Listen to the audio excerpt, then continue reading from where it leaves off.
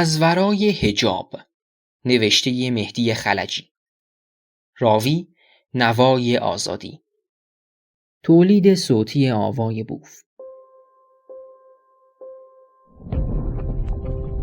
avayaboof.com.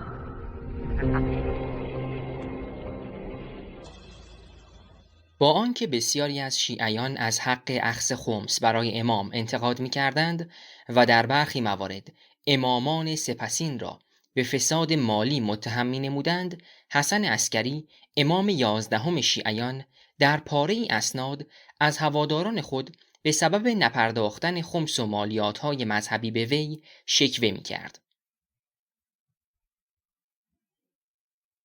4 نایب نامدار با طرح مسئله وجود مهدی و غیبت وی طی چند دهه در مقام نماینده ویژه امام نایب خاص عهدهدار امر گردآوری و هزینه کردن مالیات‌های مذهبی شیعیان گشتند. گسترش غنا و ثروت نهاد نیابت پیش از هر چیز مانع فروپاشی فرقه شیعه پس از درگذشت حسن عسکری شد و سپس به شکلگیری نهاد فقاهت در مقام نیابت عام امام انجامید و امکان تدوین نظریه الهیاتی تشیع را از لحاظ اجتماعی فراهم آورد. پادشاهان صفوی که از تباری صوفی مشرب بودند، به برداشتی گزاف روانه از مفهوم امامت آوازه داشتند. حسین مدرسی طباطبایی، تاریخ نگار الهیات شیعه، به تفصیل نشان داده است که بدون تفسیر غلوآمیز از امامت و پذیرش مسئله امامت تکوینی، صفویان امکان استقرار حکومت و برگزیدن تشیع در مقام ایدئولوژی قدرت سیاسی را نداشتند. هرچه امام مقامی مابعدالطبیعی تر انگاشته شود و باور به جایگاه هستی شناسی وی در مراتب موجودات قوت گیرد، بازنمود سیاسی و اقتصادی این مفهوم بیشتر می شود. بسط هیمنه و شکوه مابعدالطبیعی امام امکان بدل شدن این مفهوم به کالا و ارزش در داد و ستد اجتماعی، سیاسی و اقتصادی را افزایش می دهد. تفسیری زمینی و انسانی از امام توانایی انگاره امامت را برای اشغال ساحت زمینی و قلمرو اقتصاد و سیاست به تحلیل می‌برد. ثقل مابعدالطبیعی این مفهوم با ثروت اقتصادی و قدرت سیاسی ملازمت دارد. صفویان برای تثبیت قدرت سیاسی خود نیازمند سازماندهی دوباره نهاد فقاهت بودند تا به قدرت آنان مشروعیت بخشد. فقیهان نیز برای گزاردن چنین وظیفه‌ای ناگزیر از یافتن نوسازی نظام مفاهیم الهیاتی بودند. شیخ علی کرکی مرگ 940 هجری به سودای دستیابی به مقام در دربار صفوی راه خدمت به سلطان عادل شیعه را پیش گرفت. این برخلاف عموم فقیهان شیعه عرب بود که تحت خلافت عثمانی میزیستند. وی در سال 916 هجری پس از دیدار با شاه اسماعیل اول در اصفهان در ازای مقدار فراوانی زمین و پول از شاه شیعه به ترویج تشیع در عراق گمارده شد. وی سرانجام به دربار ایران راه یافت و در مقام فقیه مقرب سلطان بر صدر نشست. کرکی مفهوم نیابت عام فقیه از سوی امام معصوم را باز تعریف کرد و بسیاری از حقوق و اختیارات انحصاری امام را به فقیه واجد شرایط واگذار کرد.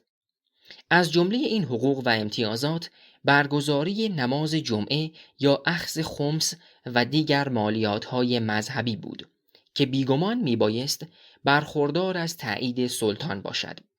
بدینسان فقیهان شیعه که در قلمرو عثمانی در حاشیه قدرت سیاسی بودند، در ایران به مرکز اقتدار سیاسی راه یافتند.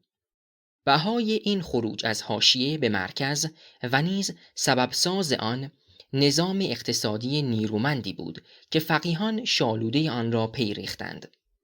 با تأیید و بخشش شاهان صفوی و با تأسیس شبکه اوقاف و اداره آنها و نیز مالیات مذهبی و سازماندهی و گسترش کانونها، زیارتگاه‌ها، مدارس علمیه و در یک سخن مدیریت امور مقدس.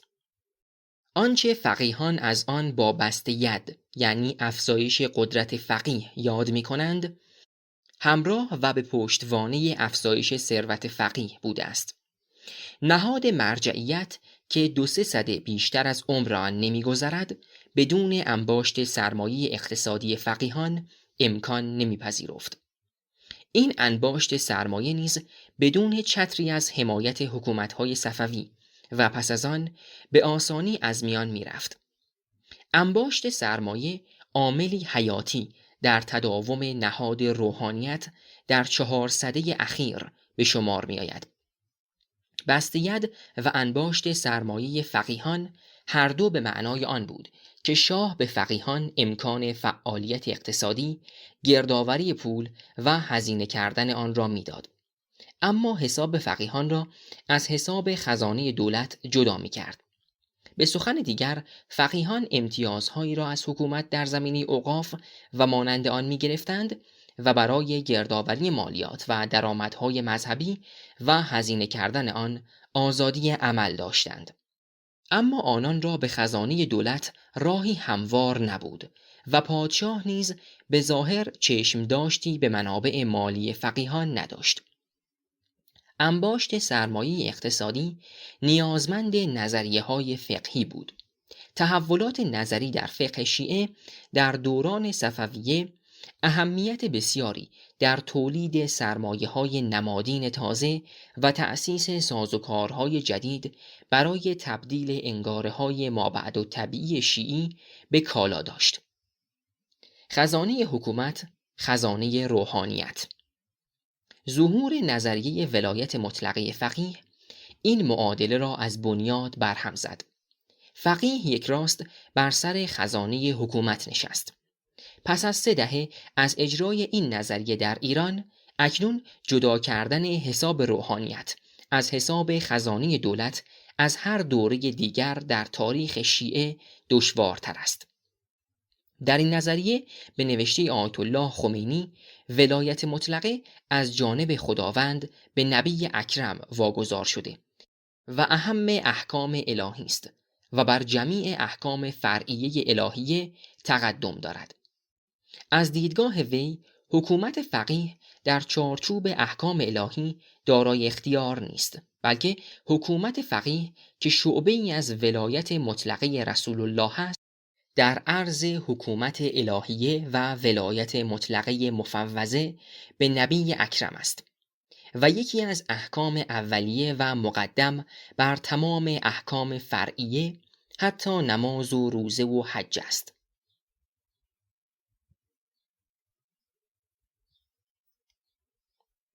بدین معنا اگر مالکیت حقیقی جهان و هرچه در آن است در جهان نگری اسلامی از آن خداست، فقیه به نیابت از خداوند مالک حقیقی همه ثروت‌های جهان است و اگر ضرورت حکومت اقتضا کند در بهره گیری از آن حتی شریعت و فقه اسلامی نیز باید نادیده گرفته شود. به سخن دیگر، اراده فقیه حاکم هم ارز به الف و هم ارز اراده الهی است و هیچ قانونی جز صلاح دید فقیه حاکم وی را از تحقق اراده خود باز نمی دارد. اگر پیش از آیت الله خمینی فقیهان می‌کوشیدند با تدوین نظریه ولایت فقیه قدرت یابند تا شریعت را اجرا کنند، بنیانگذار جمهوری اسلامی با صورتبندی تازه ولایت فقیه می‌کوشد مشروعیتی الهی برای زیر پا نهادن شریعت برای تحقق اراده فقیه حاکم بیابد. با چنین انگاره‌ای فقیه حاکم نه تنها مالک مشروع اوقاف و درآمدهای حاصل از مالیات‌های مذهبی است، بلکه اساساً مالک هر گونه منابع طبیعی یا درآمد اقتصادی در قلمرو جغرافی است. خزانه دولت به تمامی خزانه فقیه است.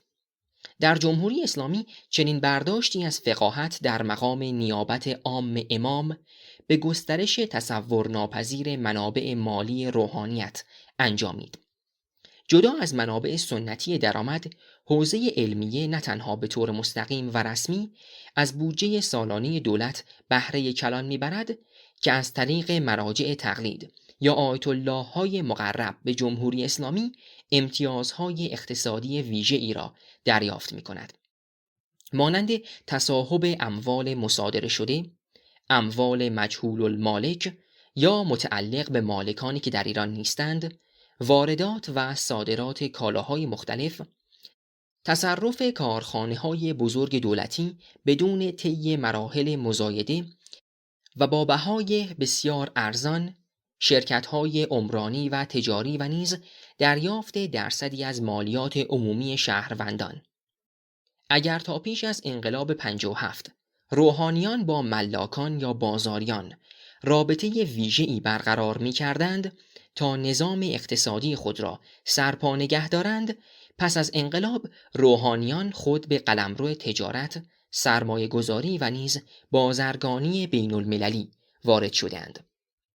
از این رو اگر پژوهشگری بخواهد نهاد روحانیت کنونی را بر پایه منابع مالی آن تعریف کند، با دشواری‌های نظری فراوانی روبرو خواهد بود. روحانیان امروزه تنها حقوق بگیر حوزه علمیه نیستند. شاید بیش از نیمی از روحانیان اکنون کارمند قوه قضاییه، شورای نگهبان، مجلس خبرگان، مجمع تشخیص مصلحت، ارتش، سپاه پاسداران انقلاب اسلامی، وزارت اطلاعات، وزارت امور خارجه، سازمان فرهنگ و ارتباطات اسلامی، وزارت آموزش و پرورش، دانشگاه‌ها، وزارت کشور، مجلس شورای اسلامی، سازمان تبلیغات اسلامی و دیگر نهادها و سازمانهای دولتی هستند. روحانیان بسیاری نیز در بخش خصوصی به تجارت مشغولند. جدا از این روا نیست نهادهای اقتصادی خارج از نظارت دولت و تحت مدیریت رهبر جمهوری اسلامی نادیده انگاشته شوند. نهادهایی چون آستان قدس رضوی، بنیاد مستضعفان و بنیاد 15 خرداد که به گفته اقتصاددانان درآمدی هم‌عرض بودجه سالانه یک دولت دارند، اما از پرداخت مالیات و حسابرسی سازمان‌های بازرسی و مجلس شورای اسلامی معافند. اسلامی شدن دانشگاه، مدرن شدن حوزه. آغاز تأسیس مدرسه جدید در ایران و سپس دانشگاه، اعلان جنگی آشکار با نهاد سنتی حوزه علمیه بود که برای سده‌های پیاپی انحصار نهاد علم را در دست داشت. این ستیزه پیدا تنها از رویارویی میان منظومه معرفتی سنت و نظام اندیشگی تجدد نبود، بلکه پیش از هر چیز جدال بر سر منابع مالی، اقتدار اجتماعی و قدرت سیاسی را باز می‌تاباند. ورود تجدد در ایران خاطر عالمان دینی را چندان به مناقشات علمی و الهیاتی بر سر مدعیات گوناگون علم تجربی و طبیعی یا علوم انسانی مشغول نکرد. این خلاف آن چیزی بود که در اروپا رخ داده بود. عالمان و فقیهان بیش از آن که نگران سست شدن منابع فکری سنت باشند و دفاعیه‌های الهیاتی درباره باورهای جهانشناسی و انسانشناسی عهد عتیق بنویسند، با مکلاهای فرنگ رفته و فرنگ درس خوانده وارد کارزار اجتماعی و سیاسی شدند. بررسی سخنان رهبران مذهبی در سالهایی که به انقلاب ایران انجامید نشان می‌دهد که چه اندازه دانشگاه در چشم آنان نماد یورش سراسری تجدد بر ارکان اجتماعی، سیاسی و اقتصادی روحانیت است. آیت الله خمینی در سالهای نخست انقلاب آشکارا می گفت: ضربه‌های مهلکی بر کشور مظلوم ما در این 50 سال اخیر از دانشگاه‌ها و اساتید منحرفی که با تربیت غربی بر مراکز علم و تربیت حکم فرما بودند وارد آمد، از سرنیزه رضاخان و پسرش وارد نشد. 3 نقطه: ما از شر رضاخان و محمد رضا خلاص شدیم، لکن از شر تربیت شدگان شرق و غرب به این زودی‌ها نجات نخواهیم یافت. اینان برپادارندگان سلطه ابرقدرت‌ها هستند و سرسپردگانی می باشند که با هیچ منطقی خلع سلاح نمی شوند و همکنون با تمام ورشکستگی ها دست از توطئه علیه جمهوری اسلامی و شکستن این سد عظیم الهی بر نمی دارند. پس از بسته شدن دانشگاه‌ها، آیت الله خمینی فرمان تأسیس ستاد انقلاب فرهنگی را داد که پس از آن به شورای انقلاب فرهنگی بدل شد.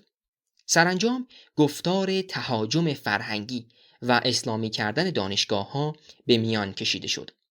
به همین بهانه به فرمان آیت الله خمینی و بعدها آیت الله خامنه‌ای صدها مؤسسه، مرکز، شورا و نهاد برای تغییر محتوای درس‌های مربوط به علوم انسانی بنیان نهاده شد. هدف دیگر این عمل پاکسازی و نظارت مستمر ایدئولوژیک بر معلمان و دبیران آموزش و پرورش و استادان دانشگاه‌ها و نیز فضای مدارس، دبیرستان‌ها و دانشگاه‌ها بود. در برنامه فراگیر، روحانیت زیر نظر رهبر جمهوری اسلامی مسئولیت اصلی اسلامی کردن نظام علم در ایران را به عهده گرفت. این امر نیازمند گشودن پای روحانیان به نظام آموزش و پرورش و دانشگاه بود. برای حضور روحانیان در ساختار آموزشی و پژوهشی باید مرتبه اجتماعی روحانیان دگرگون میشد تا نشستن آنان بر مسند وزارت آموزش و پرورش، ریاست دانشگاه‌ها و مراکز آموزشی و پژوهشی و نیز نهادهای نظارتی مانند گزینش، نهاد نمایندگی ولی فقیه برای جامعه علمی کشور پذیرفتنی باشد. از این رو پدیده‌ای به نام مدرک معادل ظهور کرد که به حوزه علمیه این رخصت را میداد به روحانیان در چارچوب معیارهای سیاسی جمهوری اسلامی مدارکی معادل لیسانس، فوق لیسانس و دکترا صادر کند و همپایی و همسری آنان را با دانش آموختگان دانشگاه‌ها به رخ بکشد. از سوی دیگر از سالهای پایانی جنگ ایران و عراق طلبه‌های بسیاری که از سر شور انقلابی و آرمانخواهی پس از بسته شدن دانشگاه‌ها با سوداهای ایدئولوژیک برای تحصیل به حوزه آمده بودند، از نوع آموزش حوزوی و روابط میان روحانیان سرخورده شدند. آن بخش از سرخوردگان که هنوز به اصل نظام روحانیت اعتقاد داشتند یا در آینده خود جاه و جلالی سیاسی و اجتماعی می جستند، رو سوی دانشگاه آوردند.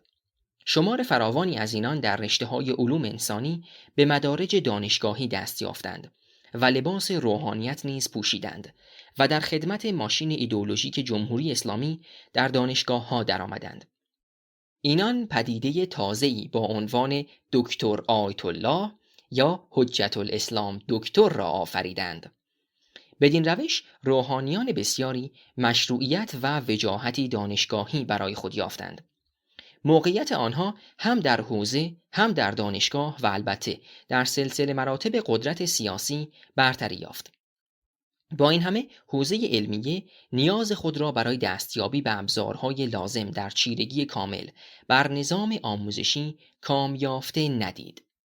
حوزه علمیه خود دست به کار تأسیس دانشگاه‌ها و آموزشگاه‌هایی شد که با جلب موافقت رسمی وزارت علوم، تحقیقات و فناوری، وزارت علوم و آموزش عالی سابق در رشته‌هایی چون اقتصاد، فلسفه، تاریخ، علوم سیاسی، جامعه شناسی، حقوق، علوم تربیتی، روانشناسی و مدیریت روند جذب دانشجو از میان روحانیان را آغاز کرد تا مدارک رسمی دانشگاهی به آنان اعطا کند. دانشگاه مفید متعلق به آیت الله عبدالکریم موسوی اردبیلی، مؤسسه آموزشی و پژوهشی امام خمینی متعلق به آیت الله محمد تقی مصباح یزدی، پژوهشگاه علوم و فرهنگ اسلامی، پژوهشگاه علوم اجتماعی و اقتصادی، دانشگاه باقرالعلوم، هر سه وابسته به دفتر تبلیغات اسلامی حوزه علمیه قم، پژوهشکده امام خمینی وابسته به مؤسسه تنظیم و نشر آثار امام خمینی، مرکز تحقیقات خبرگان رهبری، دانشگاه قم و مرکز تربیت مدرس این دانشگاه از جمله نهادهای آموزشی حوزوی هستند. برخی از این نهادها تحت شرایط ویژه‌ای در سالهای اخیر دانشجویان غیر روحانی نیز میپذیرند. این جدا از نهادهای آموزشی وابسته به حوزه در خارج از قم مانند مدرسه عالی شهید مطهری، مدرسه سپهسالار سابق متعلق به آیت الله محمد امامی کاشانی، دانشگاه امام صادق متعلق به آیت الله محمد رضا مهدوی کنی و دیگر نهادها در مشهد و اصفهان و جازان است. بهره‌گیری از استادان دانشگاه در حوزه و استقرار روحانیان در مناصب دانشگاهی، تحول محتوای دروس دانشگاهی به سمت اسلامی شدن و حذف استادان نامتعهد، میل پایان ناپذیر روحانیان به الگوبرداری از نظام دانشگاهی و دگرگون کردن ساختار آموزشی حوزه، از محتوای دروس گرفته تا شکل ترمبندی دوره‌های تحصیلی و نیز اعطای مدارج دانشگاهی و معادل، مرز میان دو نهاد حوزه و دانشگاه را بسی کمرنگ کرد.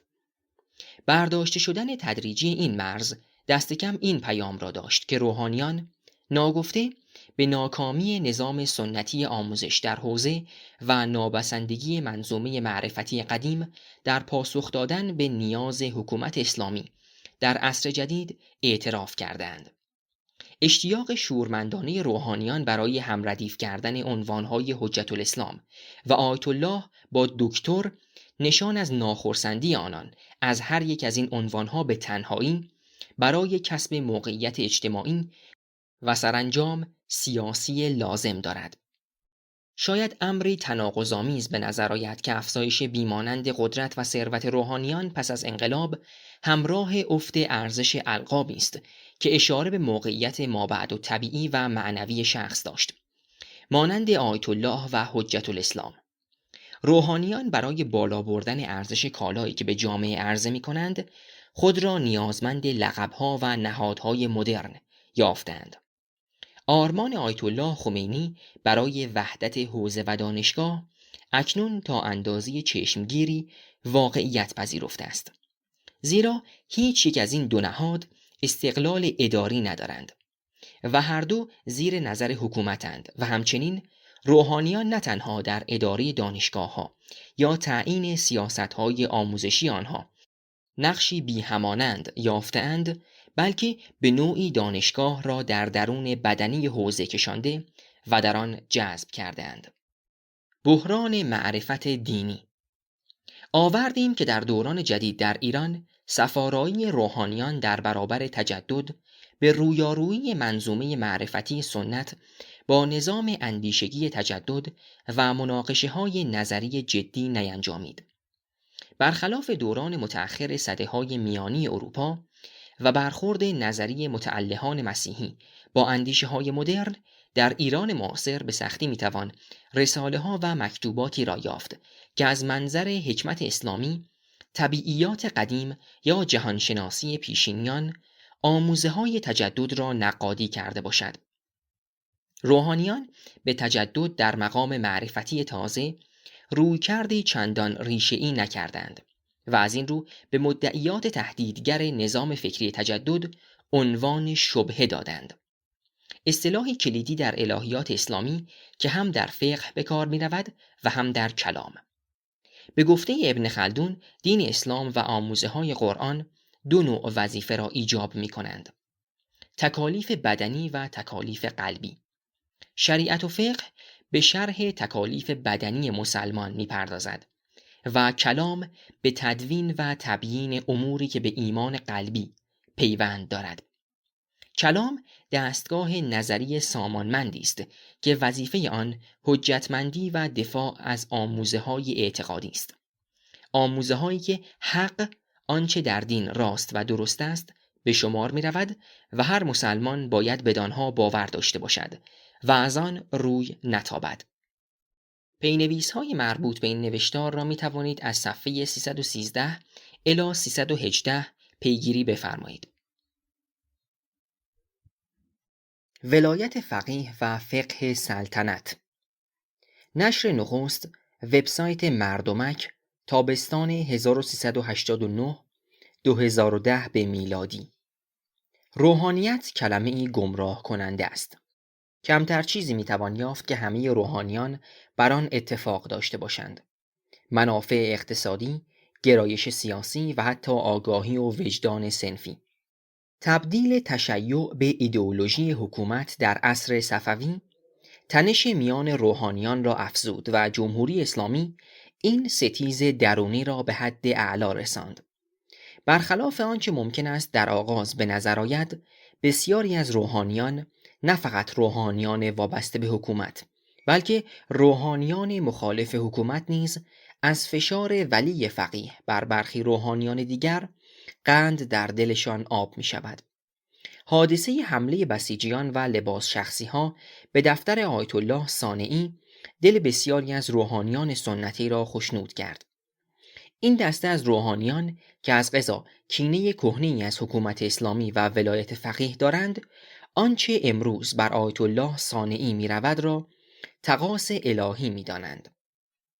یوسف صانعی در سالهای دادستانی کل کشور 1361 الی 1364 سیمای قاضی سختگیر و رعب آفرینی را داشت که به برخوردهای تند با فعالان سیاسی و حتی متهمان جرائم عادی مانند گرانفروشی آوازه داشت. او به اظهار نظرهای افراطی خود نیز شهره بود. جدا از اعدام و حبس بدون گذراندن رویه قانونی، چنین سخنانی از او بسیار شنیده شد: ضد انقلاب باید آنقدر از شما بترسد که عکس شما را ببیند فرار کند و اگر اینجور شد مسلمان 100% هستید. او گرچه در سالهای اخیر دیدگاه خود را درباره ولایت فقیه تعدیل کرد تا سالهای نخست رهبری آیت الله خامنه‌ای از هواداران برداشت مطلق گرایانه از ولایت فقیه بود. او حتی در خرداد ماه 1368 در یک سخنرانی در قم گفت: من به عنوان یک مسئله شرعی میگویم که تخلف از فرمان آیت الله خامنه‌ای خروج از ولایت فقیه و ورود به ولایت شیطان است. نمونه دیگر احمد آذری قمی از فقیهان بلندپایه انقلابی است که مدتی در آغاز انقلاب دادستان بود. او نیز در اواخر عمر خود با حکومت در افتاد و سرانجام خود و خانه‌اش آماج نیروهای اطلاعاتی حوزوی تحت امر آیت الله خامنه‌ای قرار گرفت و پس از اندی درگذشت.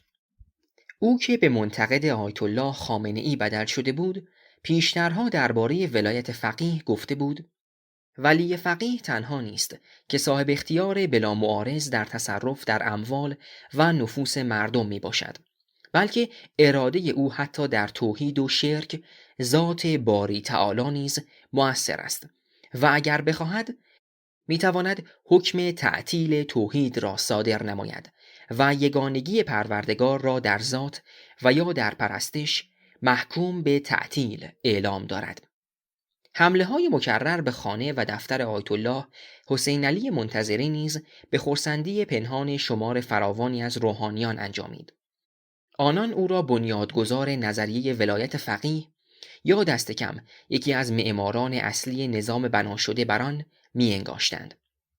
خوشحالی برخی دیگر از سر دشمنی دیرینه با او بر سر قضیه کتاب شهید جاوید و نیز اظهار نظر آیت الله منتظری درباره مسئله فدک بود که او را تا مرز تکفیر شدن در بیت چند مرجع تقلید پیش برد. اما قربانیان روحانی و مرجع جمهوری اسلامی همه صاحب منصبان پیشین در این نظام یا دنبال روان شورمند و شیدای آیت الله خمینی نبودند. سید محمد شیرازی، سید کاظم شریعت مداری، سید محمد روحانی، رضا صدر و دیگران فقیهانی بودند که از آغاز ولایت فقیه به روایت آیت الله خمینی را نپذیرفتند و در کام مرگبار سرکوب حکومت مذهبی فرو رفتند. در 30 سال گذشته صدها روحانی به جرائم سیاسی و عقیدتی اعدام، شکنجه، زندانی یا تبعید شده‌اند یا تحت حبس خانگی قرار گرفتند. اما طرفه آن است که با تنوعی که قربانیان روحانی جمهوری اسلامی دارند، واکنش صنف روحانیت به سرکوب برخی نمایندگان آن کم و بیش یک نوع بوده است: سکوت. سکوت روحانیان در برابر اعمال فشار بر روحانیان دیگر هرچند انگیزه های گوناگون داشته باشد، اما سابقه ای طولانی دارد. شیخ عبدالکریم حائری یزدی، بنیانگذار حوزه علمیه قم، بارها در قبال فشارهای رضاشاه پهلوی بر روحانیان سکوت کرد. سید محمد حسین بروجردی، مرجع مقتدر قم نیز سخنی در مخالفت با سرکوب روحانیان سیاسی، از جمله سید مجتبی نواب صفوی، به دست رژیم محمد رضا شاه پهلوی نگفت. آرمان روحانیت بیش از هر چیز حفظ بقای خود و صیانت ذات است، نه پاسداری از اسلام، تشیع یا هر هدف انتزاعی دیگر. بررسی رفتار سیاسی حائری یزدی و بروجردی نشان می‌دهد که آنان پیش از هر چیز به تقویت حوزه علمیه می‌اندیشیدند تا به پیشبرد برنامه عقیدتی سیاسی خاص.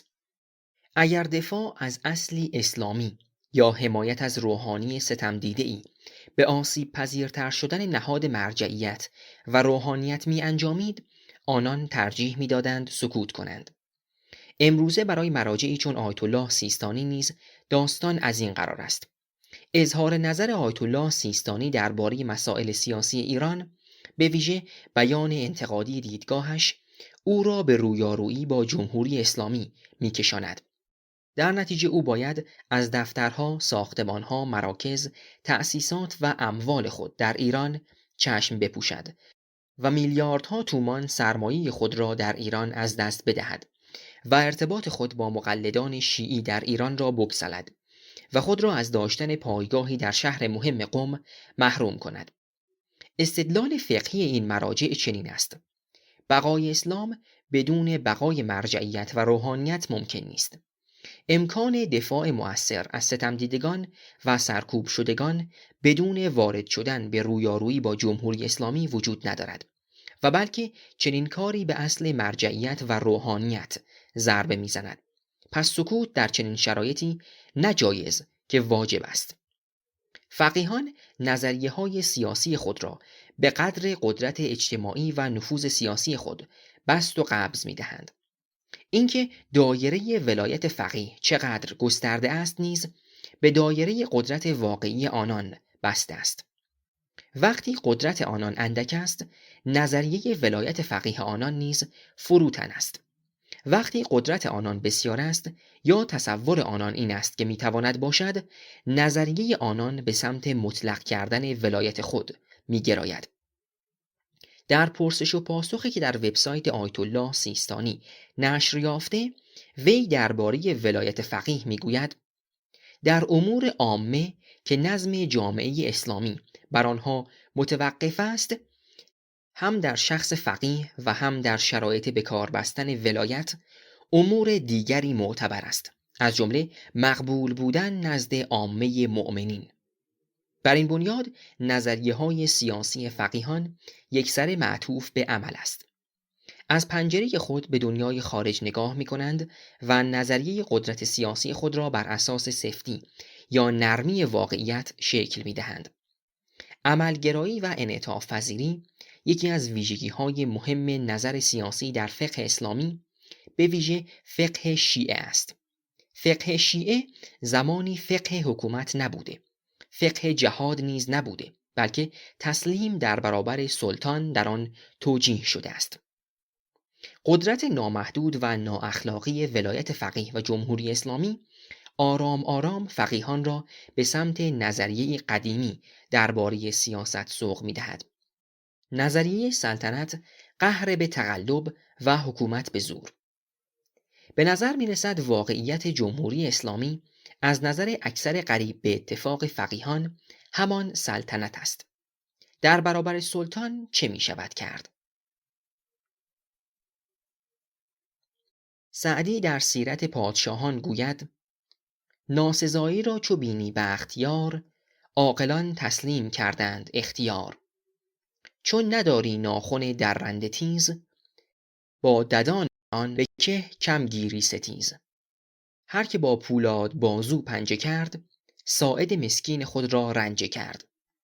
باش تا دستش ببندد روزگار، پس به کام دشمنان مغزش برار. و همو میگوید: خلاف رأی سلطان رأی جستن، به خون خویش باشد دست شستن. محمد باقر مجلسی در عین الحیات میگوید: بدان که پادشاهانی که به دین حق باشند، ایشان را بر رعیت حقوق بسیار است که حفظ و حراست ایشان می نماید. دفع دشمنان دین از ایشان می کند و جان و مال و عرف ایشان با حمایت پادشاهان محفوظ می باشد. پس ایشان را دعا باید کرد و حق ایشان را باید شناخت، خصوصا در هنگامی که به عدالت سلوک نمایند. 3 و اگر پادشاهان برخلاف روش صلاح و عدالت باشند، دعا برای صلاح ایشان می باید کرد یا خود را اصلاح می باید نمود که خدا ایشان را به صلاح آورد. فقیهان شیعه عوض کردن سلطان را نه از راه مسالمت آمیز ممکن می دانستند، نه به روش قهرآمیز و انقلابی باور داشتند. بنابراین چنان که ملا احمد نراقی می گفت: ای گروه شیعه، خود را ذلیل مسازید و به ورطه میندازید به سبب نافرمانی سلطان و فرمان فرمای خود. پس اگر عادل است، از خداوند درخواست کنید که او را پاینده بدارد و اگر ظالم است، از درگاه الهی مسئلت نمایید که او را به صلاح آورد، که صلاح احوال شما در صلاح سلطان است. بازگشت روحانیت به دیدگاه سلطنت بسیار طبیعی است. روحانیت و مرجعیت چنان در فقر فکری و نظری به سر میبرند که از ساختن نظریه‌ای تازه برای واقعیت امروز ناتوان هستند. البته که پذیرش ولی فقیه در مقام سلطان بیش از هر گزینه نظری دیگر منافع کلان اقتصادی مراجع را نیز تأمین می کند. مراجعی که پرمکنت‌ترین و ثروتمندترین فقیهان تاریخ تشیع به شمار می آیند. پینویس‌های مربوط به این نوشتار را می توانید در صفحه 324 پیگیری کنید. سلطنت فقیه بر رعیت فقیهان. این نوشته نخست با عنوان روحانیت به چه درد جمهوری اسلامی می‌خورد در وبسایت مردمک نشر یافته است. در تاریخ تشیع هیچ رهبر سیاسی به اندازه آیت الله خمینی روحانیت را شماتت و ملامت نکرده است.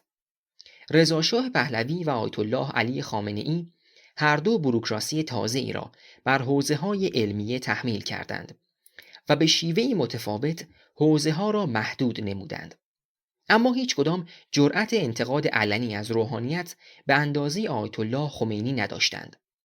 بنیانگذار جمهوری اسلامی هر روحانی را که به ولایت فقیه اعتقاد نداشت مقدس نما، واپسگرا، متحجر، فریب خورده استعمار، آخوند درباری، احمق، بیشعور، دین فروش و طرفدار اسلام آمریکایی لقب داده است. روحانیت ستیزی آیت الله خمینی به هیچ روی با روحانیت ستیزی رضاشاه پهلوی که برنامه عرفی کردن را علنی پیش می برد قابل مقایسه نیست. آیت الله خمینی بدترین دشمن اسلام، دشمن رسول الله و مروج اسلام آمریکایی را روحانیانی می دانست که به جدایی دین از سیاست باور دارند. او صریحاً بزرگترین دشمن خود را نیز همین روحانیان یاد کرد. خون دلی که پدر پیرتان از این دسته متحجر خورده است هرگز از فشارها و سختیهای دیگران نخورده است. بر این روی جمهوری اسلامی برای روحانیان شمشیری دولبه بود. قدرت عظیم و ثروت بی سابقه را همراه دستگاه سرکوب، دادگاه ویژه روحانیت تیپ 83 امام جعفر صادق و معاونت حوزه وزارت اطلاعات با هم به همراه آورد. 31 سال پیش نه فقه شباهتی به ایدئولوژی کمونیسم داشت، نه مذهبی ها در ایران طبقه مانند پرولتاریا را شکل می دادند، نه روحانیت معادل حزب کمونیست بود و نه حتی تلاش محمد بهشتی برای تأسیس نظام سیاسی تک حزبی بر پایه حزب جمهوری اسلامی به جای رسید. جمهوری اسلامی از هر جهت شالوده‌ای پریشیده و آشفته داشت و دارد. نه طبقه ای را نمایندگی می کند، نه هیچ لایه‌ای اجتماعی را خرسند نگه می دارد.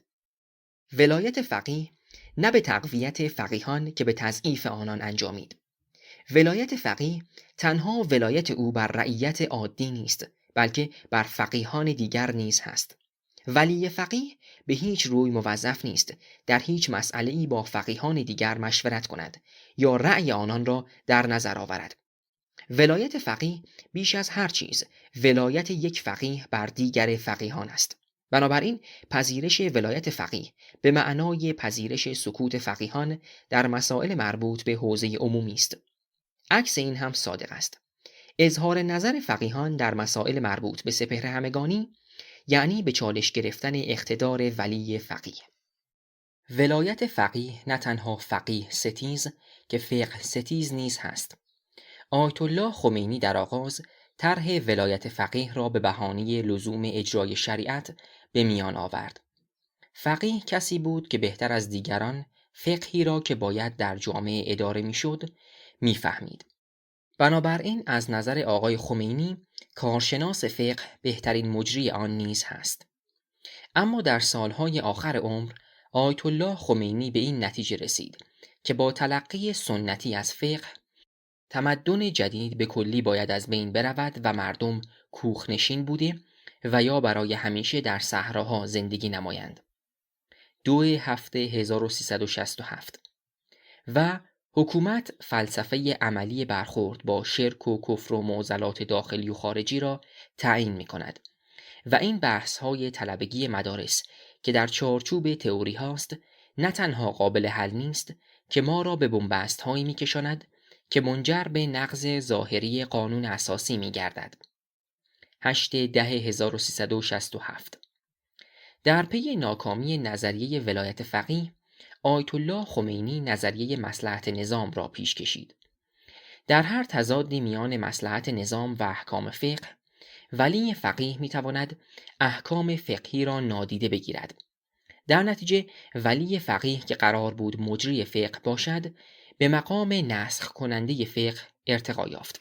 از نظر آیت الله خمینی ولایت فقیه بر جمیع احکام فرعیه الهیه تقدم دارد و اختیارات فقیه فراتر از چارچوب احکام الهی است. 16/10/1366 گرچه حوزه علمیه به ظاهر پشتوانه ایدئولوژیک نظام سیاسی موجود است، جمهوری اسلامی در 30 سال گذشته هیچ یک از گره‌های فقهی و ایدئولوژیک خود را به دست فقیهان یا نهاد حوزه نگشوده است. هیچ وقت دولت با استناد به فتوای فقیهان غیر حکومتی عملی را مجاز یا ممنوع نکرده است. مرجع دینی حکومت و دولت همواره ولی فقیه بوده و در بسیاری موارد نظر ولی فقیه خلاف فتوای اغلب فقیهان معاصر قلمداد شده است. حوزه علمیه در مقام تولید کننده دانش فقه و پرورش دهنده فقیهان هیچ ارتباط سیستماتیکی با نظام حقوقی سیاسی کشور ندارد. تنها مرجع قانونگذاری مجلس شورای اسلامی است که نمایندگان آن به ندرت روحانی یا فقیه هستند. 6 فقیه عضو شورای نگهبان نه برگزیدگان حوزه که برکشیدگان ولی فقیه‌اند. هیچ یک از رؤسای قوه قضاییه از فقیهان طراز اول حوزه نبودند. نمایندگان مجلس خبرگان نمایندگان حوزه علمیه نیستند و اکثر آنان حتی فاقد توانایی اجتهاد و نیز اعتبار حوزوی‌اند. نظام ولایت فقیه از یک سو سرمایه‌گذاری مالی عظیمی برای حوزه ها کرد و نظام روحانیت را از نظر اقتصادی به خود وابسته نمود و از سوی دیگر دستگاه سرکوب و مجازات سختگیرانه‌ای بالای سر آن گماشت. اما نظام تشویق و تنبیه تطمیع و تنبیه حکومت یک نتیجه بیشتر نداشت. استقلال زدایی از روحانیت و سترون کردن نیروهای نقادانی آن در برابر حکومت.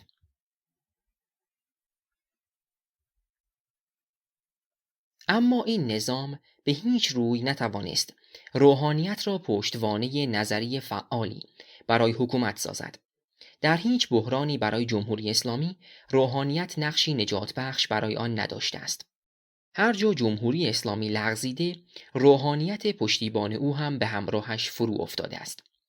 انتخابات دوم خرداد 1376 که نامزد مورد حمایت حکومت پشتیبانی روحانیت وابسته به آیت الله خامنه‌ای را نیز خرید، نمونه گویایی است.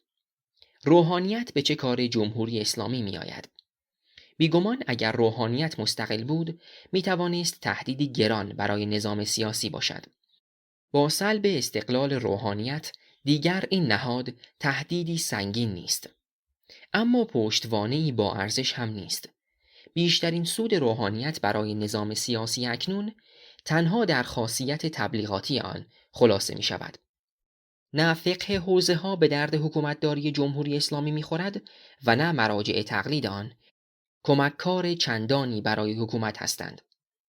مهمترین خواست حکومت سخن گفتن و سکوت روحانیت به خواست حکومت است. این اتفاقی است که در 30 سال گذشته به جز چند استثناء رخ داده است. روحانیت چون از نظر مالی به مردم وابسته است یا چنین ادعایی دارد، ناگزیر از تکیه بر اعتماد مردم در مقام سرمایه اجتماعی است. جمهوری اسلامی که رنگ از صورت مشروعیت و محبوبیت آن پریده، سخت به این سرمایه اجتماعی نیازمند است. اما استفاده افراطی از این سرمایه آن را فرسوده است. هرچه جمهوری اسلامی خود بیشتر به اعتبار اجتماعی روحانیت آسیب بزند، خود را کمتر بدان نیازمند احساس می کند. جمهوری اسلامی به شکل فزاینده‌ای به نهاد روحانیت پول تزریق می کند. اما با همین آهنگ آن را پیوسته به حاشیه می‌راند. هرچه جمهوری اسلامی بیشتر در دل تاریک بحران‌های سیاسی فرو رود، روحانیت کمتر به کار آن می‌آید.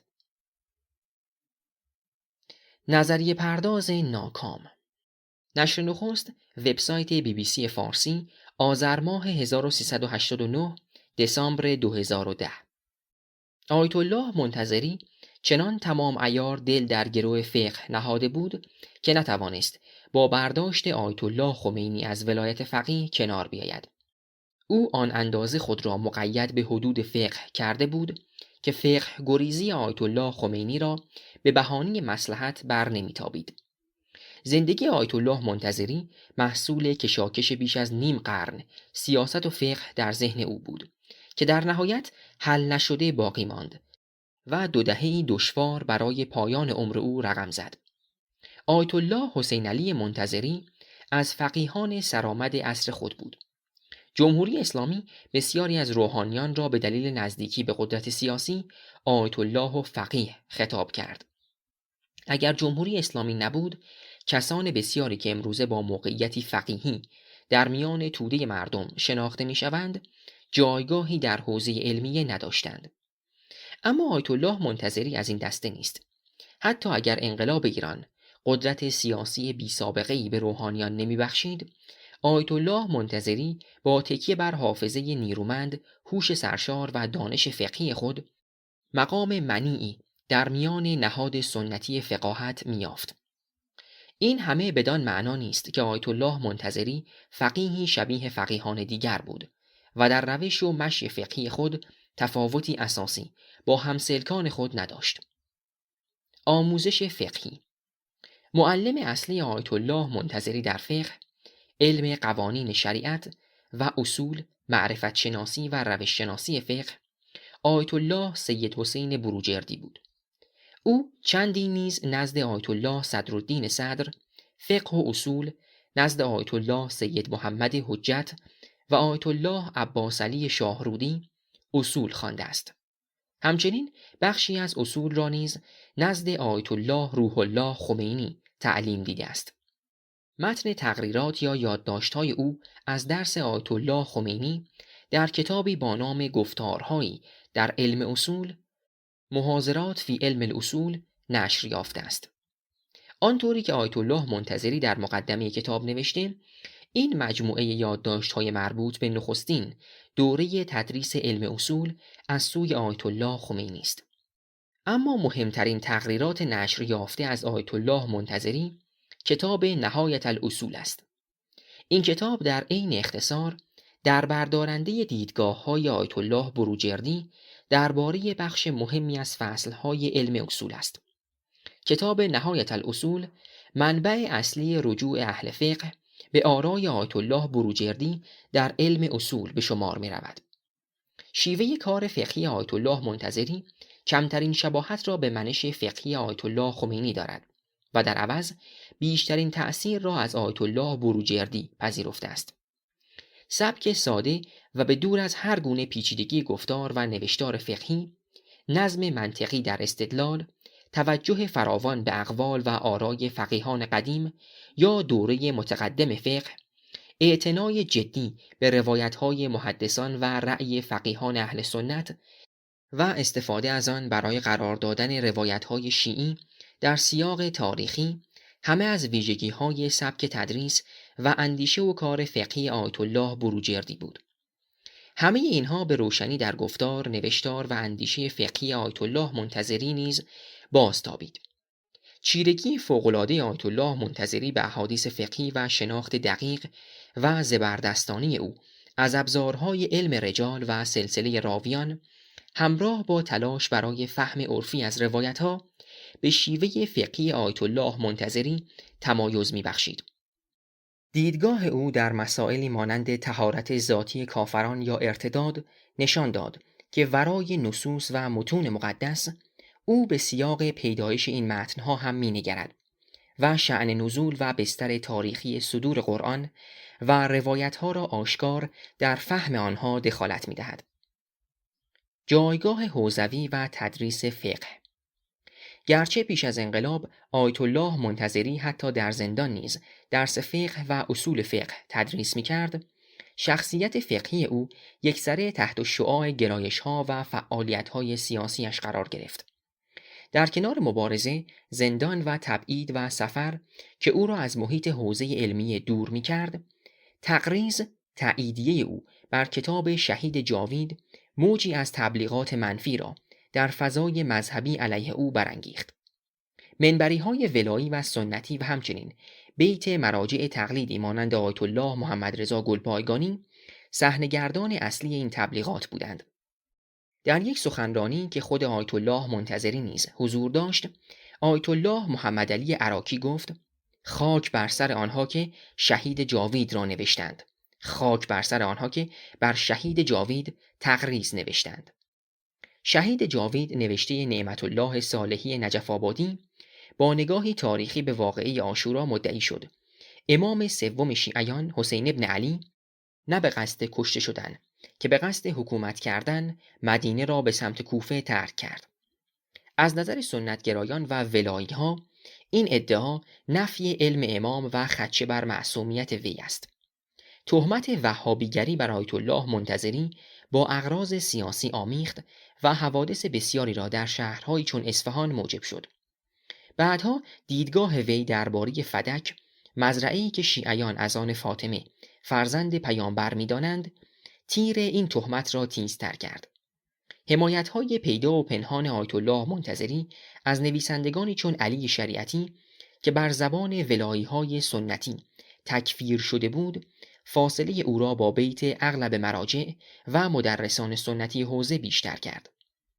پس از انقلاب جز تدریس پراکنده نهج البلاغه یا کتاب‌های از این دست، تدریس اصلی آیت الله منتظری فقه بود که هم در زمان قائم مقامی رهبری و هم پس از آن تا دوران حبس خانگی تداوم یافت. در این دوره نیز تدریس فقه او در چنبره فضای سیاسی له یا علیه وی نتوانست موقعیتی در خور او بیابد. آن هنگام که آیت الله منتظری قائم مقام رهبری بود و حسینیه‌اش در حصار دیوار بلند امنیتی قرار داشت و طلبه ها پس از گذر از ایستگاه بازرسی به سر درس وی حاضر می شدند، شماری از طلبه های فاضل به دلیل شائبه های سیاسی از رفتن به سر درس او پرهیز می کردند.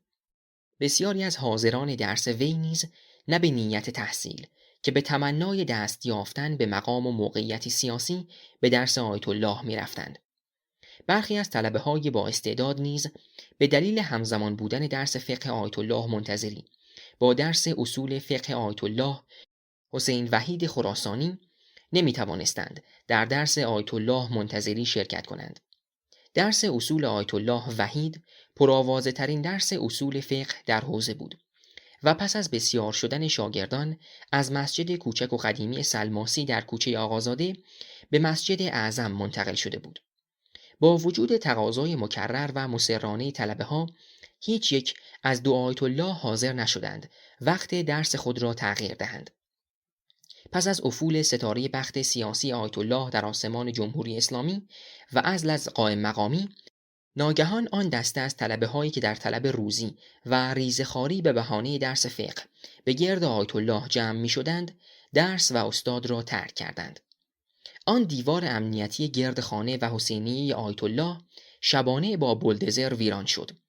اما در 6 جهت خانه و حسینیه چشمهای مسلح و عریان سربازان گمنام امام زمان که بسیاری از آنان طلبه نیز بودند، همه رفت و آمدها را می‌پاییدند. در نتیجه گرچه در دوران برکناری از موقعیت سیاسی وقت درس همه حسینیه شهدا از طلبه ها پر می‌شد، نیم غالب آنان نه شاگردان سخت کوش و هوشمند فقه که علاقمندان و طرفداران آیت الله بودند و لزوماً شاگردان برجسته و شایسته‌ای به شمار نمی رفتند. بسیاری از طلبه های فاضل اما عافیت طلب و به دور از سیاست ترجیح می دادند. حضورشان به نگاه شکنجهگر مأموران وزارت اطلاعات و دادگاه ویژه آلوده نشود و آینده شغلی و طلبگیشان به خطر نیفتد. فقیه سیاسی و بنبست حکومت اسلامی. به نظر می رسد شیفتگی آیت الله منتظری به آیت الله خمینی بیش از آن که از مقام علمی آیت الله خمینی مایه بگیرد از رویکرد سیاسیش برمیخیزد. آیت الله منتظری در سال 1320 به قم آمد. 5-6 سال قبلتر هم چند ماهی در این شهر زندگی کرده بود. چند ماه پیش از تبعید رضاشاه پهلوی از ایران و پایان فشارهای 2 دهه حکومت بر روحانیان. رفتن رضاشاه و آمدن شاه جوان کم اقتدار روحانیان را به این فکر انداخت که باید با تمهیداتی زمینه استقرار باثبات نهاد روحانیت را در ایران فراهم آورند و آن را در برابر تهدیدهای فرهنگی، حقوقی و سیاسی تجدد و نیز فشارهای حکومت سیاسی و برنامه سکولاریزاسیون آن مصون کنند. از زمان مشروطه به بعد دست روحانیت کم کم از بسیاری قلمروها از جمله آموزش و قضا کوتاه شده بود و روحانیت با رقیبان سختی مانند روشنفکران و دیوان سالاران جدید رویارو بود. طبقه نوپای متوسط شهری نیز جهان ارزش‌ها و افق دید روحانیت را بر نمی‌تابید. روحانیت اگر به رستاخیزی سراسری دست نمی‌زد، شاید برای همیشه موقعیت برتر خود را در جامعه ایران از دست می‌داد. روحانیت از دگرگون کردن خود ناتوان بود. پس قصد دگرگونی جامعه و سیاست را کرد. پس از شهریور 1320 امید و تکاپوی روحانیت به ویژه نسل جوان آن برای دستیابی به قدرت سیاسی و اجتماعی فزونی گرفت. همین حال و هواست که آیت الله منتظری را به آیت الله خمینی، روحانی میانسال شورمند و سیاستاندیش، آشنا و نزدیک می کند. با این همه تفاوتی بنیادی میان او و آیت الله خمینی برجا ماند که سرنوشت آن دو را از هم جدا کرد و استاد و رهبر را در برابر یار و حامی قرار داد. آیت الله خمینی به فقه ابزار انگارانه می نگریست، اما برای آیت الله منتظری فقه از اصالت بیشتری برخوردار بود. هر دو کوشیدند برای حکومت اسلامی مبنایی در فقه بیابند، اما یکی ضعف خود در توجیه فقهی حکومت اسلامی را با توسل و تمسک به عرفان جبران می‌کرد و دیگری تا روزهای آخر عمر خود کوشید یکسره در چارچوب فقه بماند. درست است که هر دو از ولایت فقیه سخن گفتند، اما آیت الله منتظری ولایت فقیه را از نظر فقهی بسیار بیشتر از استاد خود جدی گرفت. سالها نظریه ولایت فقیه را تدریس کرد و سرانجام در 4 جلد آن را نشر داد. در حالی که آیت الله خمینی درباره ولایت فقیه جز چند استدلال سست اما سخت خطابی و تأثیرگذار سخن ماندگاری نیاورد. در آغاز درس‌های ولایت فقیه در نجف که بعدها در کتابی با عنوان حکومت اسلامی نشر یافت، آیت الله خمینی چنین می‌آغازد: ولایت فقیه از موضوعاتی است که تصور آن موجب تصدیق می شود و چندان به برهان نیاز ندارد، به این معنا که هر کس عقاید اسلامی را حتی اجمالاً دریافته باشد، چون به ولایت فقیه برسد و آن را به تصور آورد، بیدرنگ تصدیق خواهد کرد و آن را ضروری و بدیهی خواهد شناخت. بدین ترتیب آیت الله خمینی استدلال کردن برای ولایت فقیه را زینتی می‌دانست و مسلمانی را با تصدیق به ولایت فقیه همقران و قرین می‌گرفت. همین منش وی بود که موجب شد وقتی به قدرت سیاسی رسید و فقه سنتی را برای اداره جامعه کافی ندید، مفهوم مصلحت را پیش کشید و به ولی فقیه این اختیار را داد که برای مصلحت نظام حتی احکام شریعت مانند نماز و روزه را تعطیل و تعلیق کند.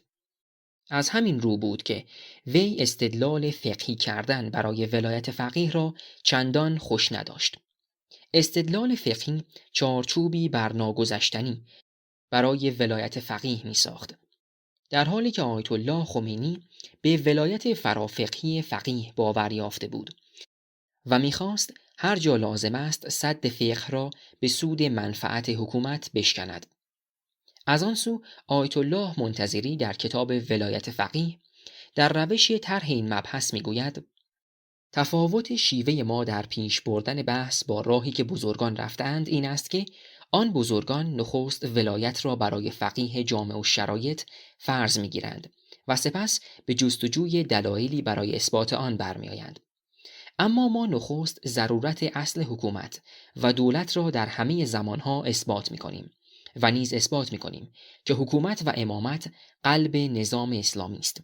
سپس در شرایط لازم برای حاکم اسلامی بحث می‌کنیم و بعد خواهیم دید که این شرایط جز در فقیه جامع و شرایط عادل مصداق نمی‌یابد. هیچ دور نیست که مراد از بزرگان در این سخن آیت الله خمینی باشد.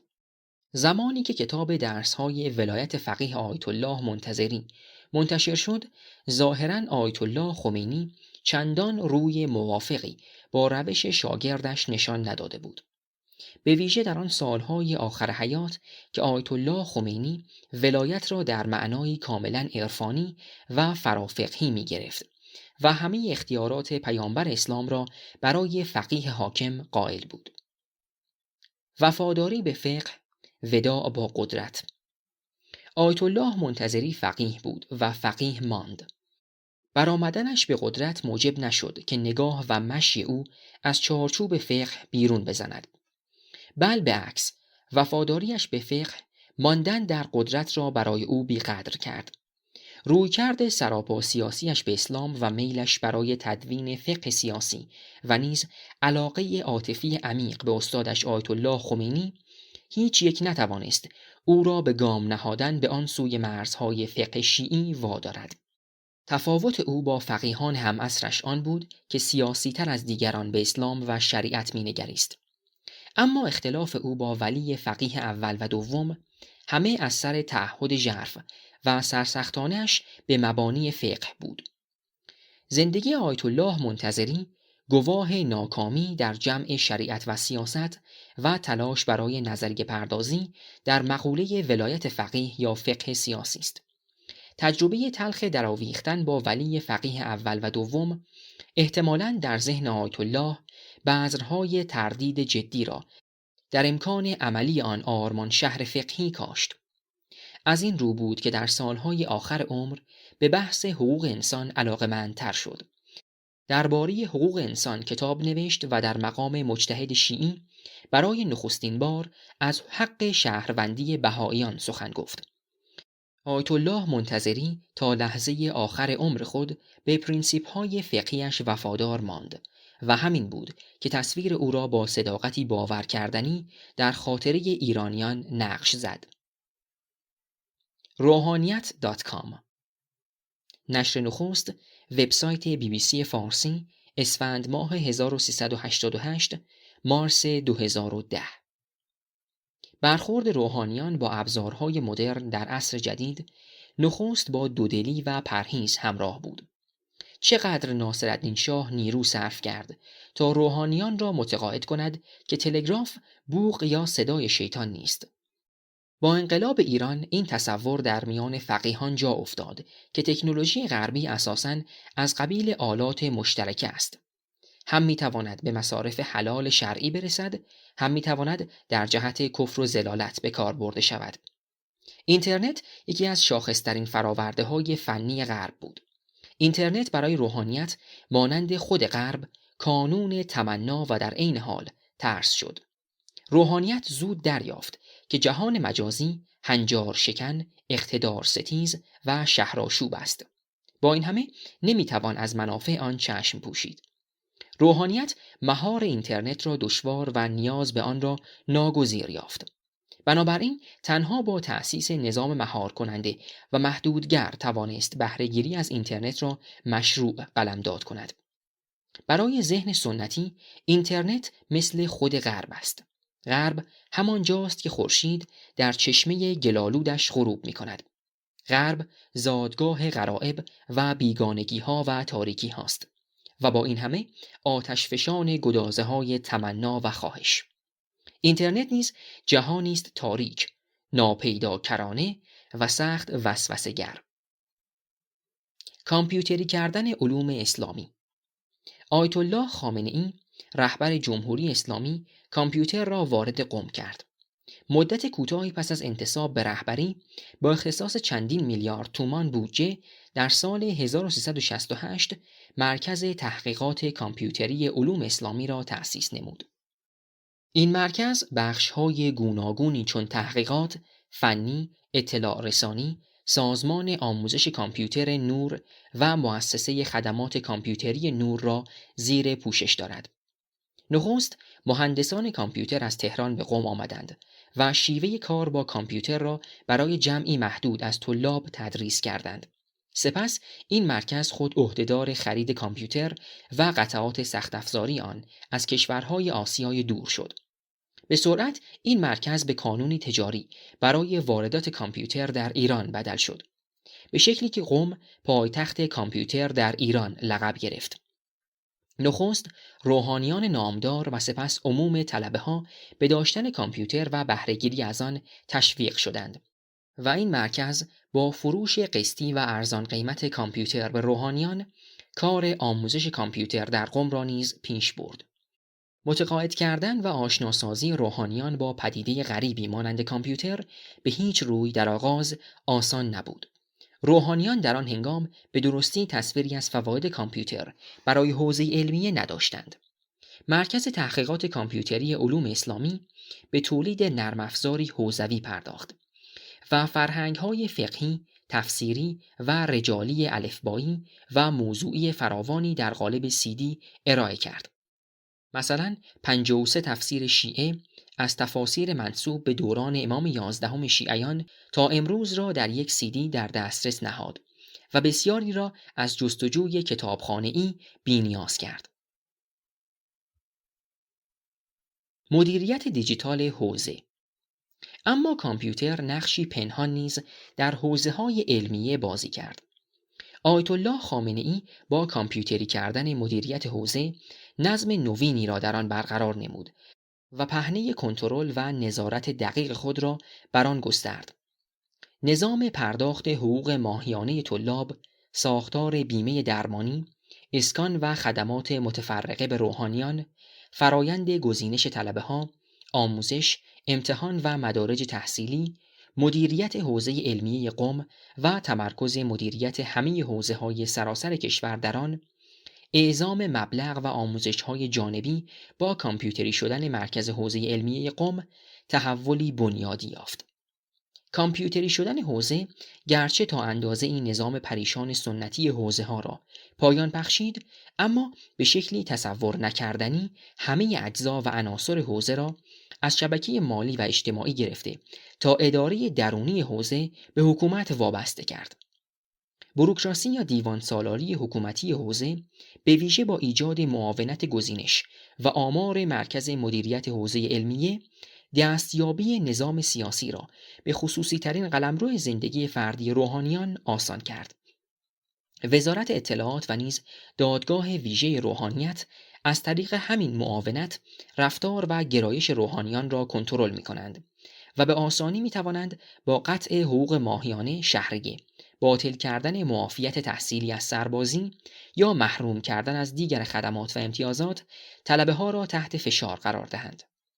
ورود کامپیوتر به قم را باید سرآغاز دیوان سالاری مدرن در حوزه علمیه دانست.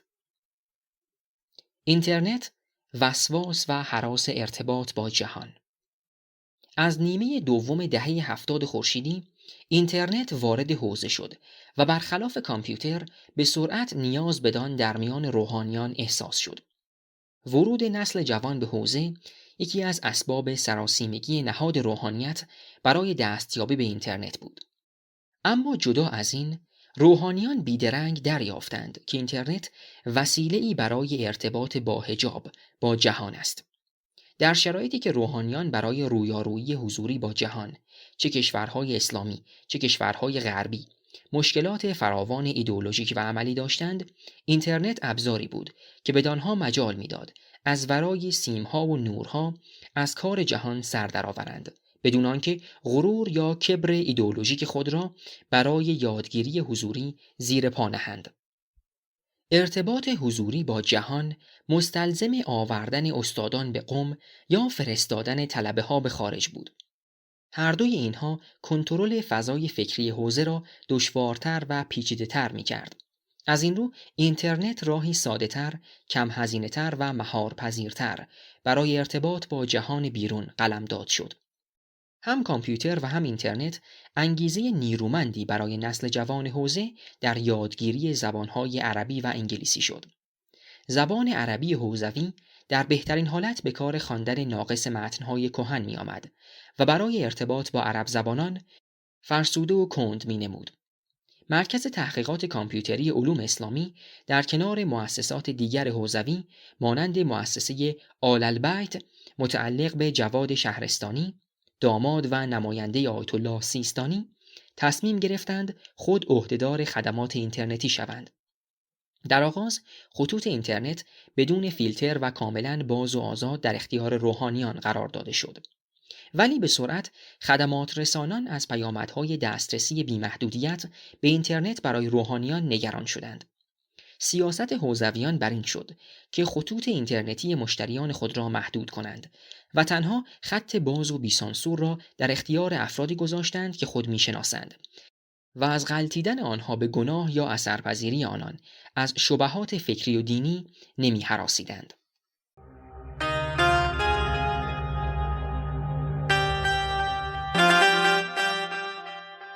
از ورای حجاب، نوشته مهدی خلجی. راوی نوای آزادی. تولید صوتی آوای بوف. avayaboof.com.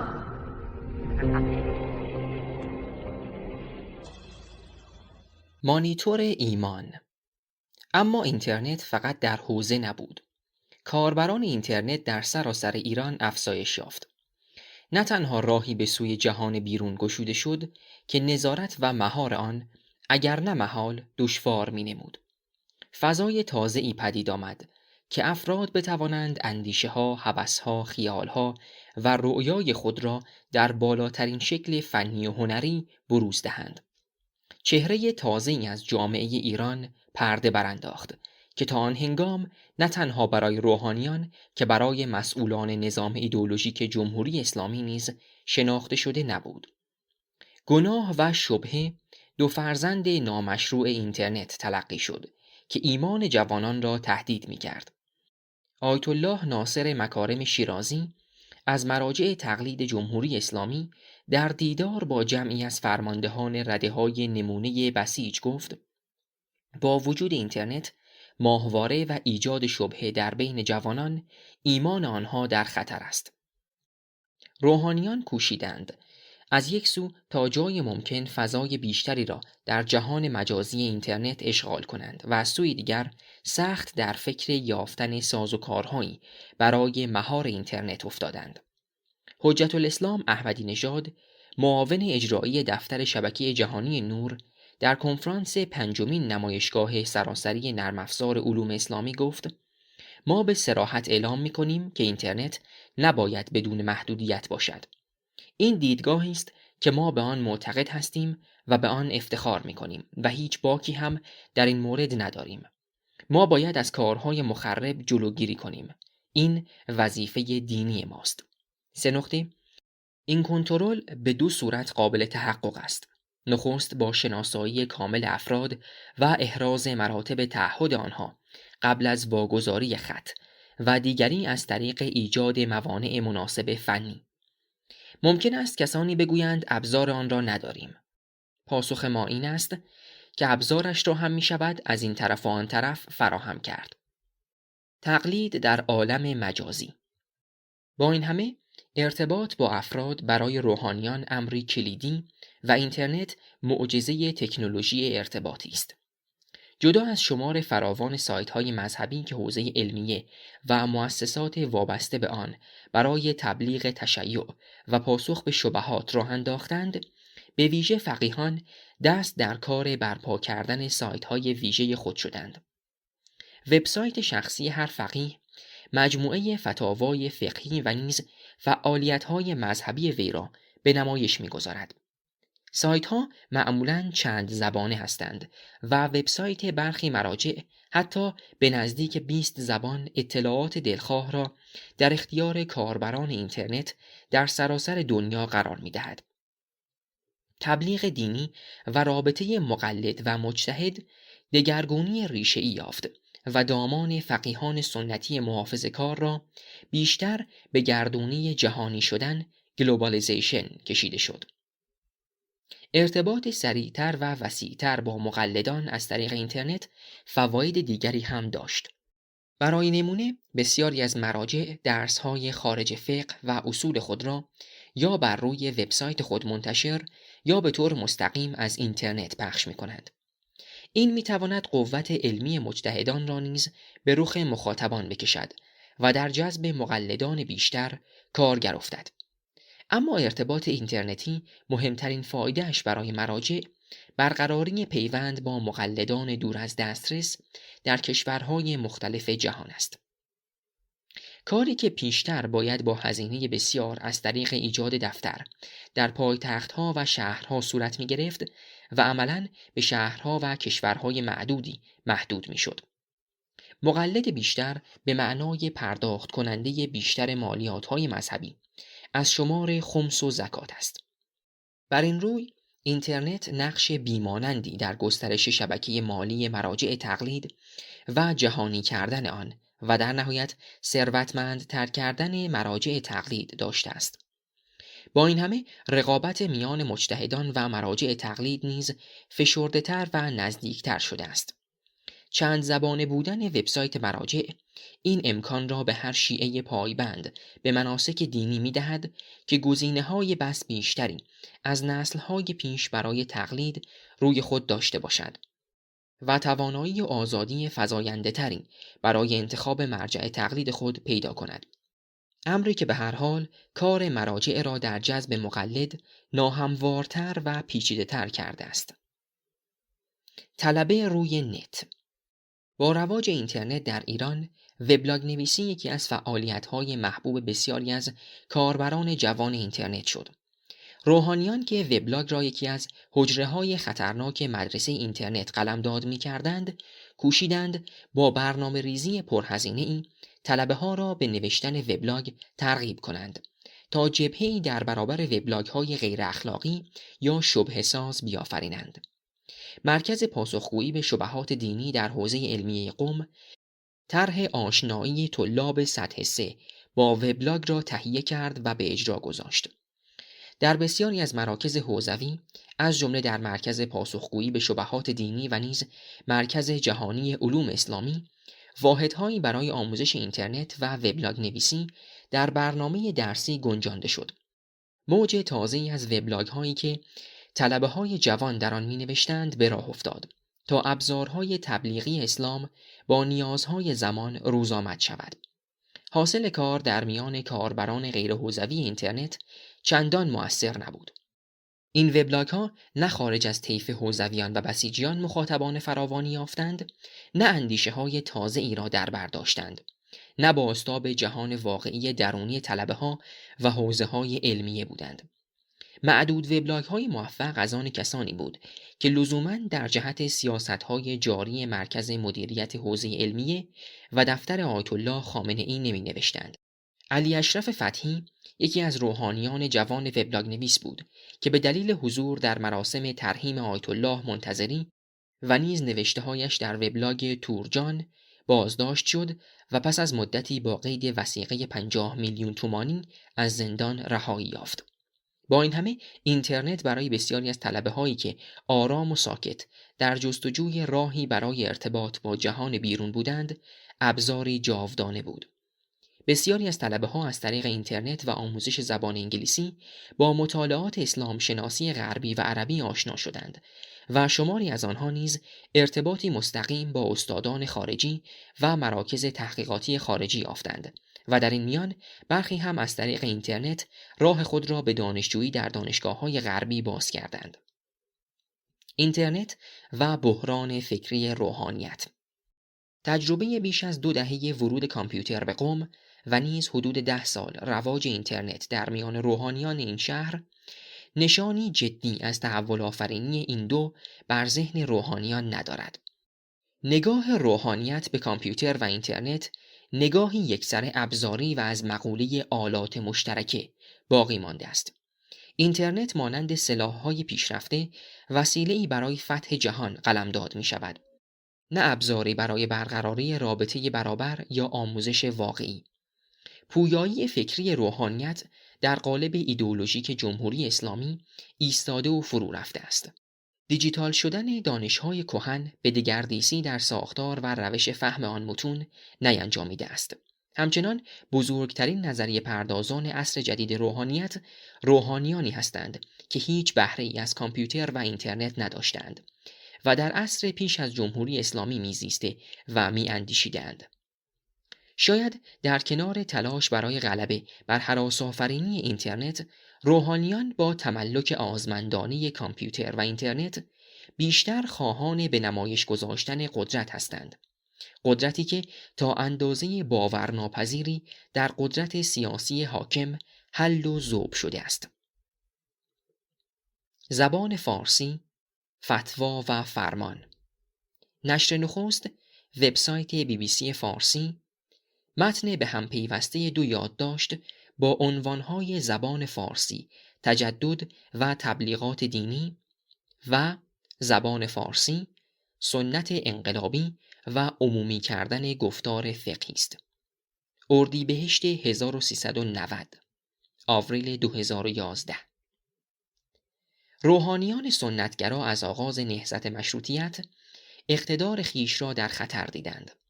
برای مقابله با کاهش نفوذ اجتماعی و سیاسی خود از جمله کوشیدند برخلاف گذشته روند فارسی نویسی را شتاب دهند. رساله های مربوط به مشروطیت، ردیه نویسی ها بر کشف حجاب و ضرورت پوشش فقهی زنان، رساله های مربوط به اتحاد اسلام از دوران قاجار به این سو به طور عمده به زبان فارسی نوشته می شد تا میزان اثرگذاری آن بر توده ها تا حد اکثر ممکن باشد. از سوی دیگر مهمترین رساله سیاسی فقهی مدافع مشروطیت، یعنی تنبیه الامه و تنزیه المله، نوشته میرزا محمد حسین نائینی، به فارسی نوشته شد. نثر فارسی نوشته های روحانیان در این دوره یکسره بازتاب زبان رایج در میان حوزه های علمی است. یعنی همان گونه که روحانیان به فارسی سخن می گفتند، درست به همان صورت می نوشتند و میان زبان گفتاری و نوشتاری آنان فاصله بسیاری نبود. همچنین زبان روحانیان در این دوره عربی آکنده پر از واژه‌ها و مصطلحات الهیاتی و فقهی است و در نتیجه برای عموم مردم دشواریاب است. در این دوره رابطه مقلدان و مؤمنان با روحانیان افزایش پیدا کرد و سیل استفتاهای فارسی از مراجع عراق و ایران به راه افتاد و بدین ترتیب نیروی مداخله روحانیان را در زندگی روزمره خصوصی و عمومی ایرانیان افزایش بخشید.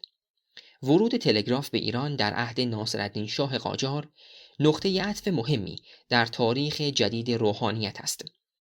آنچه ما امروزه به نام نهاد مرجعیت و روحانیت می‌شناسیم بدون تلگراف مجال پیدایی نمی‌یافت. تلگراف در سده 19 مفهوم اجتهاد و تقلید را تغییر داد.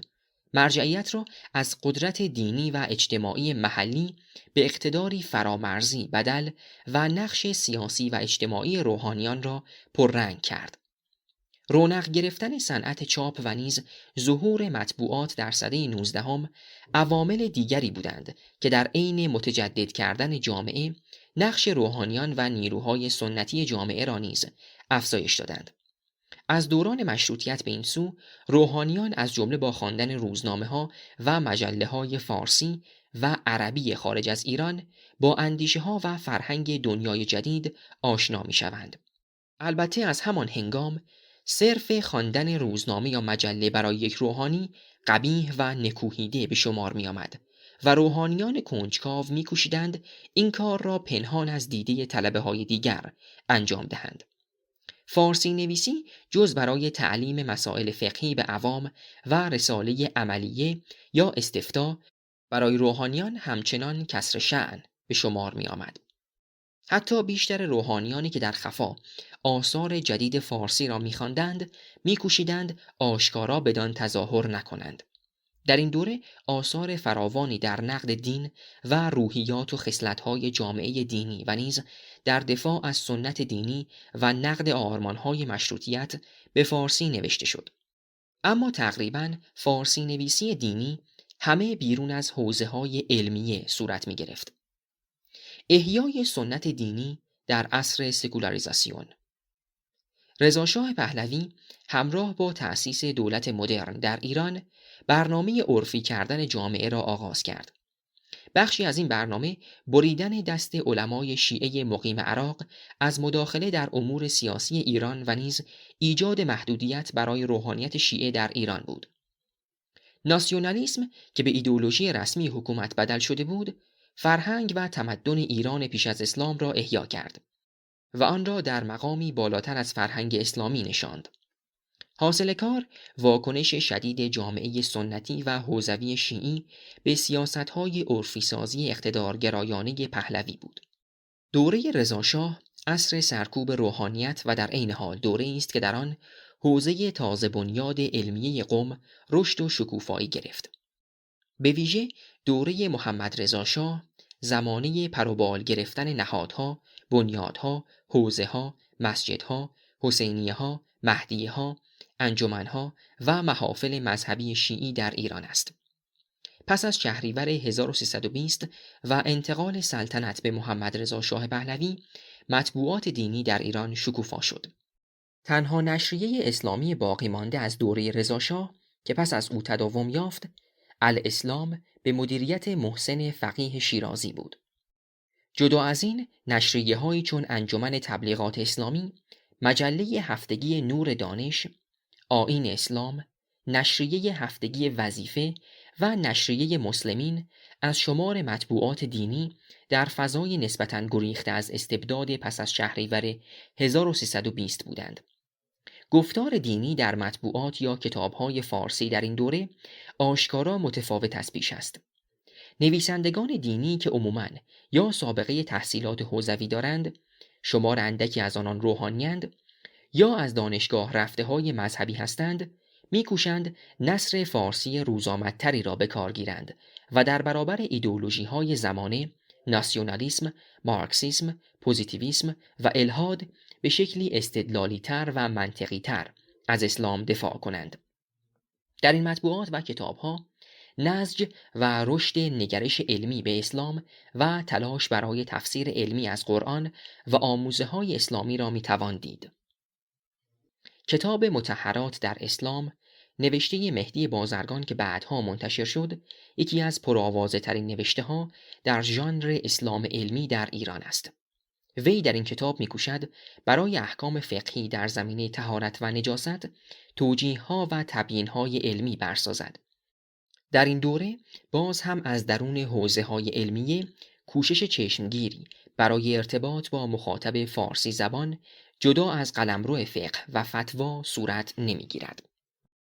با این همه برخی فقیهان به انتشار مجلات و کتاب‌های مذهبی فارسی خارج از حوزه کمک مالی می‌کنند و آنها را ابزار مؤثر تبلیغ اسلام می‌دانند.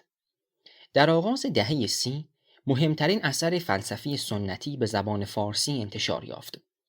اصول فلسفه و روش رئالیسم نوشته محمد حسین طباطبایی با پاورقی و شرح مرتضی مطهری. این کتاب پاسخ آن دو متعله اسلامی بود به ایدئولوژی مارکسیسم، آنگونه که در نوشته‌های هواداران ایرانی آن بازتابیده بود. به ویژه نوشته‌های دکتر تقی عرانی، نظریه پرداز حزب توده ایران و مقالات و نوشته‌های او، از جمله ماتریالیسم دیالکتیک و عرفان و اصول مادی. مرتضی مطهری در پیشگفتار این کتاب در سال 1332 نوشت: نشریات روزافزون فلسفی اخیر و توجه جوانان روشنفکر ما به آثار فلسفی دانشمندان اروپا که هر روز به صورت ترجمه یا مقاله و رساله در عالم مطبوعات ظاهر می شود و این خود نماینده روح کنجکاو و حقیقتجوی این مردم است که از هزارها سال پیش سابقه دارد و از طرف دیگر انتشارات مجهز به تبلیغات سیاسی و حزبی فلسفه مادی جدید، ماتریالیسم دیالکتیک، بیش از پیش حضرت معظم الله محمد حسین طباطبایی را مصمم نمود که در راه مقصود گام بردارد. 3 نقطه و ضمناً متذکر شدند که با آنکه به زبان فارسی نوشته شده و سعی شده است حتی الامکان ساده باشد، برای فهم عمومی ثقیل است و احتیاج به توضیحاتی دارد. کار نوشتن این توضیحات به عهده مرتضی مطهری می‌افتد و سرانجام کتاب در 5 جلد بخشی بدون پاورقی‌های مرتضی مطهری منتشر می‌شود. سنت خاورشناسی و روشنفکری دینی. اگر مشروطیت 2 نهاد آموزش و دادگستری را از دست روحانیت گرفت، عمدتاً از دهه‌های 30 و 40 خورشیدی به این سو خاورشناسان فرنگی و روشنفکران دینی ایرانی و عرب انحصار تولید فکر دینی را از روحانیان گرفتند. از این دوره به بعد موجی تازه از نوشته‌های خاورشناسان، رهبران فکری و سیاسی اخوان المسلمین مصر و پاکستان و نیز نویسندگان تاریخی مذهبی عرب به زبان فارسی به راه افتاد. مترجمان مذهبی این دوره نقشی بنیادی در پرورش زبان دینی فارسی جدید گذاردند. از جانب دیگر شمار روشنفکران دینی ایرانی چون علی شریعتی که در نثر فارسی صاحب سبک بودند، با اقبال بلند خود نفوذ اجتماعی گسترده‌ای در جامعه دینداران یافتند و به ویژه طبقات متوسط شهری و تحصیل کرده جامعه را به سوی خود جذب کردند. این روشنفکران نه تنها در ایدئولوژیک کردن گفتار دینی روحانیت، بلکه در شیوه فارسی نویسی آنان اثری ژرف نهادند. به ویژه نثر حماسی و سیاسی تندوتیز کسانی چون علی شریعتی و جلال آل احمد مقلدان بسیاری در میان طلبه‌های جوان پیدا کرد و حتی در طرز خطابه آنان اثر نهاد. نثر حماسی مذهبی البته منحصر به روشنفکران دینی نبود. روحانیانی مانند محمد رضا حکیمی که لباس روحانی نمی پوشید نیز در پرورش نثر حماسی مذهبی فارسی جدید اثر گذاشتند. نقش زبان در ذهن دینی پیش از انقلاب. در سالهای پیش از انقلاب حوزه علمیه آشکارا به 2 بخش جوان انقلابی و سنتی تقسیم شده بود. برای بخش نخست که می‌کوشید آموزه حکومت اسلامی و انقلاب اسلامی را رواج دهد، زبان پارسی تقریباً رام شده بود و ابزاری کارآمد در خطابه و نوشتار به شمار می‌رفت. اما بخش سنتی جدا از استفاده محدود زبان فارسی برای تبلیغ و مخاطبان عوام همچنان این زبان را بیگانه می انگاشت و تولید اصلی علم حوزوی را به زبان عربی موجه و مقبول می دانست. زبان فارسی مذهبی یا قلمرو متدینانی بود که مقبول روحانیت بودند اما مخاطبان آنان عوام بودند، یا زبان روشنفکران دینی که از نظر عموم روحانیان سنتی افکاری بدعت‌آمیز داشتند. کمتر کسی از روحانیان سنتی نوشته‌های فارسی مذهبی را به قصد آموختن اندیشه یا ایده‌ای جدید در زمینه مذهب می‌خواند، در حالی که کتاب‌های عربی برای آنان سرزمینی آشنا و آرامش‌آور بود. گستره نوشته‌های فارسی همواره با احتیاط نگریسته می‌شد، زیرا شبهات دینی در این عصر دیگر نه در نوشته‌های عربی که از راه نوشته‌های فارسی ظهور می‌کرد. با این همه اگرچه بدون گفتار مذهبی فارسی وقوع انقلاب 57 ایران ناممکن بود، این گفتار هرگز نتوانست به فخامت ادبی گفتار عرفی و غیر مذهبی در شعر یا نثر دست یازد. با این همه اگرچه بدون گفتار مذهبی فارسی وقوع انقلاب 57 ایران ناممکن بود، این گفتار هرگز نتوانست به فخامت ادبی گفتار عرفی و غیر مذهبی در شعر یا نثر دست یازد.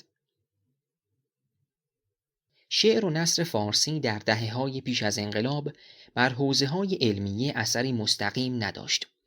تنها رد پای تأثیر آن را در سبک برخی نویسندگان مذهبی بیرون از حوزه میتوان پی گرفت. با پیروزی انقلاب ادبیات متعهد تنها ادبیات مشروع از نظر حکومت بود و مشکل اساسی نه در محتوای فکر دینی که در کهنه بودن زبان آن دیده شد. گویی با بیان محتوای فکر دینی به زبان روز، کنار گذاشتن زبان مغلق و ثقیل آخوندی و کاربرد زبان شیک و روزآمد فارسی، به طور طبیعی همه ناباوران به فکر دینی مطلوب حکومت می‌گروند و جز بیمار دلان و غرض ورزان از تفکر روحانیان روی نمی‌گردانند. در آن دوران در میان طلبه‌ها چنین شایع بود که از محمد رضا حکیمی، نویسنده اسلامی و دوست نزدیک علی شریعتی، دعوت شده بود در کلاس فن نویسندگی تدریس کند. همچنین شایع بود که حکیمی پذیرش این دعوت را بدان منوط کرده بود که اجازه دهند وی از جمله خواندن آثار شریعتی را به طلبه‌ها توصیه کند. وقتی مقامات دفتر تبلیغات چنین شرطی را نپذیرفتند، او هم دعوت را رد کرده و گفته بود: نویسندگی با انشانویسی فرق می کند. چیزی که شما می خواهید به طلبه‌ها یاد بدهم انشانویسی است، نه نویسندگی. این داستان واقعیت داشته یا نه بازتاب بخشی از نگرشی است که در سالهای اولیه جمهوری اسلامی نهادهای حکومتی حوزه نسبت به مقوله فرهنگ، ادبیات و زبان فارسی داشتند. رویکرد فارسی نویسی در درون حوزه. مکتب اسلام نخستین مجله است که به زبان فارسی از درون حوزه علمیه قم در سال 1337 نشر می‌یابد. به ویژه پس از درگذشت آیت الله محمد حسین بروجردی در سال 1341 مؤسسه‌های مذهبی نیرومندی مانند دارالتبلیغ اسلامی در این حوزه تأسیس می‌شود و نقش پلی میان روحانیت و جهان اندیشه‌های تازه را بازی می‌کند. در حوزه نجف دانش آموختگان قم به دلیل بی‌بهره بودن از آموزش جدی ادبیات عربی به چشم فروتری نگریسته می‌شدند و فقه آنها را در مقام پایین‌تری می‌دانستند. همچنین طلبه‌های دانش آموخته در مشهد طلبه‌های قم را در ادبیات ضعیف و در نتیجه در استنباط احکام شرعی در مرتبه‌ای پایین‌تر از خود می‌دیدند. روحانیان بسیاری چون محمد مجتهد شبستری، ناصر مکارم شیرازی، جعفر سبحانی، علی حجتی کرمانی و موسی صدر به زبان فارسی در مکتب اسلام و سپس در نشریه‌های فارسی زبان مذهبی دیگر می‌نویسند. با آنکه در حوزه هیچ برنامه‌ای برای آموزش زبان و ادبیات فارسی وجود ندارد، روحانیان جوان می‌کوشند خودساخته توانایی خود را برای بکارگیری زبان روزآمد فارسی بالا ببرند و به نثر فصیح و شیوای فارسی روز تبلیغ مذهبی کنند و با امواج بیدینی و بیبندوباری اخلاقی بستیزند. فارسی نویسی حوزویان. پس از انقلاب اتفاق مهم البته رشد بی‌سابقه تولید آثار مذهبی به زبان فارسی از تاریخ اسلام و ترجمه قرآن گرفته تا نوشته‌های فقهی، اصولی، فلسفی است. این شمار آثار دینی فارسی در طول تاریخ بی‌سابقه است. طبیعی است که چقدر این نوشته‌ها که در قالب‌های مختلف مانند کتاب، مقاله، صدا و تصویر و اکنون رسانه‌های دیجیتال تولید و توزیع شده اند، زبان فارسی را دینی‌تر کردند.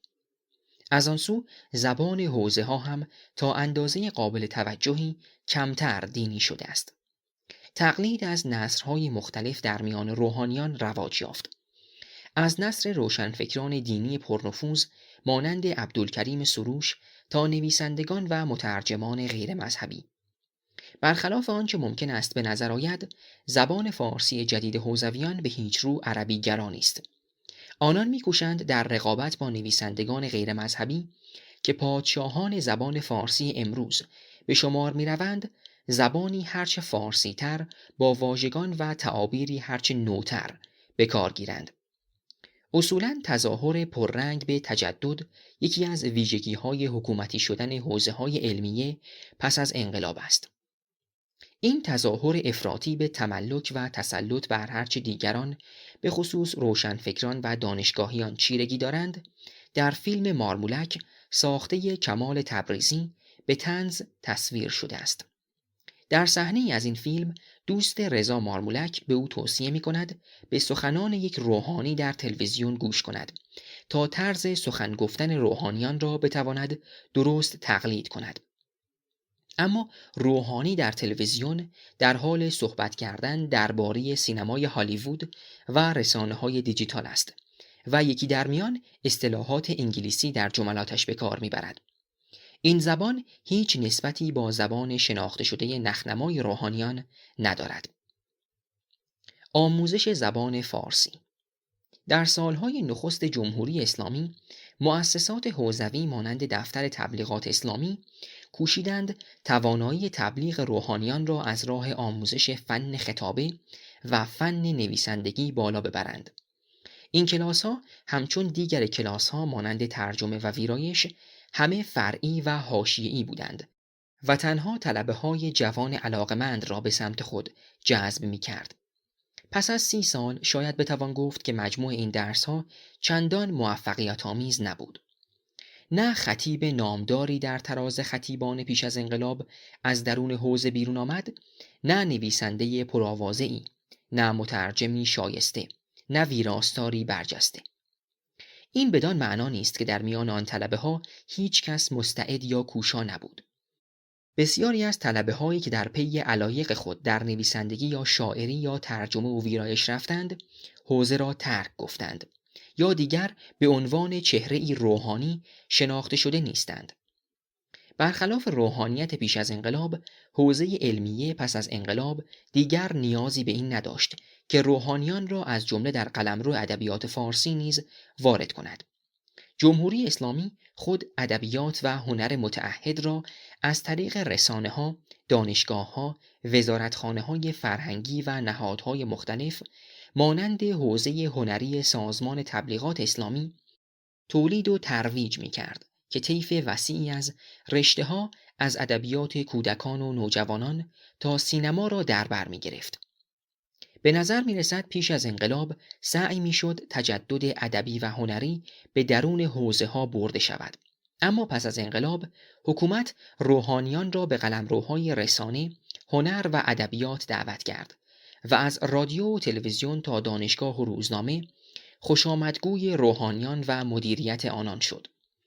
در درس‌های عمومی حوزه زبان فارسی در حد چند واحد معدود گنجانده شد که بیشتر جنبه سوری دارد. آموزش زبان عربی. آموزش زبان عربی در حوزه‌های ایران اکنون به دو بخش تقسیم شده است. آموزش زبان عربی امروز به قصد مکالمه و تربیت مبلغ برای اعزام به کشورهای عربی یا کشورهایی که مخاطبان عرب در آنها یافت می شود و آموزش ادبیات کلاسیک عربی که بخش مقدماتی نظام سنتی تعلیم و تربیت حوزوی است. آموزش زبان عربی اختیاری است و طلبه‌ها بسته به ذوق و علاقه خود این درس‌ها را در مراکز وابسته به حوزه مانند دفتر تبلیغات اسلامی می‌گذرانند. اما آموزش ادبیات کلاسیک عربی اجباری است. کیفیت آموزش ادبیات عربی در 3 دهه پس از انقلاب به شدت افت کرده است. بسیاری از متون درسی قدیم در صرف و نحو و معانی و بیان و بدیع حذف شده‌اند بدون آنکه جایگزینی همتراز خود بیابند. درسنامه‌ها بیشتر به زبان فارسی و مدرسان اغلب فاقد تسلط لازم بر ادبیات هستند. از این جهت حوزه نجف همچنان برتری خود را در ادبیات عربی نسبت به حوزه قم حفظ کرده است. در حوزه مشهد نیز هنوز معدود اساتید نامداری در صرف و نحو عربی مشغول تدریسند، مانند حجت هاشمی. در حالی که علمای قدیم قادر بودند متون کلاسیک عربی را به خوبی بخوانند و دریابند، اکنون در حوزه‌های علمیه ایران به ندرت کسانی را میتوان یافت که بتوانند به آسانی آثار ادبی قدیم از شعر و نثر را بخوانند. آموزش ادبیات عربی در سطحی است که به شکلی محدود به خوانده شدن متون مذهبی و نیز متون حوزوی که چیزی میان فارسی و عربی است کمک کند. البته شمار بسیار نادری از طلبه‌ها نیز هستند که خود داوطلبانه و خارج از چارچوب حوزه آموزش ادبیات عربی را جدی می‌گیرند و از راه‌های گوناگون توانایی ادبی خود را افزایش می‌دهند. جایگاه ادبیات در حوزه‌های علمیه. در دوران جدید ادبیات در حوزه‌های علمیه جایگاه واحدی نداشته است. در حوزه‌های علمیه نجف و مشهد ادبیات عرب به طور کلی اهمیت بیشتری نسبت به حوزه علمیه قم داشت. در قم استادانی که به تدریس ادبیات عرب به طور تخصصی می‌پرداختند اندک و میان پایه بودند، در حالی که در حوزه‌های علمیه مشهد و نجف استادان بلندپایه نامداری به طور خاص ادبیات عرب از صرف و نحو گرفته تا معانی و بیان و بدیع تدریس می‌کردند. اما رواج و قدر ادبیات در مشهد به ادبیات عربی محدود نبود. خراسان که مهد کهن ادبیات فارسی به شمار می‌رود، در دوران جدید نیز یکی از کانون‌های مهم پرورش و آفرینش ادبی بود. بسیاری از استادان ادبیات عرب در ادبیات فارسی نیز چیرگی داشتند. ادیب نیشابوری اول و ادیب نیشابوری دوم، دو استاد نامدار ادبیات در حوزه علمیه مشهد، استادان برجسته ای را در ادبیات فارسی تربیت کردند. از بدیع‌الزمان فروزانفر، محمد پروین گنابادی، محمد تقی مدرس رضوی، ملک الشعرای بهار گرفته تا محمد رضا شفیعی کدکنی، احمد مهدوی دامغانی، علی موسوی گرمارودی و مهدی محقق. اما طلبه‌هایی که در مکتب این دو ادیب در ادبیات فارسی چیرگی یافتند، حوزه و کار روحانیگری را ترک گفتند و به تدریس در دانشگاه‌ها پرداختند. تخصص یافتن در ادبیات فارسی چندان به کار یک روحانی نمی آمد. تا سال پیروزی انقلاب گفتار فقهی کلامی اهل حوزه کم و بیش تأثیر عمده‌ای از زبان فارسی نپذیرفت، در حالی که گفتار دینی در جامعه ایران بیرون از حوزه به یمن نوشته‌های کسانی چون مهدی بازرگان، علی شریعتی، مرتضی مطهری، نعمت الله صالحی نجف آبادی و ده‌ها نویسنده و مترجم دیگر تحولی بنیادی یافت. رسانه‌های حوزه.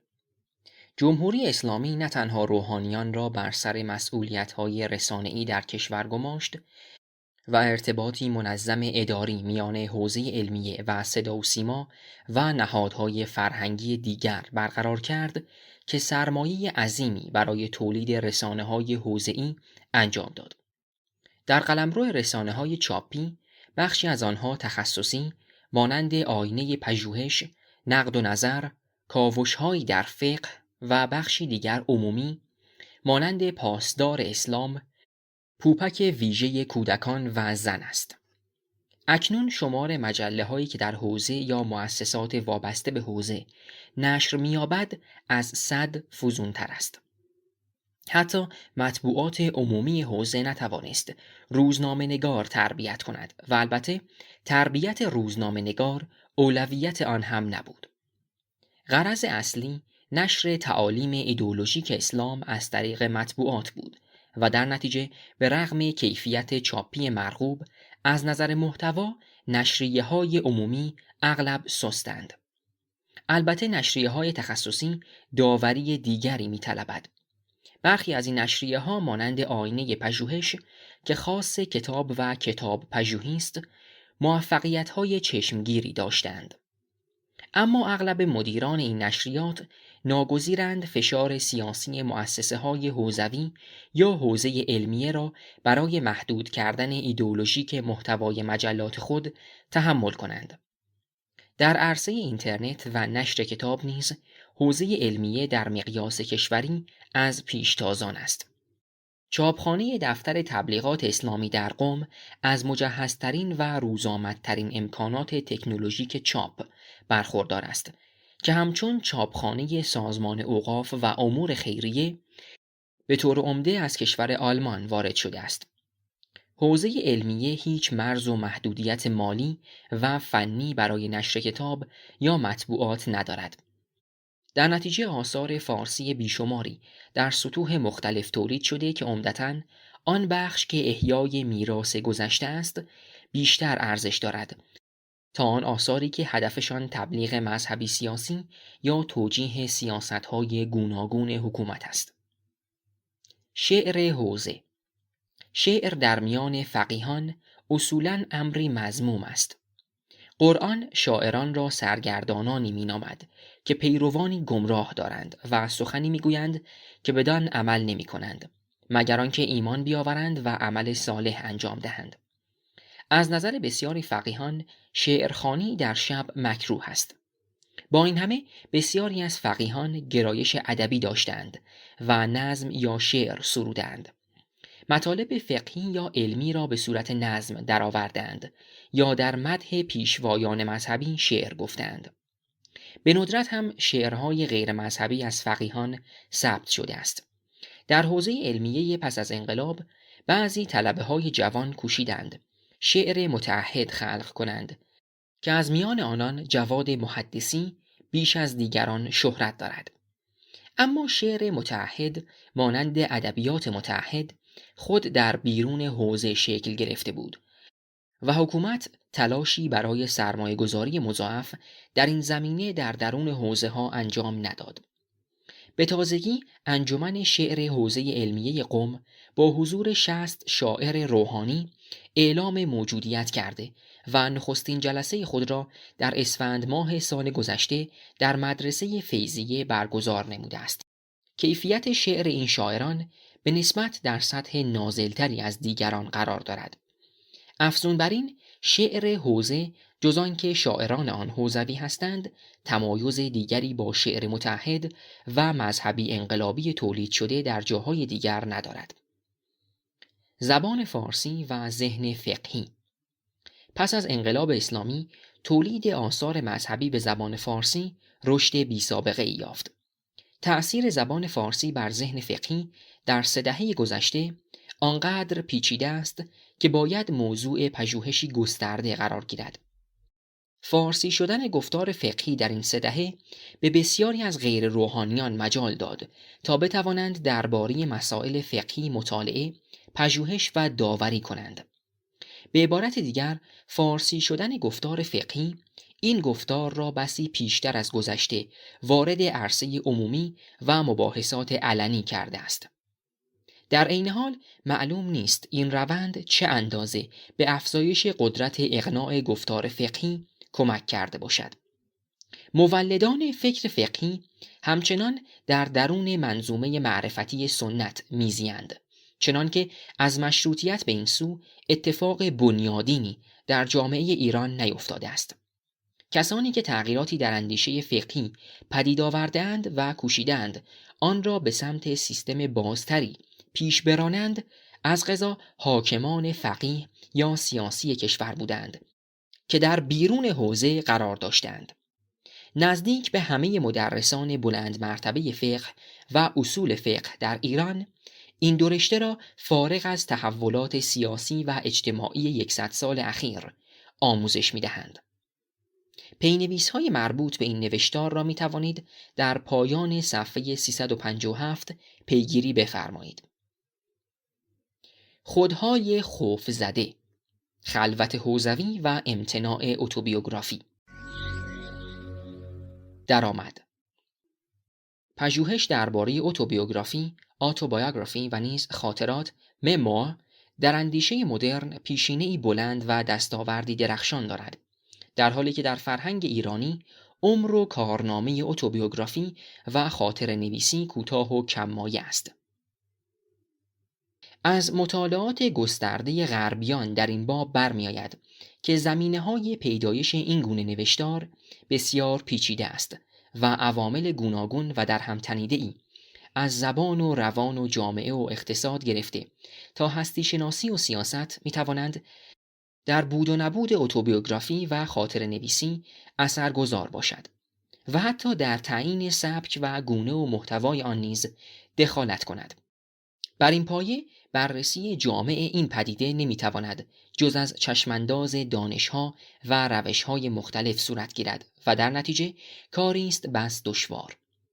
افزون بر این، تحلیل برخی نوشته‌ها که زیر عنوان اتوبیوگرافی یا خاطر نویسی در ایران یا از ایرانیان به چاپ رسیده نیز دشواری‌های دیگر دارد، زیرا ما هنوز به دریافت علمی و فلسفی استواری از سنت گذشته خود دست نیافته‌ایم که به یاری آن بتوانیم این پدیده را بشناسیم و برخلاف غربیان از داشتن بنیادهای فکری لازم برای رسیدن به این هدف بی بهره ایم. اما ناگزیر باید برخی آموزه ها را بیازماییم و پاره‌ای انگاره ها را به میان بیاوریم و آنها را مستمر بسنجیم تا سرانجام از این میان نظریه هایی شسته رفته زاده و پرورده شوند. روایت یک شخص از زندگی خود روایتی است در میان انبوه روایت‌های ممکن و موجود و از حیث اعتبار و تقرب به حقیقت تاریخی با دیگر روایت‌ها به خودی خود تفاوتی ندارد. علل اصول هیچ یک از روایت‌ها از این نظر بر یکدیگر برتری ندارند و به این معنا حتی برای تاریخ نگار معتبرتر نیستند. این تاریخ نگار است که با در کنار هم نهادن شمار انبوه یا اندک روایت‌ها مجال سنجش و آزمودن آنها را بر پایه معیارهای تاریخ نگاری می‌یابد. کار تاریخ نگار بررسی تطبیقی و انتقادی هر یک از این روایت هاست، حتی روایت خود شخص از زندگیش.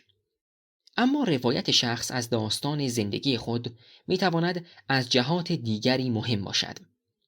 در چنین روایتی تنها درون مایه‌هایی که نویسنده در پی طرح آن است معنادار نمی‌نماید، بلکه تاریخ نگار میبایست از زوایای دیگری به متن بنگرد تا به سرچشمه‌های شناخت از زندگی نویسنده دست یابد.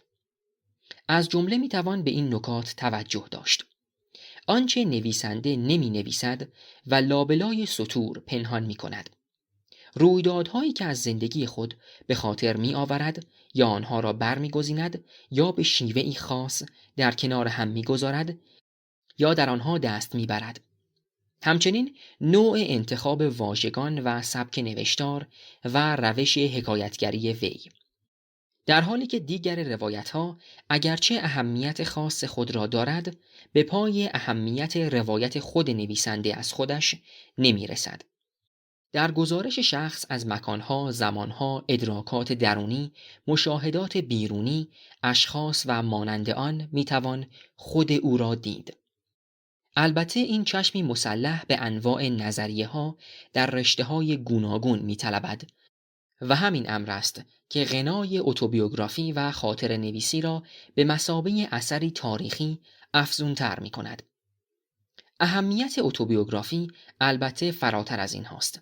هر روایتی در خود منظومه ای از اندیشه ها و انگیزه ها، ارزش ها و باورهای اجتماع و تاریخ پیرامون خود را باز می تاباند. نویسنده گرچه به تنهایی می نویسد، از آنجا که خود فراورده محیط زبانی، تاریخی و اجتماعی ویژه‌ای است، جهان گسترده‌ای فراتر از ساحت و معبر خلوت خود را به نمایش می‌گذارد. با این همه اتوبیوگرافی و خاطره نویسی شاید بیش از هر روایت دیگر منش فردی و شخصی داشته باشد و به همین دلیل احتمالاً رهاترین گزارش از قید و بند ساختارهای قدرت است. ساختارهایی که در زبان و مناسبات گوناگون اجتماعی و سیاسی و فرهنگی مجال نمود می‌یابد و خود را اعمال و تحمیل می‌کند. پیر بوردیو، جامعه شناس فقید فرانسوی، در پژوهشی به اهمیت آلبوم خانوادگی در کاوش تاریخ توجه داده است. از نظر وی، پس از ابداع دوربین‌های عکاسی و در دسترس بودن آنها برای همه، گالری چهره‌ها دموکراتیزه شده و هر خانواده خود توانسته است به تصاویر دلخواه هر یک از اعضای خویش دست یابد. به این ترتیب آلبوم خانوادگی حقیقت خاطره اجتماعی را منعکس می‌کند. در دیدگاه بوردیو، عکس‌های خانوادگی کم اهمیت‌تر از دیگر گونه‌های پژوهش هنرمندانه درباره زمان از دست رفته نیستند. اتوبیوگرافی و خاطره نویسی نیز به لحاظ نهایت فردیت ممکن خود تصویری دموکراتیک از تاریخ در پیش می‌گذارد و به بهترین وجه زمینه حضور هر فرد را در نگارش تاریخ فراهم می‌آورد.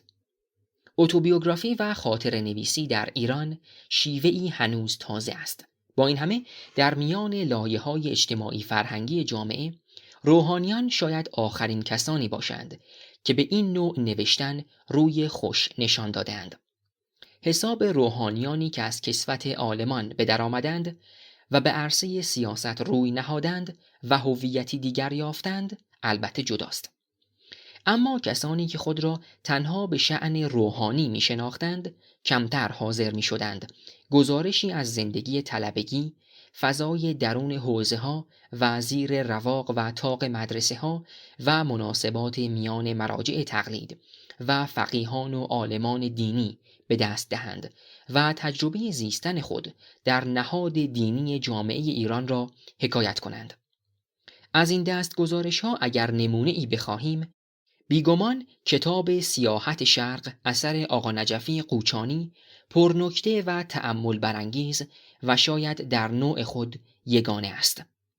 با آنکه حوزه‌های علمیه از کهن‌ترین نهادهای اجتماعی و حتی سیاسی تاریخ ایران هستند، تاکنون با بیمهری تاریخ نگاران رویارو شده‌اند. شاید سبب این بی‌اعتنایی کمبود اسناد و منابع تاریخی درباره حوزه‌های علمیه به نظر آید، اما این همه واقعیت نیست.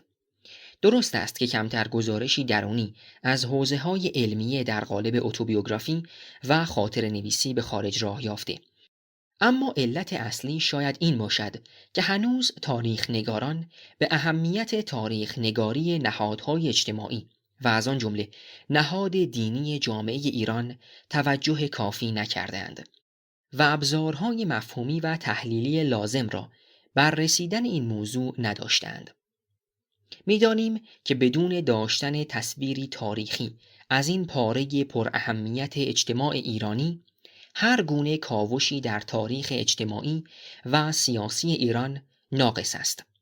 ژرفکاوی در همین چند نمونه خاطره نویسی و اتوبیوگرافی برجامانده از اهل حوزه شاید زمینه‌ها و انگیزه‌های سودمند و مؤثری برای تاریخ نگاری جامع نهاد دینی در ایران بیافریند و در روشن کردن پاره‌ای از ابهام‌ها و تیرگی‌ها یاری رساند.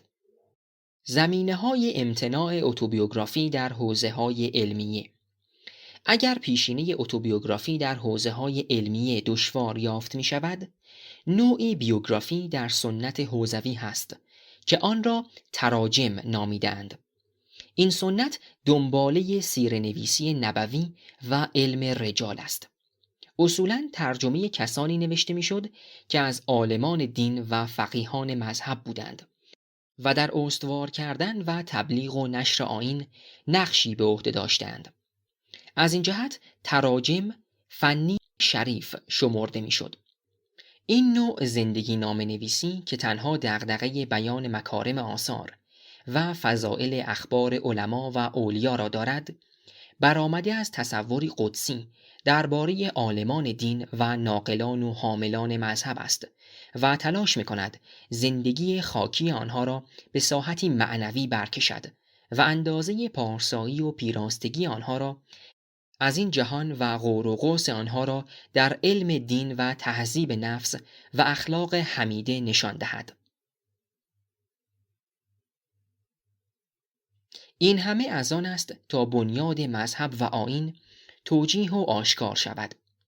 از همین روست که شرح حال نویسی برای عالمان و اولیا عملی مقدس انگاشته شده است.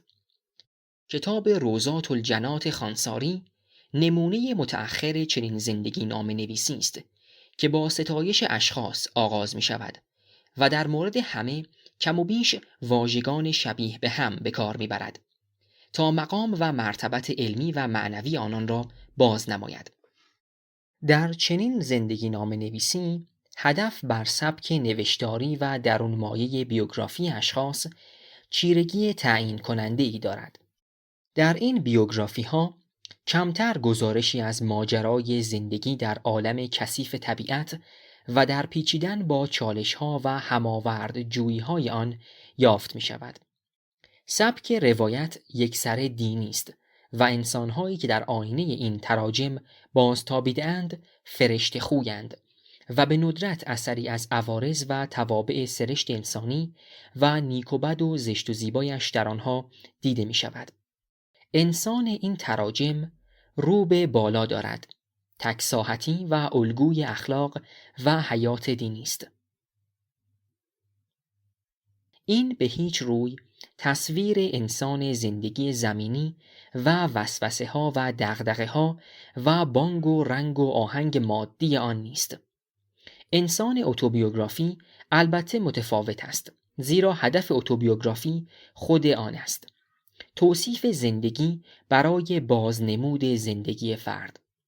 اتوبیوگرافی به تبلیغ مرام و کیش و عقیده‌ای نمی پردازد و در خدمت چیزی جز شرح زندگی نویسنده نیست. به سخن دیگر، اتوبیوگرافی روایت زیستن یک فرد با تمام گوشت و پوست و استخوانش در میان هموار و ناهموار و چار و ناچار این جهان است. همین است که اتوبیوگرافی را از حدیث نفس‌های موجود در سنت‌های پیشامدرن یا غیر مدرن متمایز می‌کند و برای پدید آمدن منتظر ظهور فرد خودبنیاد مدرن می‌ماند. اگر نمونه‌ای برای اتوبیوگرافی در سنت اسلامی آورده شده باشد، بیگمان المنقذ من الظلال امام ابو حامد غزالی است. این کتاب که توجه بسیاری از پژوهشگران غربی را برانگیخته، گاه با اعترافات سینت آگوستین و گاه با گفتار در روش دکارت مقایسه شده است. المنقذ من الظلال بیش از آن که با اعترافات یا گفتار در روش قابل مقایسه باشد، باید در ادامه سنت داستان‌های عرفانی و فلسفی مانند قصه های شیخ اشراق یا حی بن یقظان و سلامان و آبسال ابن سینا خوانده شود. داستان غزالی از زندگی خود تنها در چارچوب ذهنی دوران وی فهمیدنی است. هر گونه تلاش برای بیرون کردن آن از منظومه فکری مسلط دوران و سنجیدنش با نوشته هایی که در منظومه های معرفتی متفاوتی نوشته شدند زمینه را برای افتادن به دام زمان پریشی anachronism فراهم می کند. جدا از اینها موانع اتوبیوگرافی و خاطر نویسی در حوزه‌های علمیه و در میان علما از دوره‌ای به دوره دیگر و از منطقه‌ای به منطقه دیگر تفاوت می کند. تاریخ نگار باید به دقت این تفاوت‌ها و تمایزها را در نظر داشته باشد تا در دام کلیگویی‌ها یا زمان پریشی‌ها نیفتد. از آنجا که این نوشتار در پی تحقیقی مستقل در این زمینه نیست، تنها به چند نکته توجه می‌دهد. شاید این چند نکته برای ارائه طرحی عام از موانع تکوین اتوبیوگرافی در سده‌های متأخر در حوزه‌های علمیه سودمند باشد. برخی از این نکته‌ها عواملی کلی در پدید نیامدن اتوبیوگرافی در فرهنگ ما هستند و پاره‌ای دیگر نیز دلایل فراگیر نبودن خاطره‌نویسی و اتوبیوگرافی را در میان عالمان دینی از سده‌های بسیار دور تا کنون نشان می‌دهند. امتناع از پرداختن به خاطره‌نویسی و حدیث نفس در سنت تاریخی مسلمانان و به ویژه در حوزه‌های علمیه ریشه‌های متنوع، متعدد، توبرتو و پیچیده دارد و هنوز به کاوش و پژوهشی فراگیر و جامع نیازمند است. چنین پژوهشی نمی‌تواند جز به یمن مباحث جدید در عرصه فلسفه، معرفت شناسی، تاریخ نگاری، نقد ادبی و به طور کلی علوم انسانی مدرن صورت بگیرد. اشارات زیر تنها سویه‌هایی از این جستار درازدامن را باز می‌نماید. تقدس کلام و فرهنگ شفاهی. در هر قلمرویی چه چیز قابل نوشتن است؟ در فرهنگ اسلامی و به طور خاص در حوزه‌های علمیه، دانش فقه علم رسمی به شمار می آمد. رسمی بودن علم فقه تنها بدین معنا نیست که علم شریعت دانش دیوان و دربار بوده و در پدید آوردن مقام و منزلت اجتماعی و سیاسی برای عالمان نقشی اساسی داشته است. کانونی بودن علم فقه فراتر از این هاست. محمد عابد الجابری، پژوهنده معاصر مراکشی، در کتاب نقد عقل عربی توضیح داده که فقه بنیاد معرفت شناختی دوران تمدن اسلامی بوده و همه رشته‌ها و شاخه‌های علمی از ریاضیات و طبیعیات گرفته تا فلسفه و کلام زیر تأثیر مبانی روش شناختی آن قرار داشتند. بر همین سیاق شاید بتوان گفت که علم فقه بنیاد سبک شناختی نوشتار در سنت اسلامی نیز بوده است. فقه دانشی نص محور است و بر مدار متن مقدس قرآن میچرخد. به این معنا شاید بتوان سنت اسلامی را نص محور ارزیابی کرد. در چنین سنتی هر چیزی نوشتنی نیست و دایره امور و مفاهیم نوشتنی محدودیت‌های خاص خود را دارد. چون نوع نگرش به پدیده نوشتار مانع از رهایی و آزادی آن برای پرسه زدن در هر قلمرو است. به سخن دیگر در سنت اسلامی نوشتار چونان امری مقدس به شمار می آمد. این نگرش قدسی به نوشتار در حالت و رسم نوشتن کتاب‌های قدیمی نیز نمایان است. هم در خوشنویسی، هم در حالت و هیئت نوشتن کتاب‌های قدیمی نوعی نگاه فرادنیوی به نوشتار به چشم می‌خورد. تا همین سالهای پیش در حوزه‌های علمیه با وجود ورود صنعت چاپ به ایران، اصرار شگرف بر چاپ کتاب سنگی می‌رفت و در برابر کتاب‌های حروف چینی شده ماشینی مقاومت می‌شد. حتی هنوز هم در بخش سنتی حوزه میان کتاب‌های چاپ سنگی و چاپ ماشینی تمایز می‌گذارند. کتب مخطوطه را برخوردار از نوعی اصالت می‌دانند و کتاب‌های جدید را تحقیر می‌کنند. نوشتار در سنت اسلامی و خاصه در حوزه‌ها در چارچوب فرهنگ شفاهی فهم می‌شد، نه در بستر فرهنگ نوشتاری. به همین سبب نوشتار به نوعی جایگزین حافظه است، نه زمینه تازه‌ای برای خردورزی و دستگاه نوینی برای دیالکتیک عقل و نوشتار. از این است که نوشتار در ارجاع مستمر به متون پیشین شکل می‌گیرد تا به متن مقدس برسد. به تعبیر دیگر نوشتار در خدمت نقل اندیشه قدما و حافظ و حامل سنت است، نه شکننده و برگذرنده از آن. چنین است که متنی تأسیس نمی شود. متنها همه تداوم و تفسیر و تعویل متن تأسیسی و نخستین هستند. به این معنا نوشتار یک رویداد و یک آغاز نیست، بلکه همیشه دنباله رویدادهای قدسی در گذشته است. صرف وجود نوشتار در فرهنگ اسلامی آن را از منظومه فرهنگ شفاهی خارج نمی کند. مسئله مهم نوشتار بنیادی و گفتار بنیادی است، نه صرف حضور نوشتار یا گفتار در فرهنگی. بدین روست که نوشتارها در فرهنگ شفاهی بر محور عقل شفاهی می گردند و خود را بر پایه منطق آن عقل سامان می دهند. کلانکی در کتابی از حافظه به ضبط نوشتاری انگلیس، تحول مفهوم و کارکرد نوشتار گذار از خاطره حفظ شده به سند ثبت شده را از فرهنگ شفاهی به فرهنگ نوشتاری باز نموده است. وی در پژوهش خود درباره نوشتاری در انگلستان سده‌های میانه نشان داده که مهم تغییر سرشت و کارکرد نوشتار در فرهنگ نوشتاری است.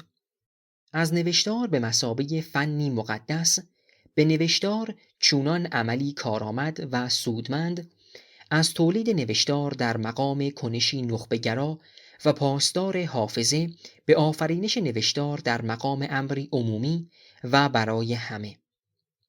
چنین است که در اروپا با وجود ریشه‌های عمیق آن در سده‌های 12 و 13 جز از سده 19 به بعد نوشتار معنای تازه خود را نمی‌یابد. با چنین نگاهی می‌توان رابطه نوشتار، تاریخ و امر مقدس را در فرهنگ اسلامی از نو مطالعه و بررسی کرد. با چنین نگاهی می‌توان رابطه نوشتار، تاریخ و امر مقدس را در فرهنگ اسلامی از نو مطالعه و بررسی کرد. در فرهنگ شفاهی که کتاب سرچشمه غیبی دارد، باورهای جادویی و سحرآمیز به نوشتار سر بر می‌کشد و حرزها و طلسم‌ها معنا پیدا می‌کنند.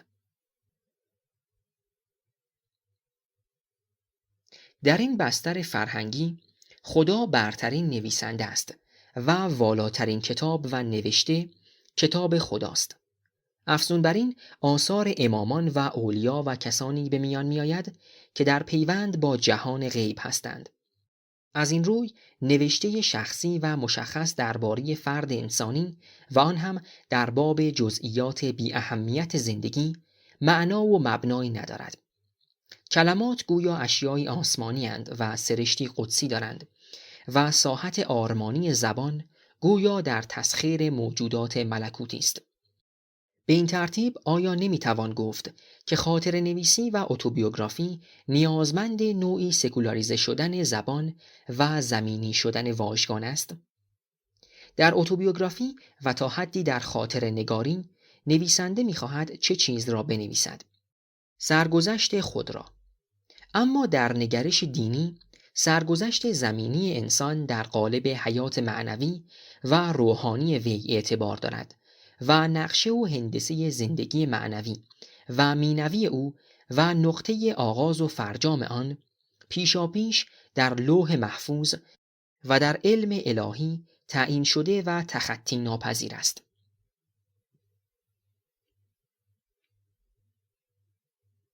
یک طرح و الگوی واحد و عام و الزام آور برای زندگی هست که فراگذشتن از آن یا ممکن نیست و یا سرکشی و طغیان در برابر خداست و عاقبتی سوء و دوزخی در پی دارد و بنابراین نه به یاد آوردنی است و نه ثبت کردنی.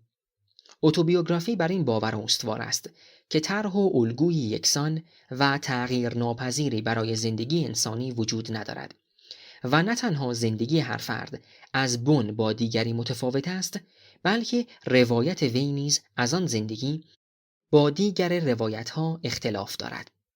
به همین دلیل انگاره بنیادین اتوبیوگرافی این است که به شمار انسان‌ها سرگذشت وجود دارد و این سرگذشت‌ها لاجرم آمیزه است از نیکی و بدی و خطا و صواب. نیکی‌ها همانقدر ارج و اعتبار دارند و گفتنی و ثبت شدنی اند که بدی‌ها. در اتوبیوگرافی اصل بیان روند شدن فرد انسانی است، نه پیام‌های اخلاقی یا جز آن. در بیشتر کتاب‌ها و رشته‌های درسی و علمی حوزه، از فقه و اصول گرفته تا کلام و فلسفه و عرفان، در آغاز بحث گسترده‌ای در باب اشرف بودن هر یک از این علوم آورده می شود. به عنوان نمونه در آغاز بسیاری از کتب فقهی بر این نکته تأکید می شود که فقه اشرف علوم است و در فلسفه نیز همینطور. در این سیاق که شرف هر دانش و نوشتاری به تقرب آن به شناخت الهی، علم کلی و آموزه‌های خادم سعادت و فضیلت انسانی وابسته است، چه شرف و جایگاهی برای انسان نگاری و خودنگاری باقی می‌ماند.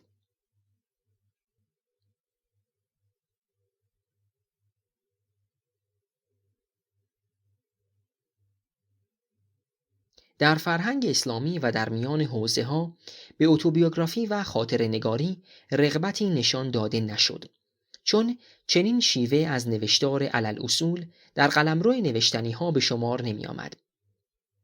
این قلمرو چنان عالی و بلند مرتبه انگاشته میشد که نگارش درباره رویدادهای خرد و مکرر زندگی فرد انسانها یا فراموش شدنی بود یا تنها بر زبان آوردنی و به هر روی ثبت ناشدنی. چیرگی منطق و زبان فقه. گفتیم که فقه علم رسمی روزگار سنت و بنیاد روش شناختی و حتی سبک شناختی آن بود. فقه به ویژه در حوزه‌ها چنان سیطره داشت که حتی تدریس فلسفه و عرفان و علوم عقلیه و ذوقیه را همواره در انزوا انداخت، چه رسد به ادبیات و شعر که اساساً جزو هوس‌های نکوهیده آدمی به شمار می آمد. فتاوی فقیهان در باب شعر از این جهت قابل تأمل است. میان شعر و فقاهت همیشه نسبتی معکوس برقرار بوده است. سید مرتضی فقیه نامبردار شیعی در دوران جوانی خود کتاب الشهاب فی الشیب و الشباب را می سراید، ولی به روزگار جاه و جلال خود در فقاهت به کلی از شعر دامن در می کشد. در روزگار قدیم در حوزه‌ها برای خواندن شعر یا پرداختن به دانش‌های غیر رسمی به خارج از شهر می رفتند و بیشتر این کار را در شب انجام می دادند. حتی پادشاهان نیز فقیهان را در پگاه بار می دادند و مطربان را شبانگاه. یعنی علم رسمی در مکان و زمان دیگر دلمایه‌های ذهنی آدمی را نیز تصرف کرده بود. سیطره زبان و بیان فقهی چنان است که هر گونه ادبیات عامیانه نیز در آن نفی می شود. مثلا اگر در کار بسیاری از شاعران و دبیران و حتی عارفان بازتابی از فرهنگ روزمره و شفاهی مردم را می توان یافت، در آثار فقیهان به ندرت چنین امری دیده می شود. وظیفه اصلی فقیه فتوا دادن است، فهمیدن دستور خداوند و ابلاغ کردن آن به بندگانش. افتاء نوشتن خاصی را اقتضا می کند که درست در تقابل با شیوه نوشتار در اتوبیوگرافی می ایستد. زبان فقه برنده، قاطع و تک معنایی است و تاب پیچیدگی ها، تشویش و ابهام اتوبیوگرافی را ندارد. زبانی آمرانه، تحکم‌آمیز و یکسویه است. زبان خداست، نه زبان انسان. معطوف به عمل است و نه به معرفت. زبان یقین است و نه تردید. زبان بریدن از دنیاست و نه جاری بودن و زیستن در آن. زبان تنزه و تقواست و نه زبان تمتع و تنعم و بهره‌مندی از جهان. بنابراین بخش عمده‌ای از حیات انسانی در آن حذف می شود.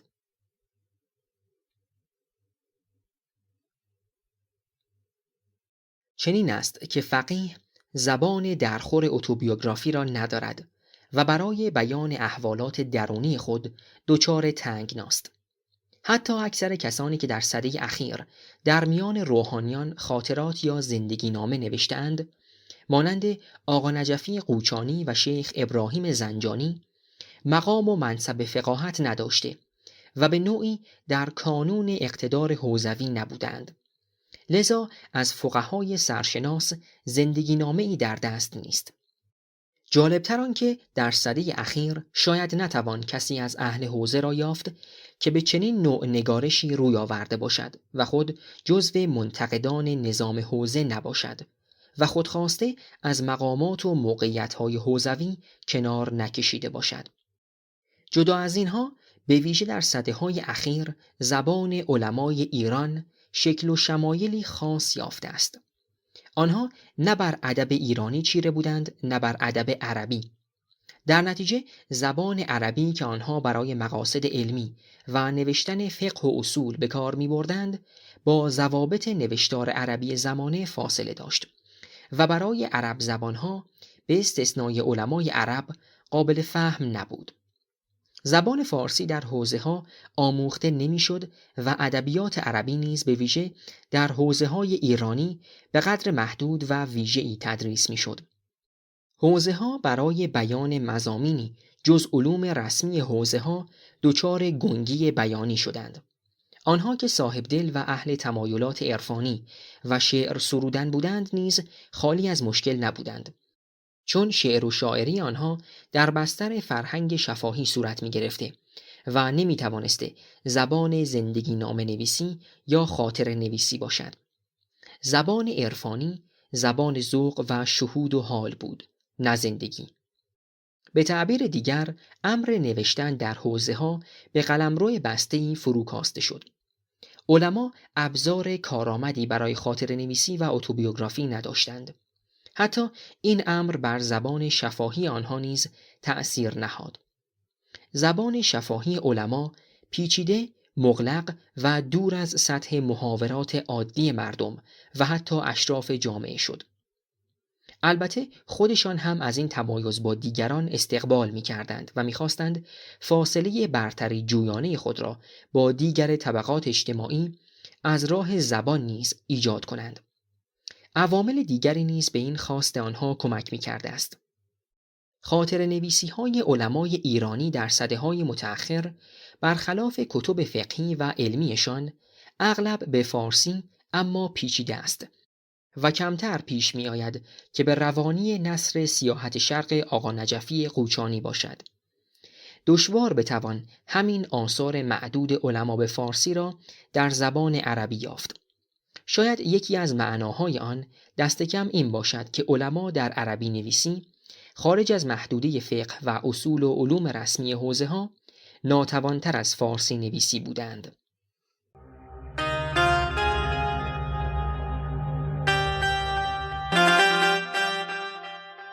از ورای حجاب، نوشته مهدی خلجی. راوی نوای آزادی. تولید صوتی آوای بوف. avayaboof.com.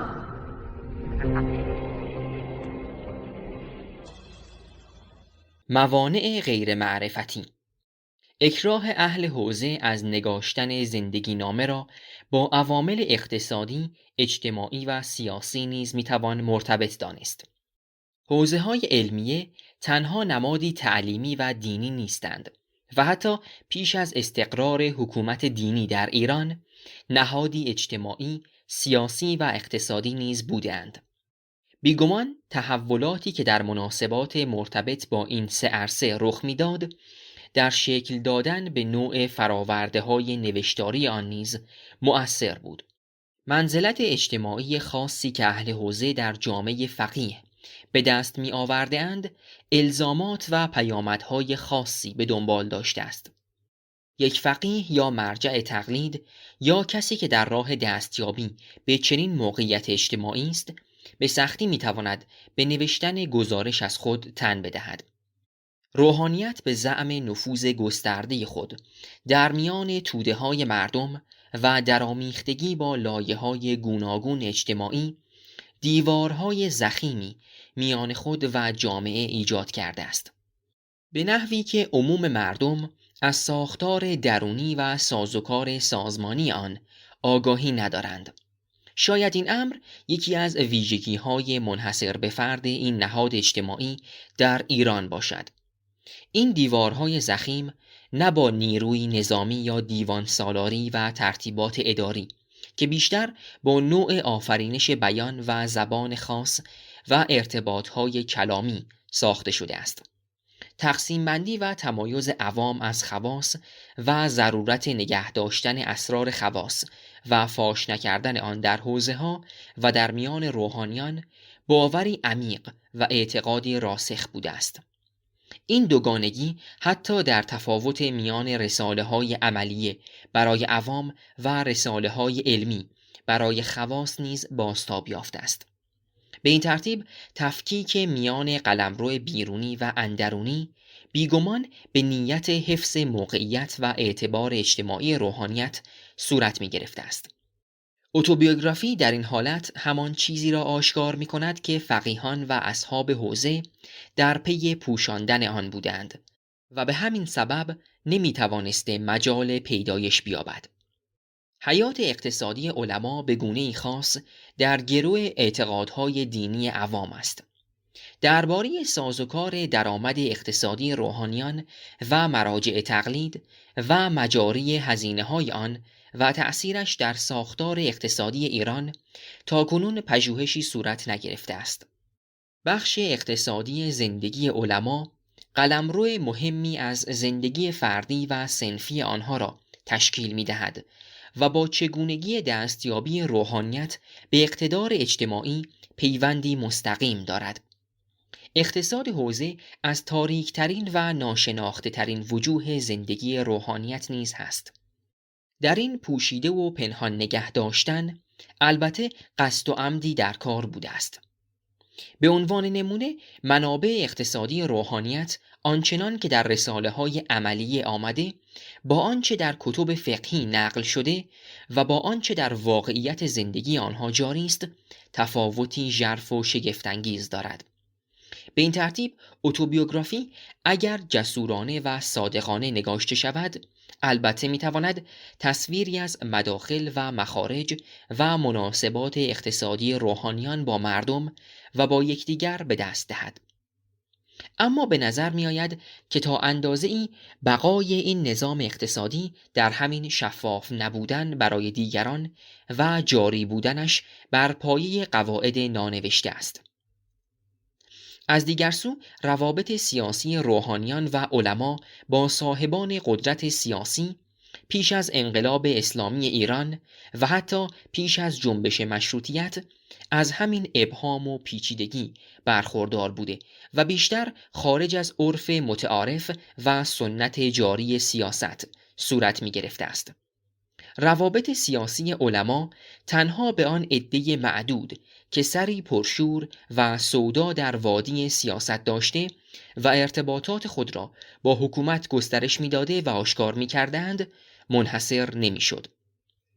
اصولاً دستیابی به مقام مرجعیت بدون نوعی رابطه با قدرت سیاسی حاکم ممکن نبود. زیرا مرجعیت یکی از پایگاه‌های اقتدار اجتماعی در ایران به شمار می آمد که ناگزیر از ایجاد تناسب و تعادل با اقتدار سیاسی بود. بر این بنیاد به نظر می آید شفافیت اتوبیوگرافی دشمن مناسبات سنتی سیاسی، اجتماعی و اقتصادی علماست. موانع اخلاقی. در پایان به موانع اخلاقی اتوبیوگرافی و خاطر نگاری در میان عالمان و فقیهان می رسیم. در اسلام تقوای فرد نه به او اجازه می دهد که در برابر دیگری از اعمال حسنه خود سخن بگوید مبادا در دام ریا و سالوس و عجب و کبر نیفتد، نه او را رخصت می دهد که به اعمال سیئه خود در پیشگاه دیگران اعتراف کند، چون اعتراف به گناه خود گناهی عظیم است و تنها در برابر خداوند و به قصد توبه معنا و مشروعیت دارد. این برخلاف مسیحیت است که در آن تقوای دینی با سنت اعتراف گره خورده است. از نگاه یک مسلمان پرده‌دری از خود آشکار کردن چیزی است که خدای ستارالعیوب و غفارالذنوب آن را پنهان کرده است. بر این روی در اسلام نه زمینه انتقاد علنی از خود هست و نه جای بالیدن به خود، و مگر اتوبیوگرافی میتواند از هر یک از اینها تهی باشد. این بازدارنده اخلاقی در میان علما شدت و قدرت بیشتری می‌یابد. یکی از شرطهای لازم مرجع تقلید عدالت مجتهد است. عدالت در اینجا به معنای حفظ ظاهر و مرتکب گناه کبیره نشدن در ملأ عام است. امام جماعت نیز باید عادل باشد. نقل روایت و شهادت در پیشگاه قاضی نیز مشروط به عدالت راوی و شاهد است. بنابراین عدالت در این مفهوم فقهی و اخلاقی به منزلت اجتماعی شخص نیز پیوند می‌خورد. این بدان معنا نیست که روحانیان برخلاف مردم کوی و بازار پشت سر دیگران حرف نمیزنند و غیبت نمی کنند. در واقع برخی از آنها به شیوه خاص خود غیبت می کنند. یکی از این شیوه ها تفسیق و تکفیر شخص غیبت شونده است. حتی در برخی کتب فقهی غیبت کردن از فاسق و کافر روا و حتی در مواردی نیز مستحب شمرده شده است. افزون بر این، عدالت مجتهد به این معنا نیست که در میان روحانیان و عالمان بلندپایه هوا و هوس و طمع و ریا و حسد و کینه، کبر و انتقام جویی و رقابت حذف خواهانه و مانند آن نیست. آنچه هست سنت پرده پوشی، کتمان، تقیه و تظاهر است، به ویژه در نوشتار که سخن را ثبت همگانی و جاودانه می کند. خاطرات مهدی حائری یزدی. مهدی حائری یزدی یکی از روحانیان باسواد و معتبر حوزه علمیه بوده است و سرگذشت زندگی وی از جهات بسیاری یگانه است. چه بسا اگر او به نوشتن زندگی خود روی می آورد، یکی از خواندنی ترین منابع تاریخی برای بررسی گذشته حوزه های علمیه می شد. اما منعهای درونیش که برخی از آنها را به اشاره آوردم به او مجال این کار را نداد. با آنکه حائری خود را عالم، فقیه و فیلسوف و در نتیجه محصول حوزه علمیه قم می‌دانست، بخش عمده‌ای از زندگیش نه تنها خارج از حوزه علمیه قم که خارج از ایران گذشت، آن هم در دانشگاه‌های آمریکای شمالی. حائری در باب تعارضها و تضادهای فردی و بیرونی که احتمالاً در زندگی او وجود داشته، سینه‌ای پرسخن را زیر خاک مدفون کرد. کتاب خاطرات مهدی حائری یزدی که به همت مرکز مطالعات خاورمیانه دانشگاه هاروارد و در چارچوب طرح تاریخ شفاهی ایران تهیه شده، مجموعه 2 نشست با وی است که در آنها این عالم حوزوی به بیان شمه‌ای از حیات خود با احتیاط و اختصار فراوان پرداخته است. بنابراین کتاب نه اتوبیوگرافی است نه خاطره نویسی، بلکه محصول خاطرات شفاهی است که در عین کوتاهی خواننده را با نکته‌های ارزنده و آموزنده‌ای آشنا می‌کند. گزارش مصاحبه شونده از برخی شخصیت‌های حوزوی و پاره‌ای رویدادها نیز فشرده اما تأمل برانگیز است. ویراستار در مقدمه خود آورده است: از آنجا که آقای حائری یزدی در هنگام مصاحبه هیچ گونه محدودیتی برای استفاده از خاطرات خود قائل نشده بود، قصد داشتیم این خاطرات را در سال 1374 منتشر کنیم. اما به توصیه یکی از دوستان او که از نیت ما آگاه شده بود، بران شدیم بار دیگر از آقای حائری یزدی برای انتشار کتاب اجازه بگیریم. آقای حائری یزدی خواستار بررسی متن ماشین شده و حک و اصلاح در آن گردید. 3 نکته: این متن تا حدودی با متن اصلی متفاوت است و نشان از تغییر نظر او نسبت به بعضی از شخصیت‌ها دارد. کتاب حاضر پس از اصلاحات و افزودن توضیحات او در دسترس خوانندگان قرار می‌گیرد. خود حائری در ابتدای سخنش می‌گوید: بنده از ابتدا، از همان زمانی که خودم را شناختم، یاد ندارم که پیرامون خودم مطلبی به کسی عرضه کرده باشم و اصولاً به این خودبینی و خودنگری زیاد عقیده هم ندارم. وی بر این نکته نیز مکرر تأکید می کند که زیاد میل ندارم در اطراف اشخاص صحبت کنم. حائری در پی تصور رایج در سنت اسلامی و حوزه‌های علمیه گزارش از خود را خودستایی می داند و نوشتن در باب دیگران را تا جای ممکن محدود می خواهد. در عین حال این پرهیزکاری و احتیاط تا آنجا نیست که از نظر علمی خود را از تمام مدرسین و تمام مراجع و اساتید فن فقه و اصول و حتی معقول برتر نداند، یا در گفتگوی مشاجره آمیز با آیت الله کاشانی به او صریحاً نگوید آقا شما اشتباه نکنید، من خودم را از شما خیلی اعلم می‌دانم و افضل می‌دانم. اشارت او به صادق قطبزاده نیز مذمت آلوده است. در این کتاب تصویرگری حائری از دو شخصیت تازه و با اهمیت است: آیت الله بروجردی و آیت الله خمینی. آیت الله بروجردی از چهره‌های تأثیرگذار در تاریخ معاصر ایران بوده است که به دلیل نقش پنهان و نامستقیمش در سیاست و روابطش با شاه از وی چندان سخنی به میان نیامده است.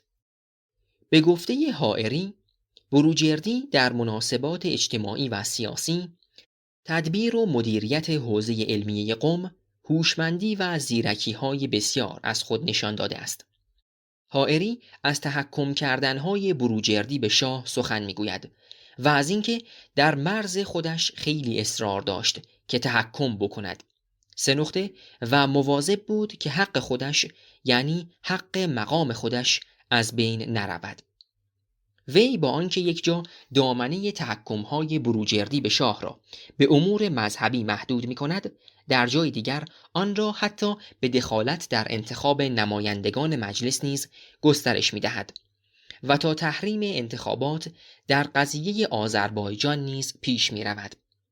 حائری در موارد متعددی اشاره می‌کند که بروجردی سعی می‌کرد حرف خودش را به کرسی بنشاند به هر وسیله‌ای که شده و جنبه آمریت و حاکمیت نسبت به دولت داشت.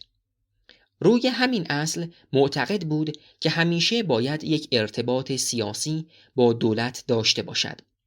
3 نقطه همیشه سعی می‌کرد در دوره‌های انتخاباتی 3-4 تا 2-3 تا وکیل برود مجلس که از طرف ایشان باشد، یعنی در حقیقت نمایندگان ایشان باشند که بتوانند خواستهای ایشان را پیش ببرند. از نظر حائری، آقای بروجردی یکی از مشخصاتش این بود که 3 نقطه خیلی آدم مدبری بود و خودش را توی دست و دهان احزاب و روزنامه ها نمی انداخت و کارهایی که می کرد البته کارهای نامرئی بود. حائری تصویری واقع گرایانه از منش سیاسی بروجردی به نمایش می گذارد و در بیان سبب حمایت نکردن بروجردی از دکتر مصدق می گوید در مورد مصدق نشسته بود ببیند که تا چه اندازه مصدق پایدار می شود. هنگامی که احساس می کرد که حکومت مصدق پایدار شده، همه گونه روابط را حاضر بود. 3 نقطه آقای بروجردی تقریباً یک سیاست پراگماتیسم داشت. گمان کنم در جمله آخر کلمه پراگماتیک باید به جای پراگماتیسم به کار برده می شد. ادامه متن. اشارات حائری به آیت الله خمینی نیز در بسیاری موارد تازه و برای تاریخ نگار جذابند. وی نخست از مناسبات نزدیک خمینی با بروجردی سخن میگوید و از تلاش‌های فوق‌العاده خمینی در آوردن بروجردی به قم. اما بعد به یک جریان داخلی اشاره می‌کند که موجب شد به کلی رابطه آقای بروجردی با آقای خمینی قطع شود. یعنی آقای بروجردی در حقیقت ایشان و برادرم را طرد کردند و ایشان و برادرم از آن تاریخ به بعد دیگر مبغوض آقای بروجردی شدند. متاسفانه مانند بسیاری موارد دیگر، پرسشگر از ماجرای آن جریان داخلی از حائری نمی‌پرسد و حائری نیز آن را سرپوشیده نگاه می‌دارد و می‌گذرد. در باب نوع فلسفه دانی خمینی، حائری معتقد است که ایشان عرفانش خوب بود. 3 نقطه: آن قسمت از فلسفه صدرالمتعلهین شیرازی را که در حقیقت آمیخته به عرفان است ایشان خوب می گفت، ولی آن قسمتی که مربوط به فلسفه محض است، یعنی فلسفه مشاعی محض است، 3 نقطه: ایشان به هیچ وجه علاقمند نبودند، بلکه منزجر هم بودند از آن فلسفه محض. خلاصه به فلسفه‌ای معتقد بودند که جنبه عرفانی و ذوقی داشت. حائری برخلاف آنچه تاکنون منتشر شده بر این نکته تأکید می کند که مرتضی مطهری و حسین علی منتظری جز 6-7 ماه در درس فلسفه شاگرد خمینی نبودند. همچنین در مقایسه آیت الله خمینی و آیت الله شریعت مداری، گرچه هر دو را از نظر فقاهت همپایه می شمرد، شریعت مداری را از رؤسای روحانیت شیعه در ایران و در اعداد آقای حکیم می داند و معتقد است که به دلیل ریشه و نفوذش در تبریز شانس بیشتری برای مرجعیت داشت. اما یک همچنین شانس‌هایی آن وقت آقای خمینی نداشت. در حینی که مرحوم شریعت مداری بیشتر مردم آذربایجان در حقیقت متوجهش بودند و مقلدش بودند، آقای خمینی حتی یک مقلد هم نداشت. این نکته ها در ارزیابی مناسبات میان شریعت مداری و خمینی در سالهای بعد میتواند دستمایه ارزنده‌ای برای تاریخ نگار باشد. حائری در خاطرات خود به منش سیاسی خمینی در آن دوران نیز اشاره می کند. به ادعای وی آقای خمینی با آقای دکتر مصدق زیاد رابطه نداشت، یعنی معتقد نبود به روش وی. سیاست‌هایی نظیر سیاست‌های قوام السلطنه و رزمارا را بر سیاست دکتر مصدق ترجیح می‌داد. با حمایت کاشانی از مصدق مخالف بود. حائری داستانی را نقل می‌کند که در آن نخستین اسباب رنجیدگی خمینی از محمد رضا شاه پهلوی نمایان می‌شود. بعد از اینکه آقای بروجردی فوت کرد، معمولاً شاه وقت تلگراف می‌کرد به اشخاص بعدی و آن شخصی که شاه به او تلگراف می‌کرد در حقیقت کم کم مشخص می‌شد که او جزو کاندیداهای مرجعیت است. بعد از آقای حکیم و آقای بروجردی، شاه تلگراف تسلیت کرده بود به قم، به همه آقایان، به شریعت مداری، به گلپایگانی، به نجفی مرعشی. به همه اینها تلگراف کرده بود. به آقای خمینی تلگراف نکرده بود. این خود تحقیر نمایانی نسبت به آقای خمینی بود. 3 نقطه: احساس کردم که قطعاً به آقای خمینی برخواهد خورد، چون از این جریانات که حق او را پایمال می کرد به او خیلی برخورد می کرد. اصولاً از تحقیر و ظلم خیلی ناراحت می شد و ناراحتیش هم طوری بود که انتقام گیرنده بود. 3 نقطه: مطمئن بودم که از این جریانات یک اتفاقی خواهد افتاد. داستان سرپرستی سفارت ایران در واشنگتن پس از پیروزی انقلاب نیز از خواندنی‌ترین بخش‌های این کتاب است. حائری در مدت کوتاه سرپرستیش نمی‌تواند مهار سفارتخانه را به دست گیرد و متوجه برخی سوءاستفاده‌های مالی در آنجا می‌شود و به آقای خمینی اطلاع می‌دهد و پیگیری می‌کند. اما با بی‌اعتنایی آقای خمینی روبرو می‌شود و در نتیجه کناره‌گیری می‌کند. دیدم اگر اینطور باشد جز اهانت به مقام علمی ما هیچ نتیجه ای ندارد. تعصبات فرقه‌ای حائری خاصه در مورد بهائی‌ها در بخش آغازین کتاب خاطراتش نمایان است. در برخورد با آقای خمینی در سالهای نخست انقلاب نیز از دغدغه‌های ضد تسنن خود و گمانهای برخی علما و خودش در مورد سنی مذهب بودن محمد مفتح و محمد بهشتی و محمود طالقانی سخن میگوید، اما با بی‌اعتنایی وی مواجه می شود. همچنین وقتی به خمینی پیشنهاد می‌کند که به جای تغییر قانون اساسی و تشکیل مجلس مؤسسان یا خبرگان، بخش سلطنت از قانون اساسی مشروطیت حذف شود و همان اجرا گردد، باز هم به دیوار سرد بی‌توجهی خمینی برمیخورد. در جای دیگری نیز پیشنهاد او در مورد آزادسازی گروگانها در پی نطق تد کندی، نامزد ریاست جمهوری ایالات متحده، چنین پاسخی از سوی خمینی دریافت می کند: به فلان کس، حائری، بگویید که در این کار مداخله نکند. همین چند اتفاق و برخورد نشان می دهد که رابطه استاد و شاگرد تا چه اندازه به سردی و تیرگی گراییده است. دیدار آخر خمینی و حائری چنان تلخ است که حائری حاضر نمی شود درباره آن سخن بگوید و با سکوتی سخت از آن می گذرد. احتمالاً این تیرگی روابط در سالهای پیش از انقلاب هم پیشینه داشته و حائری نیز دهه‌های پیاپی به این موضوع اندیشیده و دلایلی برای آن یافته بود. اما در این کتاب نه او از آن سخنی میگوید، نه پرسنده کند و کاوی میکند. اشاره حائری درباره درک روحانیت از مقوله جمهوری و رابطه روحانیت با سلطنت در عصر پهلوی هم جالب توجه است. حجم کوچک این کتاب و کنجکاوی هایی که در آن میتوان کرد و بهره هایی که از آن میتوان گرفت، همه ضرورت و اهمیت اتوبیوگرافی و خاطر نویسی را تأکید و تأیید می کنند و حاصل خواندن چنین کتاب‌هایی بیشتر دریغی است بر مختصر بودن آنها.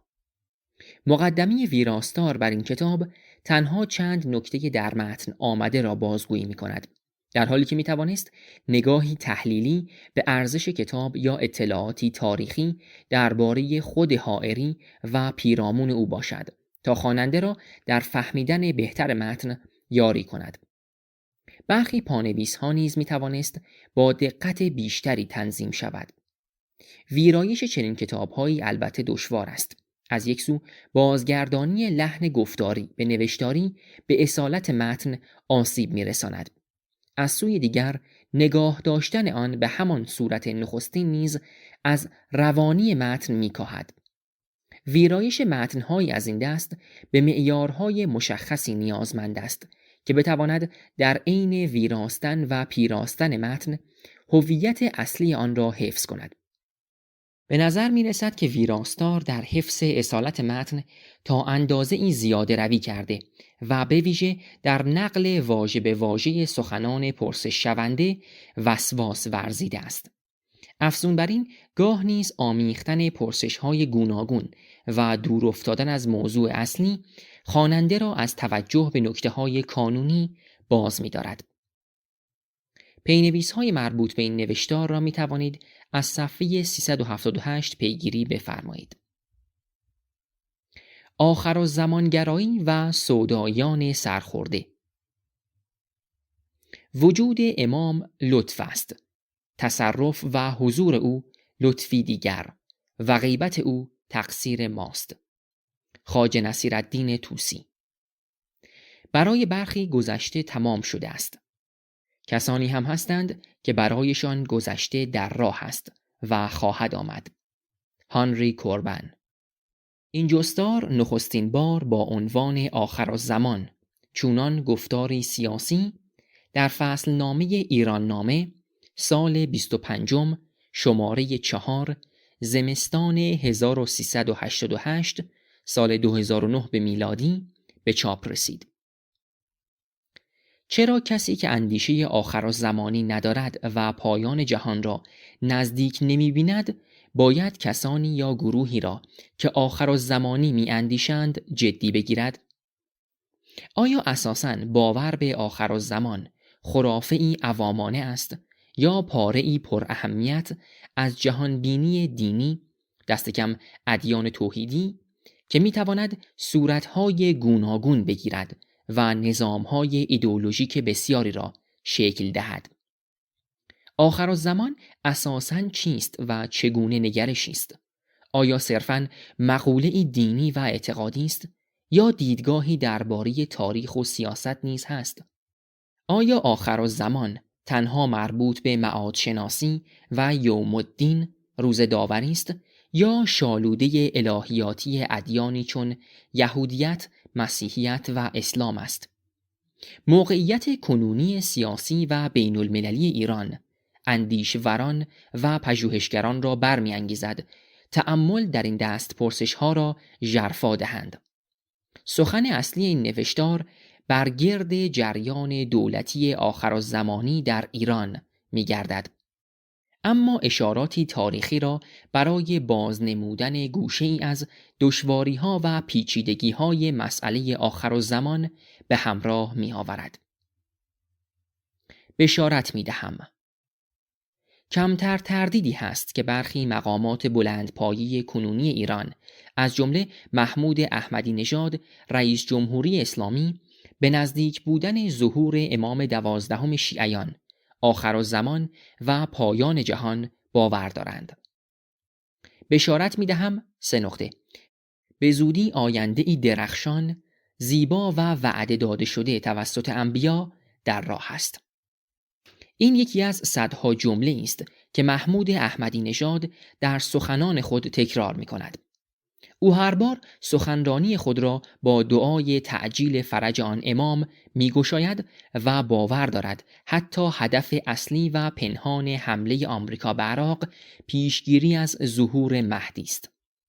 بنابراین از نظر آقای احمدی نژاد حتی قدرت‌های بزرگ یا دستگاه جاسوسی آنها از ظهور نزدیک امام شیعیان آگاهند و برای اخلال در روند آن برنامه می‌ریزند. این عقیده را بسیاری از روحانیان صاحب منصب نیز از جمله محمود محمدی عراقی رئیس پیشین سازمان فرهنگ و ارتباطات اسلامی ابراز کردند.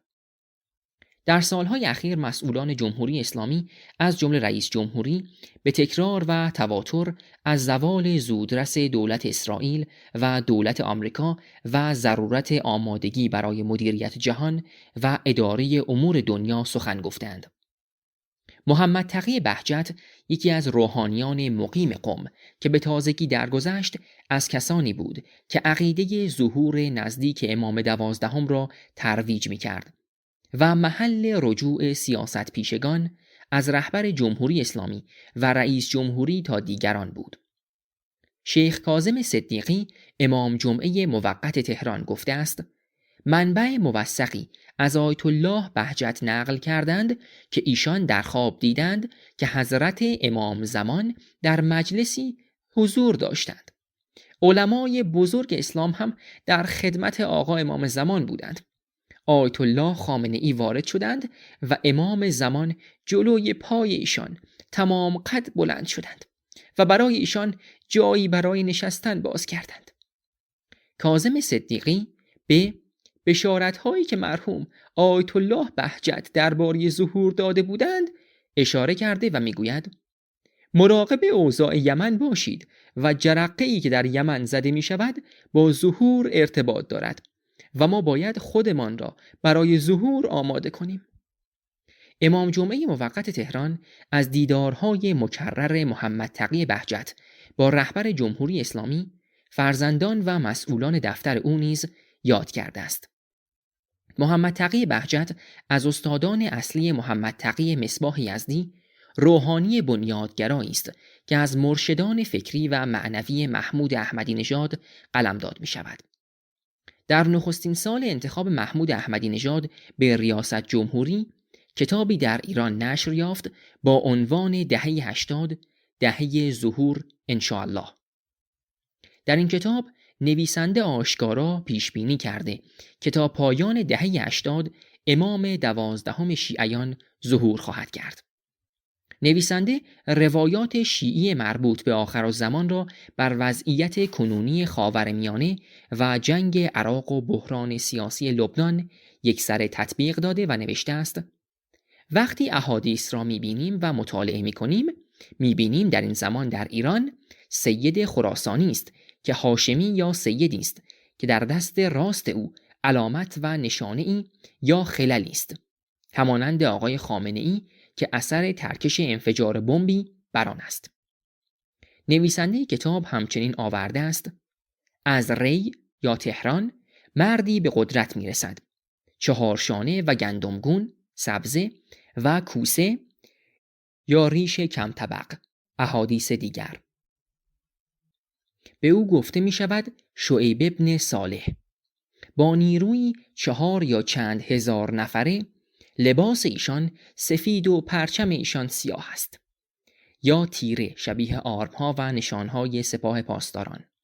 3 نقطه: این شخص فرمانده یا رئیس نیروهای ایرانی با مشخصاتی که شبیه احمدی نژاد رئیس جمهور ایران، سبزه با ریش کم و از اهالی ری یا اطراف تهران، و در احادیث دیگر گفته شده او متوسط القامه است. نویسنده پیش بینی کرده امام زمان پس از شکست دادن آمریکا در فلسطین به صلح و عقد قرارداد با آمریکا و جهان غرب و ناتو روی می آورد و در عین حال به مدینه می رود و کنار قبر پیامبر را نبش کرده با 2 خلیفه اول و دوم و پیروانشان تسویه حساب می کند. ملازمان و مصاحبان آیت الله خامنه ای نیز از ارتباط مستقیم او با امام 12 خبر دادند. حجت الاسلام عباس علی اختری، مشاور رهبری در امور بین الملل، گفته است: رهبر عزیز با ارتباط با حضرت ولی عصر انقلاب اسلامی را رهبری می کنند و بارها مشاهده شد به مسجد جمکران قم رفتند و بعد از ارتباط و راز و نیاز با قوت قلب و با نیروی سرشار از ایمان و توکل به خدا به تهران بازگشتند. در بسیاری وبلاگ‌های بسیجیان و هواداران آیت الله خامنه ای، وی آشکارا سید خراسانی نام برده شده در روایات آخرالزمان معرفی شده و حتی از قول سردار رحیم صفوی، فرمانده وقت سپاه پاسداران انقلاب اسلامی، نقل شده که در جلسه‌ای در سال 1378 آیت الله خامنه ای را سید خراسانی خطاب کرده است. در برخی روایات آخرالزمان، سید خراسانی که حاکم منطقه ری است و حکومت را به امام 12 شیعیان می سپارد، علی فرزند جواد نام دارد. نوشته روی مهر رسمی آیت الله خامنه ای از زمان انتصاب به رهبری علی ابن الجواد الحسینی الخامنه ای است، در حالی که در دوران معاصر مهر مراجع تقلید ایرانی هیچ گام نام پدر را در بر نداشته و حتی بر مهر آیت الله روح الله خمینی نیز روح الله الموسوی الخمینی حک شده بود. ادبیات آخرالزمانی تولید شده در سالهای اخیر ایران بسیار فربه است و از وبلاگ و مقاله و کتاب تا کنفرانس بین المللی و سخنرانی و منبر و گفتارهای رادیویی و تلویزیونی را در بر می‌گیرد. شاید در تاریخ تشیع گفتار آخرالزمان این اندازه مجال خودنمایی و آشکارگی نیافته بود. انتشار 10 مجله مهدوی و تأسیس 10 بنیاد و نهاد مربوط به مهدویت از ویژگی‌های دهه اخیر جامعه ایران است. دولت و سازمان‌های وابسته به آن یا نهادهای حکومتی سالانه میلیاردها تومان برای نشر و تبلیغات آموزه‌های مهدی باورانه و آخرالزمانی هزینه می‌کنند. بخش عمده‌ای از ادبیات و نهادهای آخرالزمانی وابسته به حکومت است، اما همه آن در انحصار دولت نیست. برخی جریان‌های آخرالزمانی موازی جریان دولتی اند یا در برابر آن قرار دارند. نجات دهنده مهدی نجات دهنده‌ای که پس از آشوب و زلزالی عظیم در طبیعت و جامعه حکومت جهانی را مستقر می کند، انگاره است اسلامی. عموم سنیان نیز به ظهور مهدی در آخرالزمان باور دارند. مهدی اهل سنت که وعده پیامبر است در آخرالزمان به دنیا خواهد آمد و از سلاسه و اطرت پیامبر است، اما آنگونه که محی الدین ابن عربی شرح می دهد، نه از سلاسه حسانی و جسمانی پیامبر که از سلاسه اعراق و اخلاق او. بسیاری از اهل سنت مانند ابن خلدون شیعیان 12 امامی را غالی یا اهل غلو در حق امامان خود می دانند. از جمله به سبب اعتقاد به وجود و زنده بودن محمد ابن حسن عسکری، امام 12 آنان که مهدی لقب دارد و در سردابخانه‌اش در شهر حله وارد شد و وقتی با مادرش بازداشت شد در آن سرداب غایب شد و در آخرالزمان ظهور می کند و سرزمین را سراسر از عدل می آکند. دریافت نجات دهنده در تاریخ اسلام شکل‌های گوناگونی داشته است. ایده نجات دهنده در پیوند یک راست با مفهوم رستگاری در این دین است. برداشت شیعه و اهل تسنن درباره رستگاری با یکدیگر تفاوت دارد.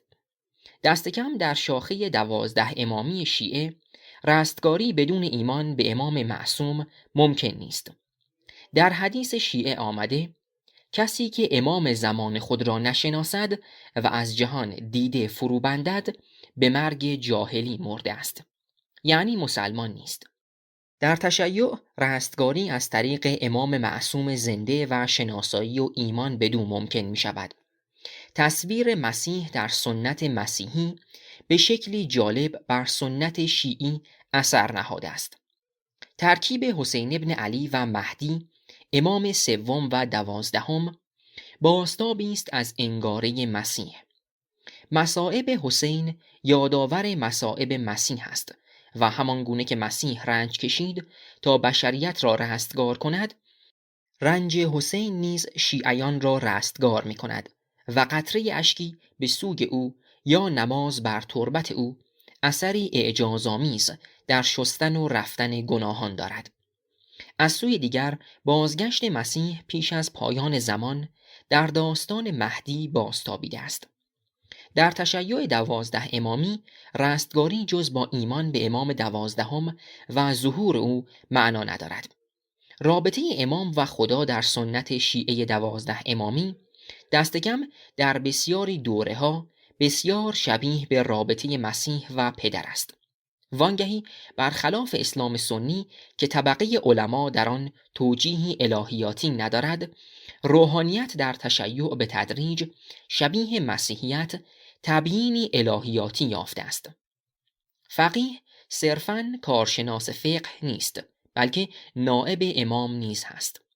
نیابتی که در رشته طولی خود به رأس هرم هستی خدا میرسد. در اسلام سنی مفهوم رستگاری این اندازه با انگاره نجات دهنده و مهدی گره نخورده است. با این همه باید تأکید کرد که مفهوم نجات دهنده خود تاریخی است و هنوز پژوهش‌های جامع فراوانی درباره تاریخ این مفهوم در اسلام در دست نیست.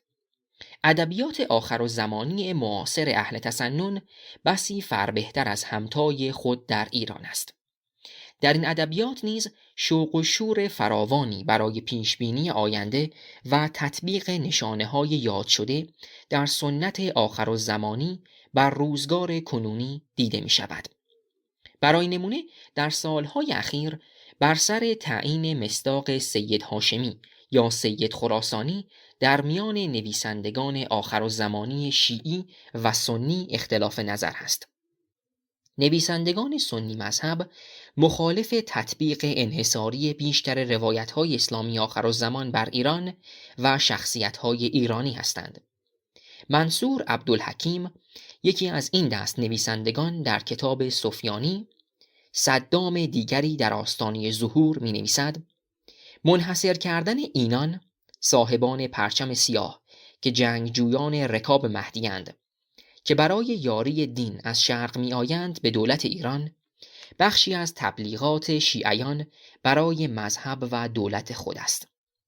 مهدی وقتی می آید مهدی شیعی نیست، بلکه شیعیان و اهل سنت و همه فرقه های اسلامی همه زیر پرچم او خواهند بود. اکنون شیعیان در ایران می گویند که آنان اهل نصرت دین و مهدی هستند. همان مهدی که پیامبر خدا از آمدن وی خبر داد. آنان به احادیث خاصی در منابع خود استدلال می کنند و همچنین پاره احادیث در منابع ما که بیشترشان را یاد کردیم. آنان می گویند رهبر کنونی جمهوری اسلامی آیت الله خامنه‌ای همان مراد احادیث از سید خراسانی یا هاشمی است. 3 با این همه میتوان گفت که جنگی قریب الوقوع میان ایران و ایالات متحده و دولت‌های اروپایی در راه است. علت این جنگ تلاش ایران برای دستیابی به سلاح‌ها و بمب هسته‌ای است و این چیزی است که اسرائیل و آمریکا را تهدید می‌کند. ظهور مهدی در پی این جنگ زودآیند خواهد بود. نویسنده به طور مبسوطی دیدگاه‌های شیعیان به ویژه آرای علی کورانی، نویسنده آخرالزمانی پرآوازه شیعی، را در تفسیر شیعی سنت آخرالزمانی اسلامی نقد و رد کرده است. انقلاب ایران، آغاز آخرالزمان. در ادبیات آخرالزمان، انقلاب ایران نقطه عطفی است که دوره گذار به ظهور و حکومت جهانی مهدی را می‌آغازد. از ابتدای پیروزی انقلاب، بسیاری از نویسندگان و پیشگویان آخرالزمانی در سراسر جهان اسلام انقلاب ایران را نشانه مهمی بر نزدیک بودن پایان جهان گرفتند. یکی از آثار اصلی در این باره که نخست در سال 1364 منتشر شد، زمینه سازان انقلاب جهانی حضرت مهدی نام دارد. نویسنده در بخش دوم کتاب به تفصیل درباره نقش ایرانیان در رویدادهای پیش از ظهور و این همانی اهل مشرق و اهل خراسان با مردم ایران سخن گفته است. او آشکارا از سیدی حسینی یاد می کند که صاحب اصلی دعوت و مالک واقعی ایران است و فریاد و سلامای او از سرزمین ایران اسلامی از نواحی قزوین و طالقان دیلم بلند می شود و مردم را به شورش و انقلاب علیه ظلم و بیدادگری فرا می خواند.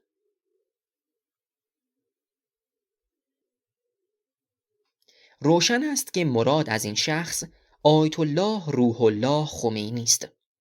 نویسنده کتاب در ادامه از قم با عنوان پایگاه انقلاب نام میبرد و می نویسد: با توجه به شواهد و قرائن بسیاری که در بخش دوم تحت عنوان انقراض دولت شاهنشاهی در ایران آوردیم و باز با توجه به اینکه کشور اسلامی ایران تنها کشوری است که مهد خاندان رسالت است، 3 به این نتیجه می رسیم که از دیدگاه روایات اسلامی در تلقی نگارنده قبل از ظهور مبارک حضرت مهدی انقلاب عظیمی در خاورمیانه به وجود می آید که این انقلاب با قیام سیدی بزرگوار از دودمان اهل بیت از شهر مقدس قم آغاز می شود و با وحدت و یکپارچگی ملت مسلمان ایران و حرکت انقلابی جامعه اسلامی رژیم شاهنشاهی در این کشور سقوط می کند و انقلاب اسلامی پیروز می گردد. او معتقد است حتی تأسیس حوزه علمیه قم در اوائل سده 20 در روایتی از امام صادق پیش بینی شده است.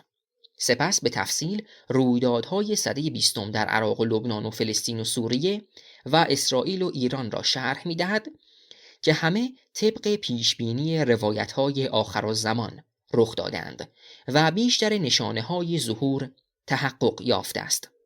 او تصریح می کند این انقلاب به طور طبیعی زمینه ساز انقلاب جهانی مهدی و حکومت جهانی اسلام است. 3 اینها که گفته شد یک نظریه و استنباط شخصی نیست، بلکه نتایج مجموعه‌ای از اخبار اهل بیت است.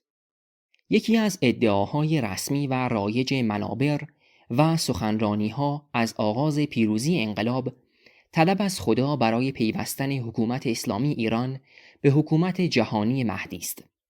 بی تردید یکی از مفاهیم کانونی منظومه فکری آیت الله خمینی مهدی و آخرالزمان بود. انگاری ولایت فقیه در صورتبندی خاص آیت الله خمینی برخواسته از تفسیری عرفانی از ولایت و ختم آن بود. با ارادت ویژه‌ای که آیت الله خمینی به محی الدین ابن عربی ابراز کرده است، میتوان حدس زد او به دریافت ابن عربی از ولایت بسیار نزدیک بوده است. ابن عربی خود را اعلی خاتم الولایه و ینبوع کل ولایت میدانست و مدعی نقش ختم ولایت محمدیه شد. دعوی او که او خاتم ولایت محمدی و عیسی خاتم ولایت کلیه است، شماری شیعیان مانند سید حیدر آملی و جلال الدین آشتیانی را برآشفته، زیرا آنان حضرت مهدی صاحب الزمان را خاتم ولایت خاصه می دانند. آیت الله خمینی ولایت فقیه را در طول ولایت پیامبر و ائمه اطهار می دانست و اختیارات او را آنقدر وسیع می دانست که به مصلحت همه آنها را بیان نمی کرد و می نوشت بالاتر از آن هم مسائلی هست که مزاحمت نمی دهم. در فصوص الحکم ابن عربی میان خاتم ولایت محمدی و مهدی منتظر تمایز می گذارد و به این ترتیب خود را از شائبه دعوی مهدویت می رهاند. آیت الله خمینی نیز این معضل را ظاهراً با الهام از ابن عربی قابل حل می دانست که فقیهی خود را حامل ولایت مطلقه محمدی بداند، در عین آنکه مهدی نباشد. ابن عربی ولایت خود را بر همه جهان و کیهان و نیز حاکمان و والیان و رعیت نافذ می دانست. در زمان آیت الله خمینی شایعات بسیاری درباره ارتباط وی با امام زمان بر سر دهانها افتاد، ولی خود هیچگاه شائبه چنین امری را آشکارا پدید نیاورد. وی باور داشت که جمهوری اسلامی حکومتی است به تایید امام زمان رسیده. در نتیجه امام زمان بر جمهوری اسلامی نظارت دارد و از آن حمایت می کند. بارها خود دعا کرد که جمهوری اسلامی مقدمه ظهور امام عصر باشد. وی در یک سخنرانی به مناسبت نیمه شعبان گفت انتظار فرج انتظار قدرت اسلام است و ما باید کوشش کنیم تا قدرت اسلام در عالم تحقق پیدا کند و مقدمات ظهور انشاءالله تهیه بشود. در همان سخنرانی میگوید در بعضی روایات که من حالا نمیدانم صحت و سقمش را، هست که یکی از چیزهای مستحب این است که مؤمنین در حال انتظار اسلحه هم داشته باشند. اسلحه مهیا، نه اینکه اسلحه را بگذارند کنار و بنشینند منتظر. اسلحه داشته باشند برای اینکه با ظلم مقابله کنند، با جور مقابله کنند. 3 نقطه به همه ما تکلیف است که باید مقابله کنیم با این دستگاه‌های ظالم، خصوصاً دستگاه‌هایی که با اساس مخالفند.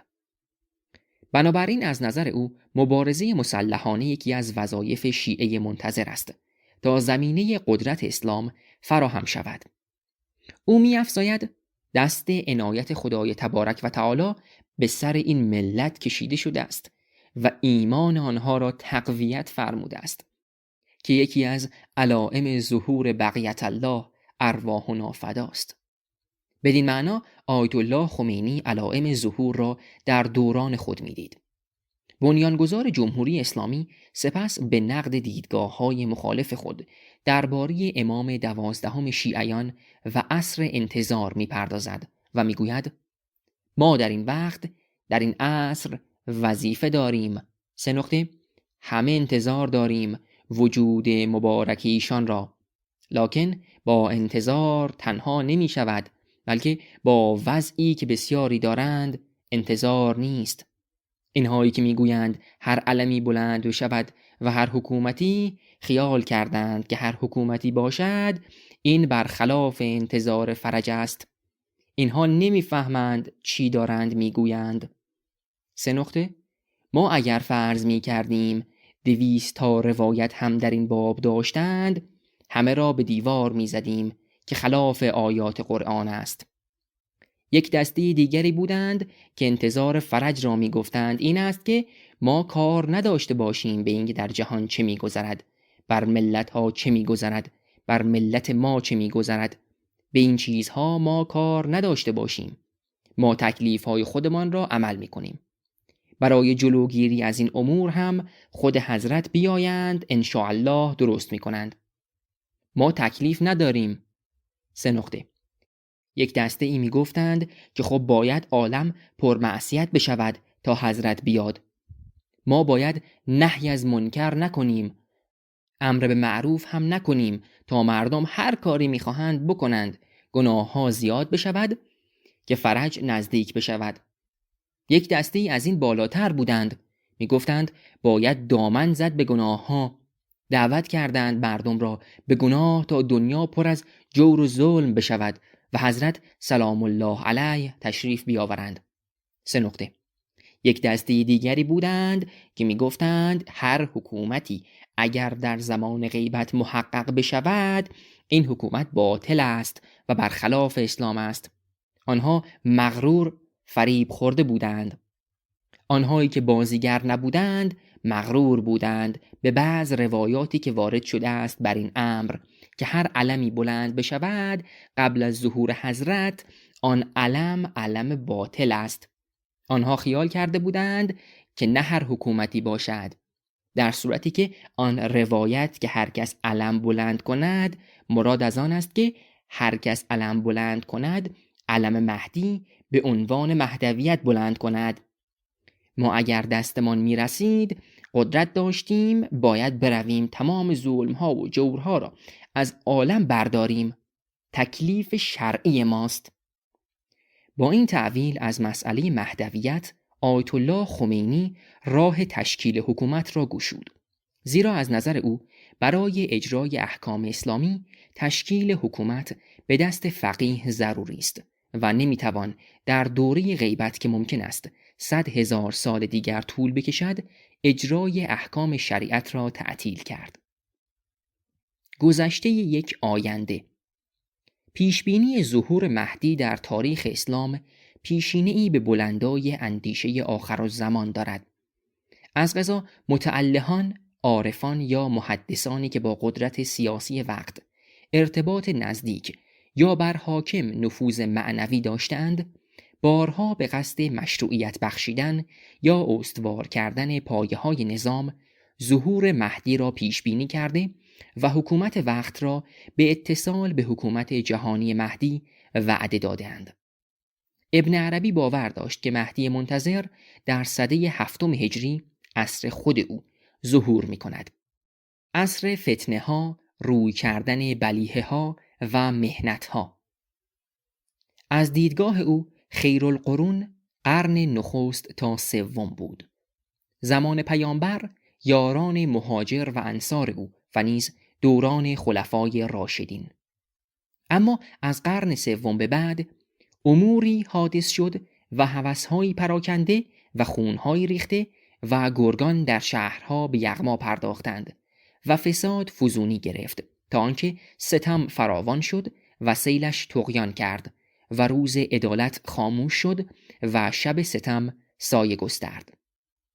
در این عصر زمانه ابن عربی مهدی ظهور می کند تا نخست زمین آکنده از ظلم و جور را از عدالت پر کند.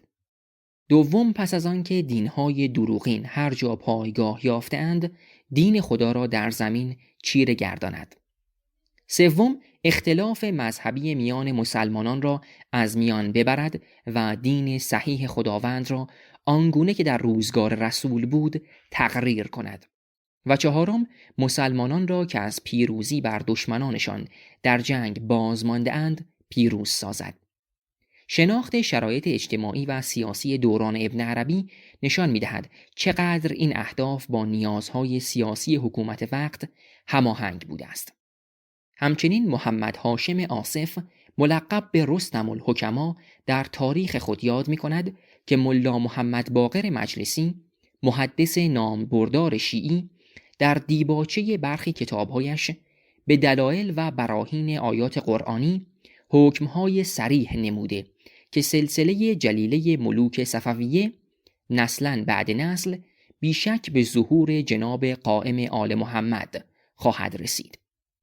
آصف میگوید خواندن این نوع نوشته ها سلطان حسین را از جاده جهانبانی و شاهراه خاقانی بیرون و در طریق معوج گمراهی وی را داخل و به افسانه های باطل بی حاصل او را مغرور و مفتون نمود و بازار سیاستش را بیرونق و ریاستش را ضایع مطلق کرد و در نهایت به زوال حکومت صفوی و تباه شدن ملک ایران به دست محمود افغان انجامید.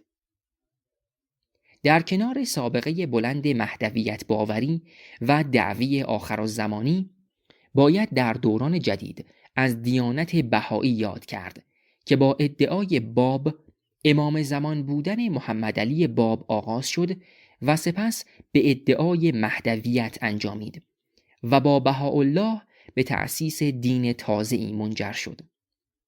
این اشارات گسسته و کوتاه تاریخی باید هشداری باشد بر کسانی که میپندارند دعوی آخرالزمانی خرافه است خاص شیادان یا عوامی که از اصول الهیات و شریعت آگاهی ندارند. در سیاق فرهنگ شیعی صدها جلد کتاب درباره مهدی، دیدار با مهدی، علائم ظهور مهدی، اشراط الساعه، ویژگی‌های حکومت او، رابطه او با شیعیان در دوران غیبت و حضور و بسیاری مسائل دیگر میتوان یافت. این آثار به دست نامداران الهیات، حدیث، کلام، تصوف و عرفان نوشته شده است.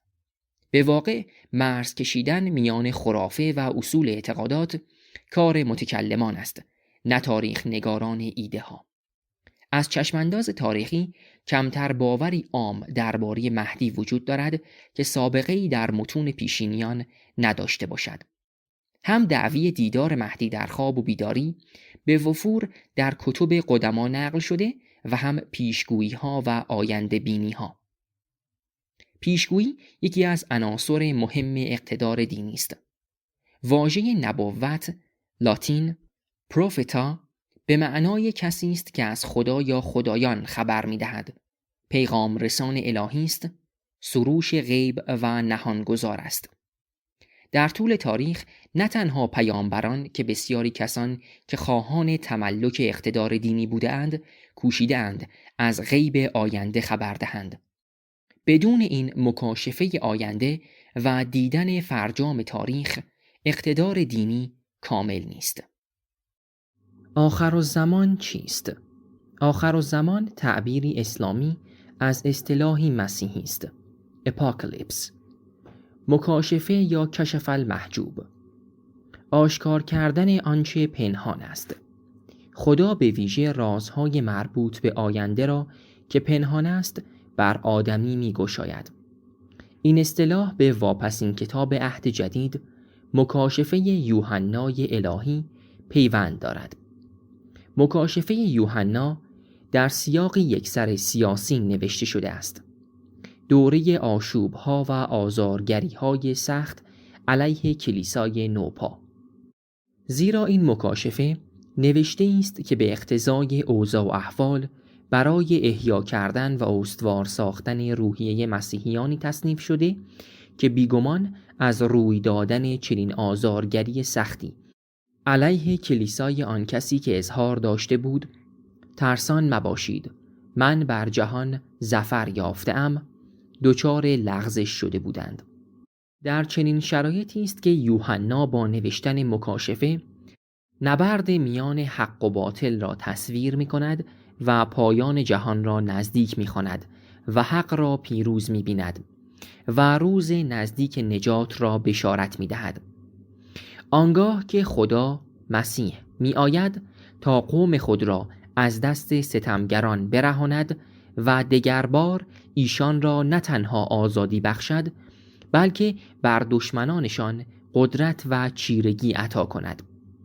فراموش نکنیم که انجیل خود به معنای بشارت است. بشارت آمدن منجی و تحقق ملکوت خداوند.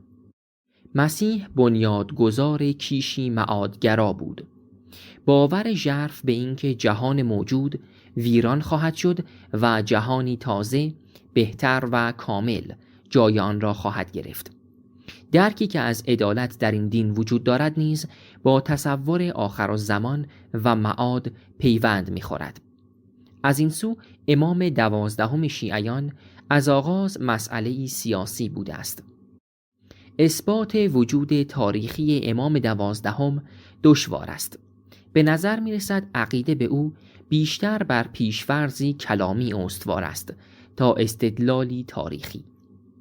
ابن قبه از متألهان شیعی دوره متقدم آشکارا تأکید می‌ورزد که فرض غیبت امام 12 پیامد منطقی ایمان به اصل امامت و ضرورت وجود امام در هر عصری است.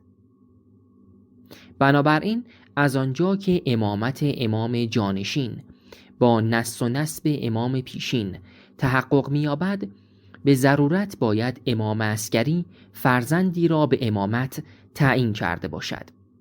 درباره تاریخ و محل تولد او و نیز اینکه آیا کسی پیش از این غیبت او را دیده یا نه، میان محدثان شیعی اختلاف نظر جدی وجود دارد.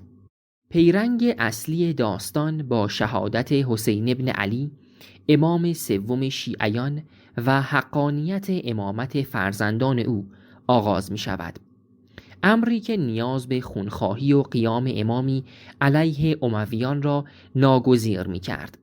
به ویژه امامان 9 و 10 و 11 که از نظر سیاسی فعال نبودند و به اصطلاح قائم قلمداد نمی شدند، به دلایل گوناگون آماج انتقاد بسیاری از شیعیان قرار داشتند. درگذشت امام 11 بحرانی سیاسی را در میان جماعت شیعه پدید آورد. آیا امام فرزندی دارد؟ اگر دارد چرا تاکنون دیده نشده؟ مبادا که او امام واقعی نبوده باشد. از نظر آنان امام واقعی نمیتوانست درگذرد بدون آنکه جانشین خود را تعیین کند. وجود امام 12 و غیبت او پس از آن طرح شد که شیعیان بسیاری تشیع را ترک گفتند و شیعیانی نیز پراکنده شدند و یأس و سرگردانی جماعت شیعه را شکننده کرده بود. ایده غیبت امام به طرز معجزه‌آسایی شیعه را از زوال رهانید. با این همه به تدریج ایده غیبت مشکل ساز شد. هم در مسیحیت هم در تشیع مسئله غیاب منجی و انتظار برای بازگشت او الهیات را دچار بحرانی دائمی کرد. اگر مسیح شناسی رکنی اساسی در الهیات مسیحی است، مهدویت هم ستون بنیادی خیمه الهیات شیعه 12 امامی است و طرح مسئله توحید، عدل، نبوت، امامت و معاد بدون آن ناقص است. مهدی و مسیح به شکل ناسازواری هم عنصر بحرانزای الهیات و هم کانون قوام بخش آن هستند. با خواندن میراث اولیه مسیحی و شیعی در میابیم که نه مسیح نه مهدی هیچ یک قرار نبود که این اندازه در بازگشتن تأخیر کنند. مسیحیان و شیعیان اولیه گمان داشتند که مسیح و نیز مهدی به زودی ظهور خواهند کرد و جهان به پایان خواهد رسید و عدالت برقرار خواهد شد و یوم الدین یا روز داوری را خواهند دید. همان گونه که هانس بلومنبرگ میگوید خاستگاه عصر جدید پایان سده‌های میانی و سکولاریسم آن بود که بشر دریافت جهان به این زودی‌ها به پایان نمی‌رسد. حسن ناپایداری و ویرانی قریب الوقوع عالم جای خود را به اعتماد به ثبات این جهان داد و در نتیجه زمینه ظهور نظریه‌های مدرن درباره دولت فراهم شد. در آغاز شکلگیری عهد صفوی وضعیت مشابهی را اگرچه به شکلی بسیار خفیفتر میتوان در میان متألهان شیعی دید. در این دوران نظریه منفعلانه انتظار ظهور و مشروع نبودن حکومت پیش از ظهور مهدی برای نخستین بار با چالش برخی فقیهان روبرو شد. سنیان تا آن هنگام شیعیان را به دلیل تعطیل احکام شریعت در زمان غیبت طعن می‌زدند. شیخ علی کرکی با طرح نظریه نیابت فقیه از احکام برخی از احکام سیاسی شریعت مانند نماز جمعه را در زمان غیبت مجاز شمرد و نوشت مجتهد جامع شرایط در همه اختیارات امام از او نیابت دارد مگر در جهاد.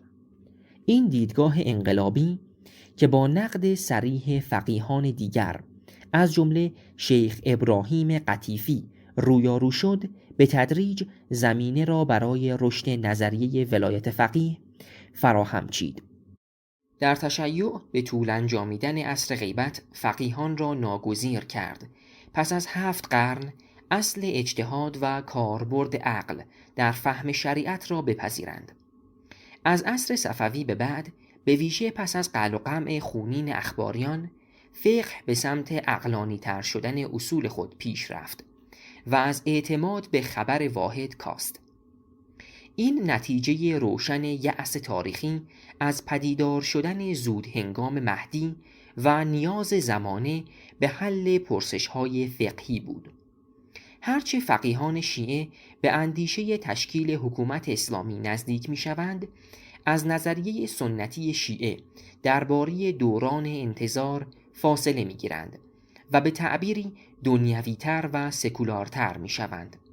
در این چرخش به سمت دنیویت، همان گونه که در سخنان آیت الله خمینی دیدیم، معنای آخرالزمان انتظار فرج و زمین سازی برای ظهور نیز تغییر می کند. آخرالزمان تجدد و تکنیک.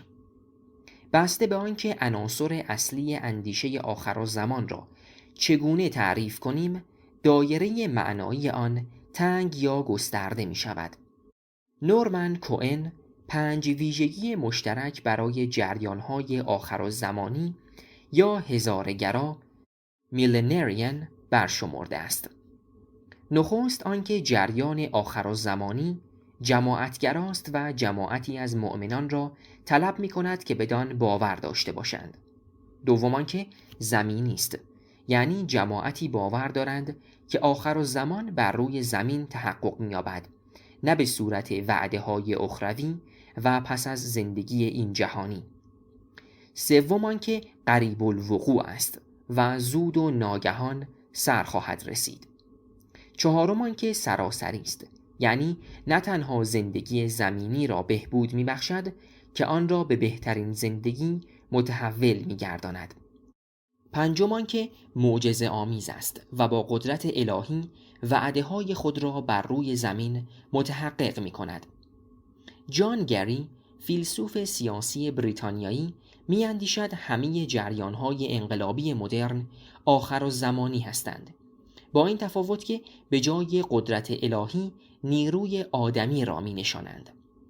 اما با همان خوشبینی از امکان ویران کردن جهان و نظم موجود و برقراری جهانی تازه و نظمی یکسر دیگر سخن می‌گویند.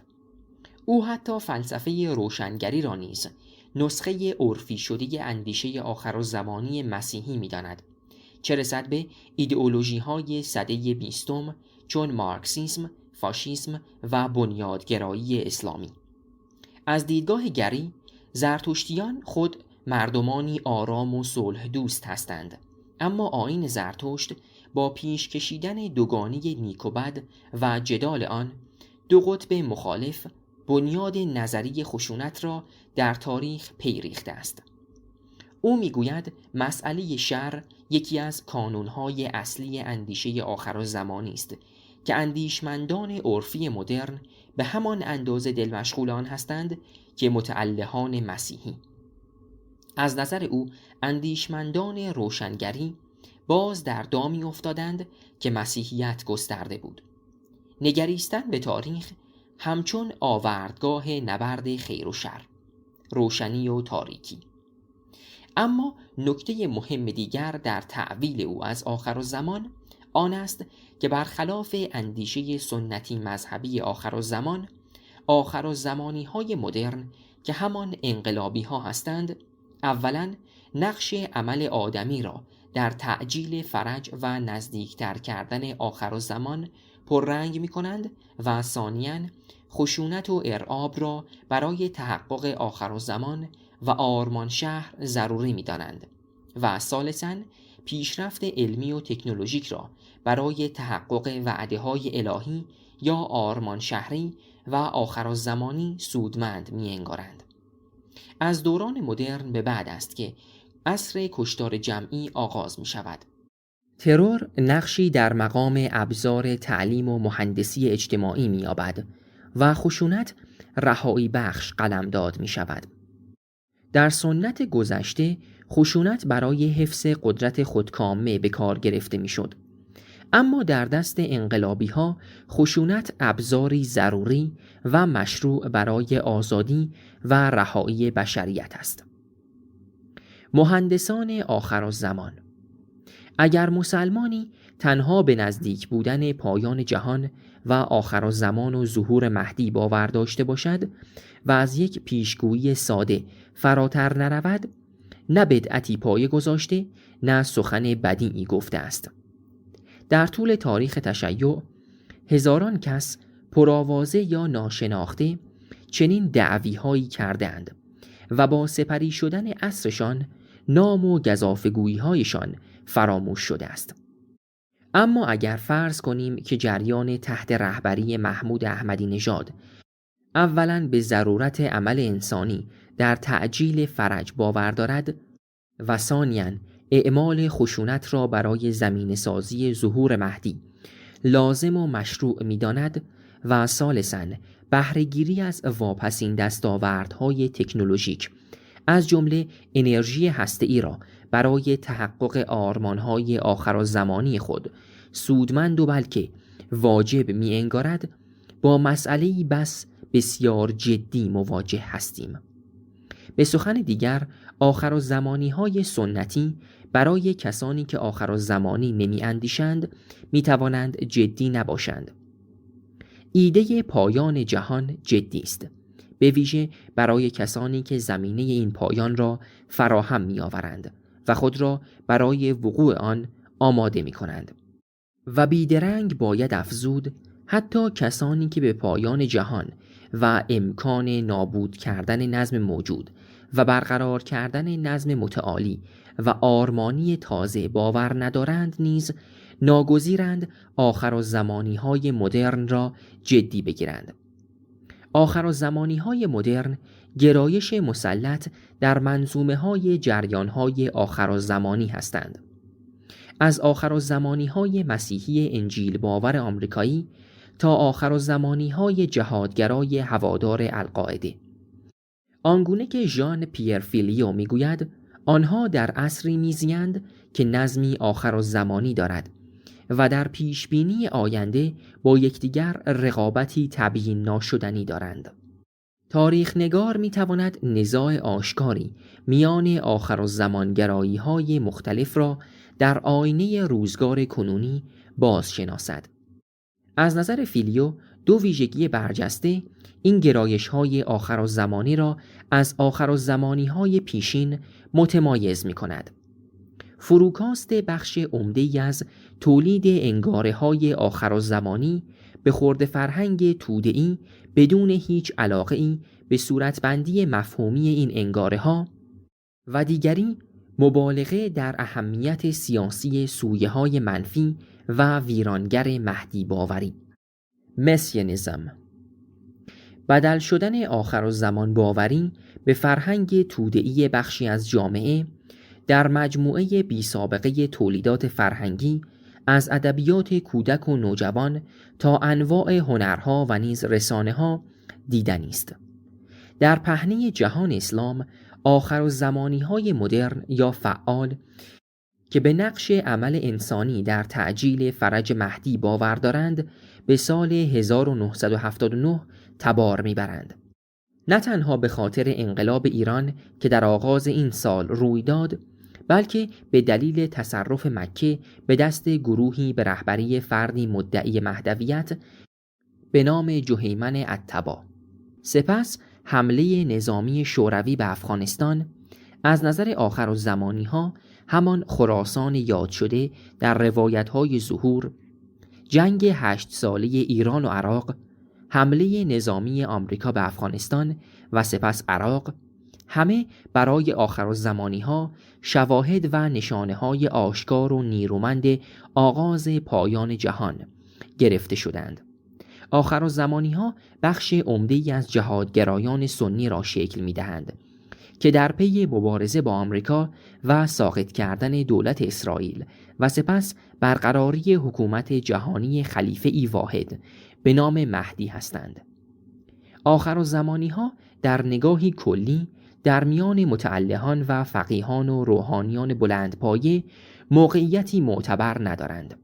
هرچه آخرالزمانی‌ها تصویر دقیق‌تر و پیشبینی جزئی‌تر از پایان جهان به دست دهند، اعتبار خود را بیشتر به مخاطره انداختند. معمولاً نهاد رسمی روحانیت و مرجعیت دیدگاهی مبهم درباره تاریخ دقیق آخرالزمان دارد و به آخرالزمانی‌های پرشور چندان اعتنا نمی‌کند و دعاوی آنان را در بسیاری موارد رد می‌کند. کتاب‌های آخرالزمانی‌ها یا از سوی عالمان دینی نادیده گرفته می‌شود یا نفی و طرد می‌گردد. به دشواری می‌توان عالمی محقق و معتبر را یافت که کتابی بنویسد درباره اینکه جهان در آستانه پایان است.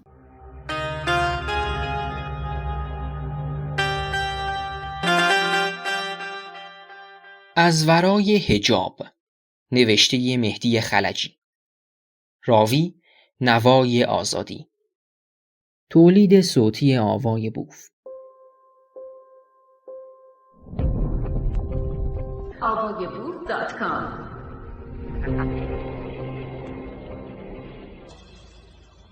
نوشته های آخرالزمانی ها را معمولاً ناشران معتبر چاپ و پخش نمی کنند.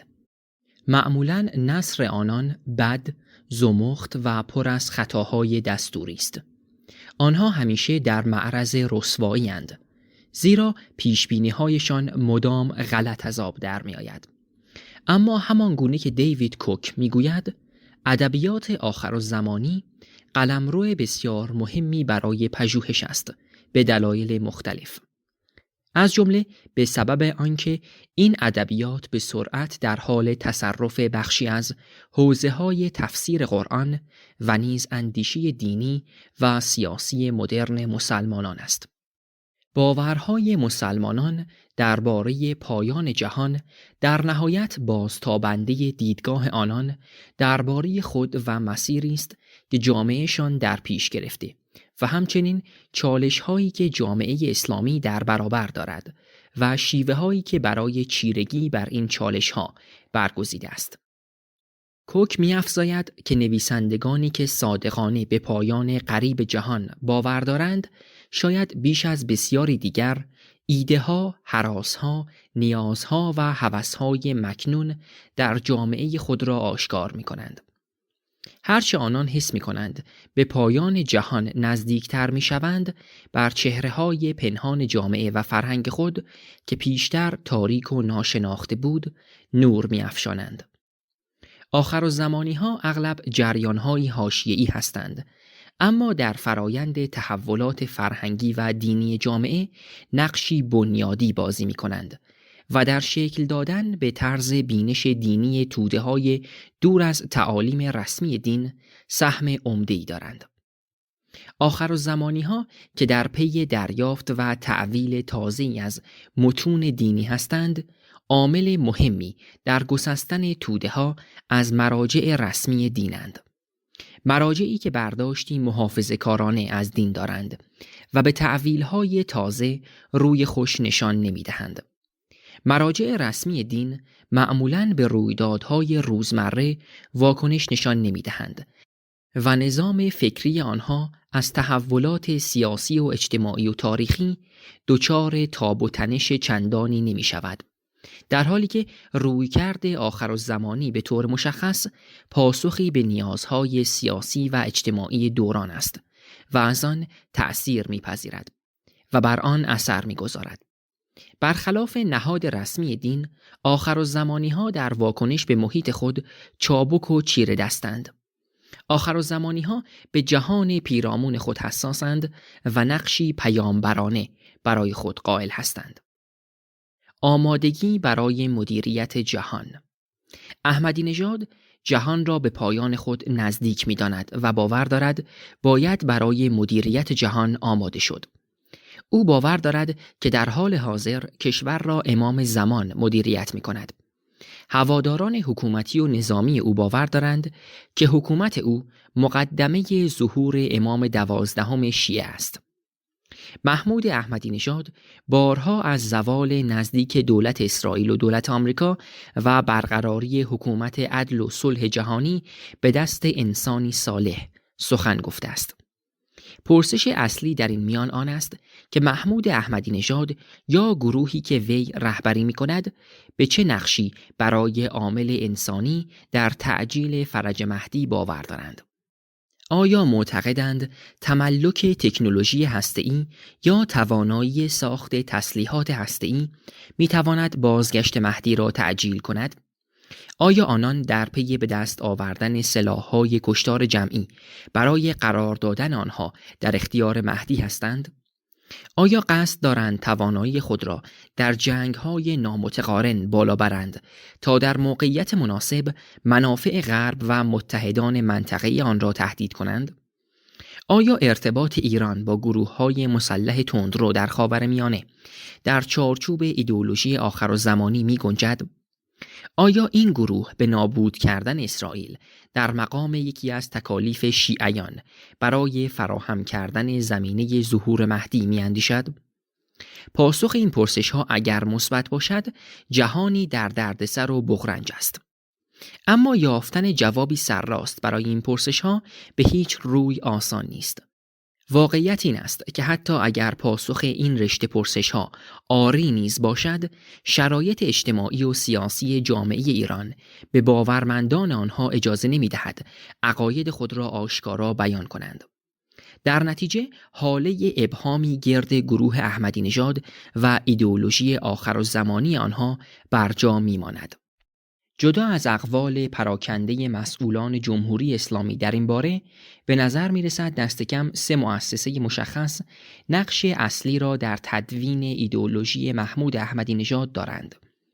مؤسسه آموزشی پژوهشی امام خمینی به مدیریت محمد تقی مصباح یزدی، فرهنگستان علوم اسلامی، بنیاد گذاشته سید منیرالدین حسینی شیرازی و مؤسسه آینده روشن، بنیاد نهاده شده با بودجه شهرداری تهران در زمان شهرداری محمود احمدی نژاد. شعبه اصلی هر 3 مؤسسه در قم قرار دارد. محمد تقی مصباح یزدی در کتابی با عنوان آفتاب ولایت وعده زوال قریب الوقوع آمریکا را می‌دهد و وظایف شیعیان در عصر غیبت را چنین برمی شمارد: حفظ نظام اسلامی با تمام توان و حمایت همه‌جانبه از رهبر معظم انقلاب. او حکومت اسلامی ایران را جلوه‌ای از ولایت امام زمان توصیف می‌کند. به نوشته او وظیفه شیعیان در مقابله با دشمنان، دوری از فتنه‌ها و شبهه‌های کفرآمیز، اعلان بیزاری و دشمنی با دشمنان خدا، سازش ناپذیری، ایمان به قدرت و یاری الهی است. در هیچ کجای این کتاب جنگیدن با کافران یا فتح جهان یا نابود کردن کشوری چونان تکلیفی واجب بر شیعیان برای تعجیل ظهور مهدی نیامده است. در آثار نشر یافته از فرهنگستان علوم اسلامی و نیز مؤسسه آینده روشن نشانی از این رویکرد جهادگرایانه دیده نمی شود. مسئله وظیفه شیعیان یا حکومت شیعی در دوران غیبت به اجرای احکام شریعت و دعا برای فرج محدود شده است. دیدگاه‌های فرهنگستان علوم اسلامی برنامه عمل دولت محمود احمدی نژاد در قلمرو اقتصاد و فرهنگ است. هدف تأسیس این فرهنگستان مهندسی تمدن بر پایه روش و تفکر اسلام است. برای نمونه فرهنگستان منتقد مفهوم اصالت وجود ملا صدر است و به اصالت ولایت باور دارد و علوم، حتی علوم دقیقه مانند ریاضیات را به اسلامی و غیر اسلامی تقسیم می کند. این فرهنگستان نقشی اساسی در برنامه اسلامی کردن دانشگاه‌ها، آموزش و پرورش و اساساً نهادهای فرهنگی کشور دارد. فرهنگستان علوم اسلامی مؤسسه دیگری را پدید آورده با نام مؤسسه مطالعات راهبردی علوم و معارف اسلام. به گفته سید محمد محسن دعایی مدیر آن، رسالت اصلی مؤسسه بر اساس راهنمود رهبر معظم انقلاب ارائه نظریات دینی به صورت عملیاتی در قالب سیستم‌های قابل رقابت با سیستم‌های بشری با هدف فعالسازی مدیریت دینی در زندگی جهانی است. به گفته آقای دعایی این مؤسسه با معاونت برنامه‌ریزی ریاست جمهوری همکاری رسمی دارد. کارشناسان این مؤسسه باور دارند تغییر محوری در برنامه پنجم دولت باید تغییر نگرش به عدل باشد. از طرف عدل صرفاً قراردادی یا صرفاً اجتماعی به عدل شبکه‌ای. مقصود از عدل شبکه‌ای تعیین کمیت و کیفیتی از ارتباط هر موضوع با دیگر موضوعات در شبکه هستی است. انجمن حجتیه از واقعیت تا افسانه. برخلاف آنچه در رسانه‌های فارسی و همچنین از سوی پاره‌ای اصلاح طلبان حکومتی رواج یافته است، جریان آخرالزمانی احمدی نژاد هیچ نسبتی با منظومه فکری انجمن حجتیه ندارد. این اتهام از دو امر ریشه می‌گیرد.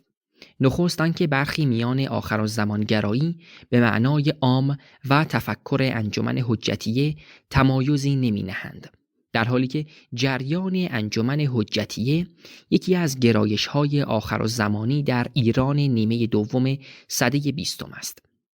گرایش‌های آخرالزمانی در ایران تنوع وسیعی دارند و همه در چارچوب فکری و عملی انجمن حجتیه محدود نمی‌شوند. دوم آنکه عنوان انجمن حجتیه در ادبیات انقلابی روحانیان برچسبی برای سرکوب بخشی از مذهبی هاست. در نتیجه لقب حجتیه‌ای چونان ابزاری برای طرد یک گروه از فضای عمومی و سیاسی به کار برده می شود.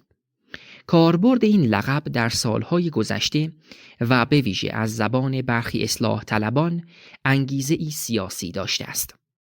انجمن خیریه حجتیه مهدویه در سال 1332 و پس از کودتای 28 مرداد به دست شیخ محمود علوی بنیاد گذاشته شد.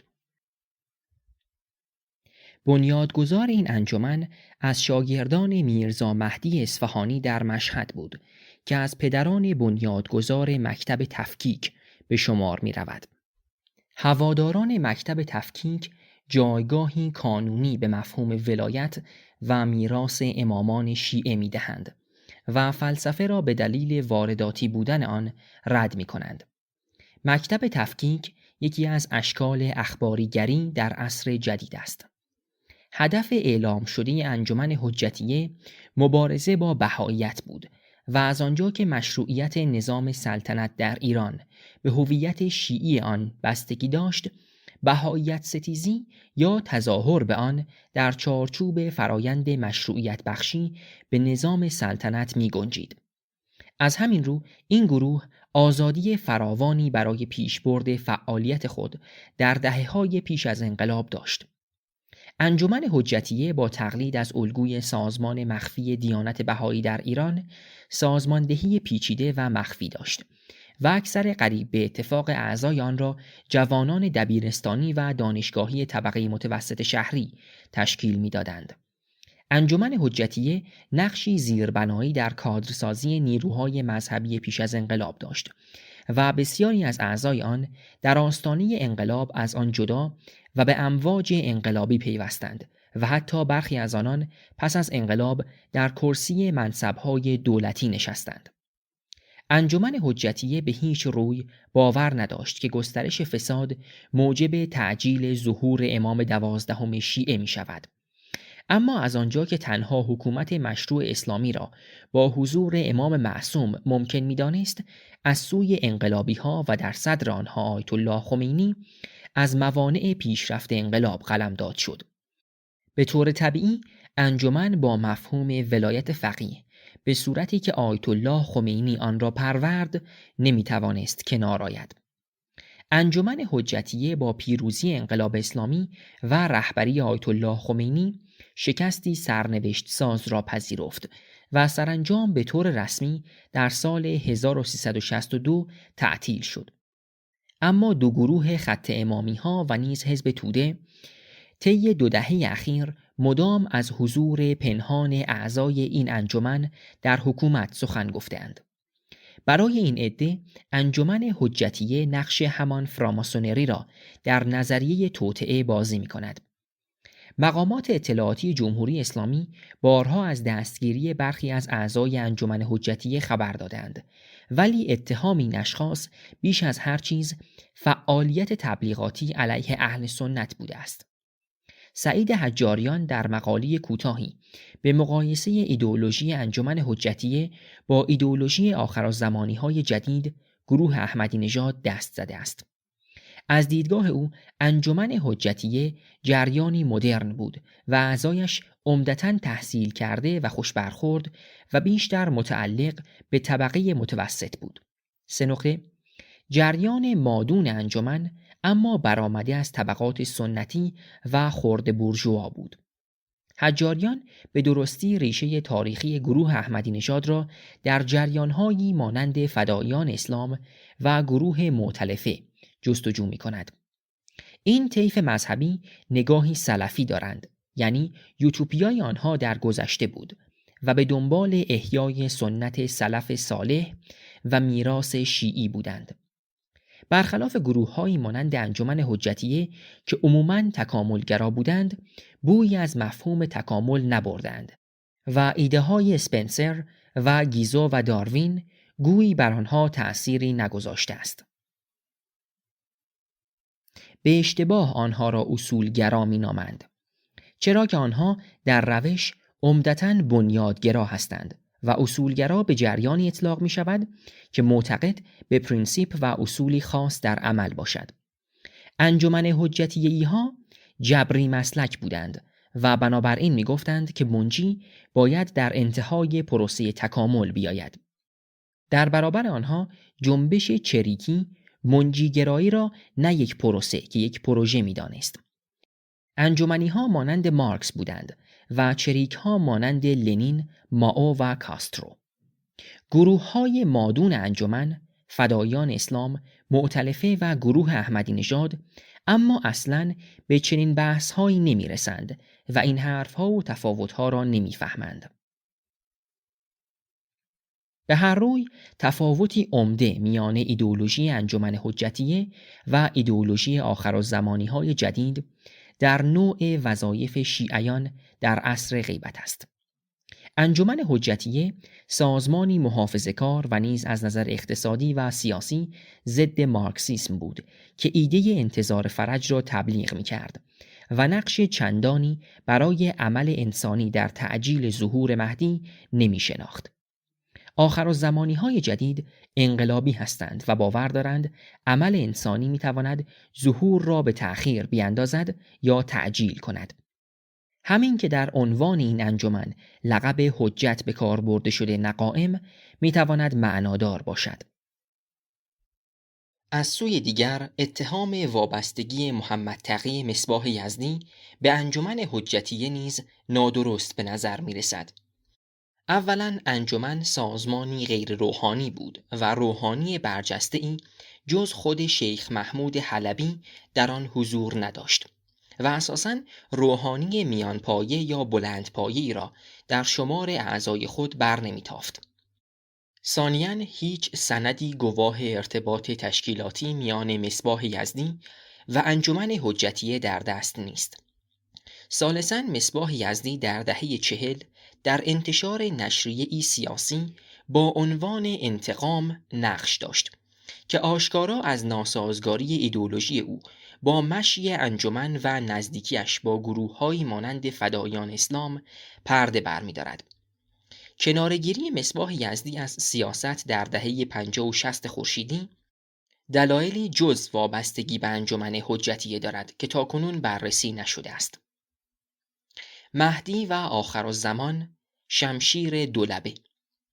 ستون نگهدارنده کلام شیعه 12 امامی انگاره امامت و مصداق عینی آن امام زنده است. در نتیجه مهدی در مقام امام زنده‌ای که بیش از 1000 سال است حیات دارد و ممکن است به اراده الهی 100,000 سال دیگر نیز به زندگی خود ادامه دهد، مفهومی کانونی در این الهیات است.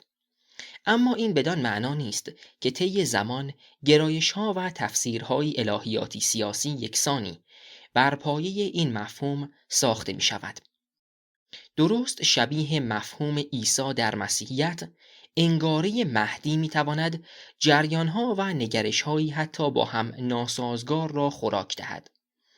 بدین رو بسته به تعریفی که از آخرالزمان یا مهدویت باوری می توان داشت، گرایش‌های گوناگونی با این دو عنوان بازشناختنی هستند.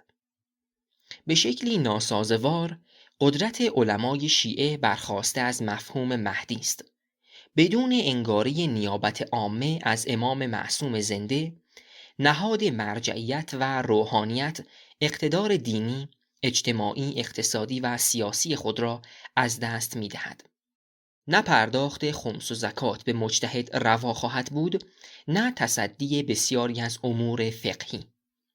هانری کوربن باور داشت که اصل غیبت چشمه است بی نهایت و ابدی از معانی و حقایق. 3 تریاق قاطعی است در برابر هر گونه سموم سوسیالیزیشن و ماتریالیزیشن و عامه پسند کردن اصل و حقیقت معنوی. 3 حقیقت غیبت اساس و بنیان اصیل سازمان جامعه اسلامی است و باید از هر گونه تبدیل و تحول و تجسم به صور مادی و اجتماعی در سازمانهای اجتماعی مصون و محفوظ بماند. پایان نقل قول. این برداشت از مفهوم غیبت یکسره ناتاریخی است. تداوم مفهوم غیبت از طریق سازمانهای گوناگون اجتماعی بوده که شیعیان در طول تاریخ آفریده و گسترش دادند. از آن سو ظهور و حضور مهدی به معنای پایان نهاد مرجعیت و روحانیت و خاتمه کار نائبان است. در روایت‌های آخرالزمان شیعی آمده است که هنگام ظهور مهدی فقیهان با وی می‌ستیزند و اسلام او را دین تازه‌ای می‌خوانند و در نتیجه مهدی نیز با فقیهان نبرد می‌کند. بنابراین جریان‌های آخرالزمانی که با شورمندی نامعمولی ایده بازگشت مهدی را ترویج می‌کنند، چندان خوشایند ارباب مرجعیت و روحانیت نیستند. این جریان‌ها و روحانیت به طور متقابل با خوشبینی و نظر مساعد یکدیگر را نمی‌نگرند. برای نمونه محمود احمدی نژاد و اعضای گروه او مانند اسفندیار رحیم مشایی بارها آماج انتقاد روحانیان سنتی قرار گرفتند. محمود احمدی نژاد 3 زن را برای عضویت در کابینه خود پیشنهاد کرد. او در یک سخنرانی گفت که زنان می‌توانند در ورزشگاه‌ها فوتبال تماشا کنند. جواد شمقدری، مشاور هنری رئیس جمهوری، در همایشی با عنوان انتقام ابابیل در توجیه این سخن رئیس خود گفت: این از نشانه‌های آخرالزمان است که گفته شده چهره واقعی و مخفی نفاق بیرون می‌زند. 3 می‌دانیم که شمشیر امام زمان چقدر گردن علما را می‌زند. این سخنان به هیچ روی خوشایند روحانیت نمی‌تواند باشد. مذهب مهدی بنیاد شیعه ناگزیر باید با مهدی‌های دروغین یا مدعیان دروغین ارتباط با امام زمان مبارزه کند. به واقع به تعبیر ماکس وبر، متصدیان امور مقدس در جامعه شیعی 12 امامی ناگزیرند اقتصاد سیاسی خاصی برای مهدویت تدوین و اجرا کنند. سکه ارتباط با مهدی باید در زرابخانه معتبری ضرب شود. این زرابخانه بیشتر همان نهاد روحانیت است. برای نمونه باید کسانی ارتباط با مهدی داشته باشند تا وجود و حضور مهدی برای مؤمنان اثبات شود. اما این ارتباط را اشخاص ویژه‌ای، معمولاً عالمان و روحانیان، نه مردم عادی برقرار می کنند. جز آنان هر ارتباطی دروغین است. ایده مهدی باید به شکل مهار شده و برنامه ریزی شده ای مصرف شود و مهار آن نیز اگر در دست نهاد رسمی دین روحانیت نباشد، روحانیت آن جریانهای موازی یا رقیب را حاشیه نشین می کند یا با آن می ستیزد. مصرف ایده مهدی از سوی جریانهای دیگر می تواند حیات و بقای اقتدار دینی روحانیت را تهدید کند. از این روست که مهدیگرایی یا آخرالزمانگرایی افراطی و فعال از نظر تاریخی در جامعه‌ای مانند ایران نه دیرپا بوده، نه در کانون جریانهای دینی قرار گرفته است. این نشانه قدرت پایدار روحانیت تاکنون است. حتی روحانیانی مانند سید حسین ابطحی در مشهد که حلقه و حوزه‌ای آخرالزمانی را رهبری می‌کند، در حوزه علمیه جایگاه ممتازی ندارند. جریان غالب روحانیت این اشخاص را به حاشیه می‌راند، اگرچه این افراد در میان عوام محبوبیت فراوانی می‌یابند. پاره‌ای پژوهشگران اشاره کردند که آخرالزمانگرایی و مهدویت باوری در جهان سنی مذهب غالباً شریعت مدار بوده و شکلی از سلفیگری و میل بازگشت به الگوی صدر اسلام پیدا کرده است، در حالی که در جهان و تاریخ تشیع جریان‌های آخرالزمانی بیشتر در برابر شریعت و نهاد آن قرار داشته و هدف آنها گسست از نظام فقهی موجود و تأسیس نظم مابعد حکومت جهانی مهدی بوده است. جریان‌های ایدئولوژیک اسلامی چه شیعه چه سنی از درون نهاد رسمی اسلام روحانیت کمتر سر برآورده‌اند و در نتیجه این جریان‌ها همواره خود را رقیب روحانیت دیدند، اگرچه گاه رهبران آنها روحانی بودند. میتوان گفت که جریان ایدئولوژیک اسلامی طیف گسترده‌ای از اصلاح گرایی را در بر می‌گیرد. سید جمال الدین اسدآبادی و محمد عبده در مصر، فدایان اسلام در ایران، طالبان در افغانستان، اخوان المسلمین در پاکستان و کشورهای خلیج. آخرالزمان میان الهیات و روایت. آخرالزمانگرایی و مهدویت باوری منظومه فکری عقیدتی منسجم و منظمی نیست. سرشار از تناقض‌ها، ابهام‌ها و حفره‌های منطقی است. تفسیر دینی از تاریخ، آغاز و پایان آن، بیش از آن که تفسیری استدلالی باشد، روایی است. شاید به همین سبب است که به ویژه در کلام اسلامی بحث تاریخی جایگاه چندانی ندارد. میراث آخرالزمان شیعی نیز بیش از هر چیز روایی است، آکنده از قصه ها و پیشبینی رویدادها و حوادثی که رخ میدهند. در این میراث نباید انتظار استدلال عقلانی بر پایه معیارهای عمومی داشت. از این روست که میراث آخرالزمانی بیرون از چارچوب الهیات قرار میگیرد و متخصصان الهیات چندان علاقه آشکاری به مباحث جزئی آخرالزمان ندارند و از آن سو نویسندگان شورمند متون آخرالزمانی نیز معمولاً از متألهان نامدار عصر نیستند. یورگن هابرماس در فصل معترضه‌ای درباره تعیین ژانر، تمایز میان فلسفه و الهیات در کتاب گفتار فلسفی تجدد از دوگانه استدلال روایت و در پی آن منطق سخنوری رتوریک و انسجام تناقضمندی بحث به میان آورده است. در حالی که گفتار فلسفی معطوف به حل مسئله problem solving و مربوط به قلمرو شناخته است، گفتار روایی سرشتی ادبی دارد و معطوف به آشکار کردن جهان world disclosure است. پاره‌ای از ناقدان هابرماس فرض این دوگانه را نادرست خواندند. آنها باور دارند که مرز میان روایت و استدلال چنین شفاف و قطعی نیست. داستان‌های کتاب مقدس لزوماً در بردارنده بحث استدلالی نیستند و تلاش مذبوحانه برای مستدل کردن این داستان‌ها از راه نقل تکه‌ای از داستانی در ضمن استدلال تنها استدلال را به اختلاف عقیده فرو می‌کاهد. همچنین استدلال‌ها لزوماً روایت‌های ساخته شده نیستند و دلیلی وجود ندارد که فیلسوفان را از حل معماهای زبانی به کمک منطق صوری باز دارد. پایان نقل قول. چنین ناقدانی در عین حال باور دارند که طرح فلسفی بسیاری از فیلسوفان از جمله هابرماس در کتاب گفتار فلسفی تجدد بر روایت استوار است.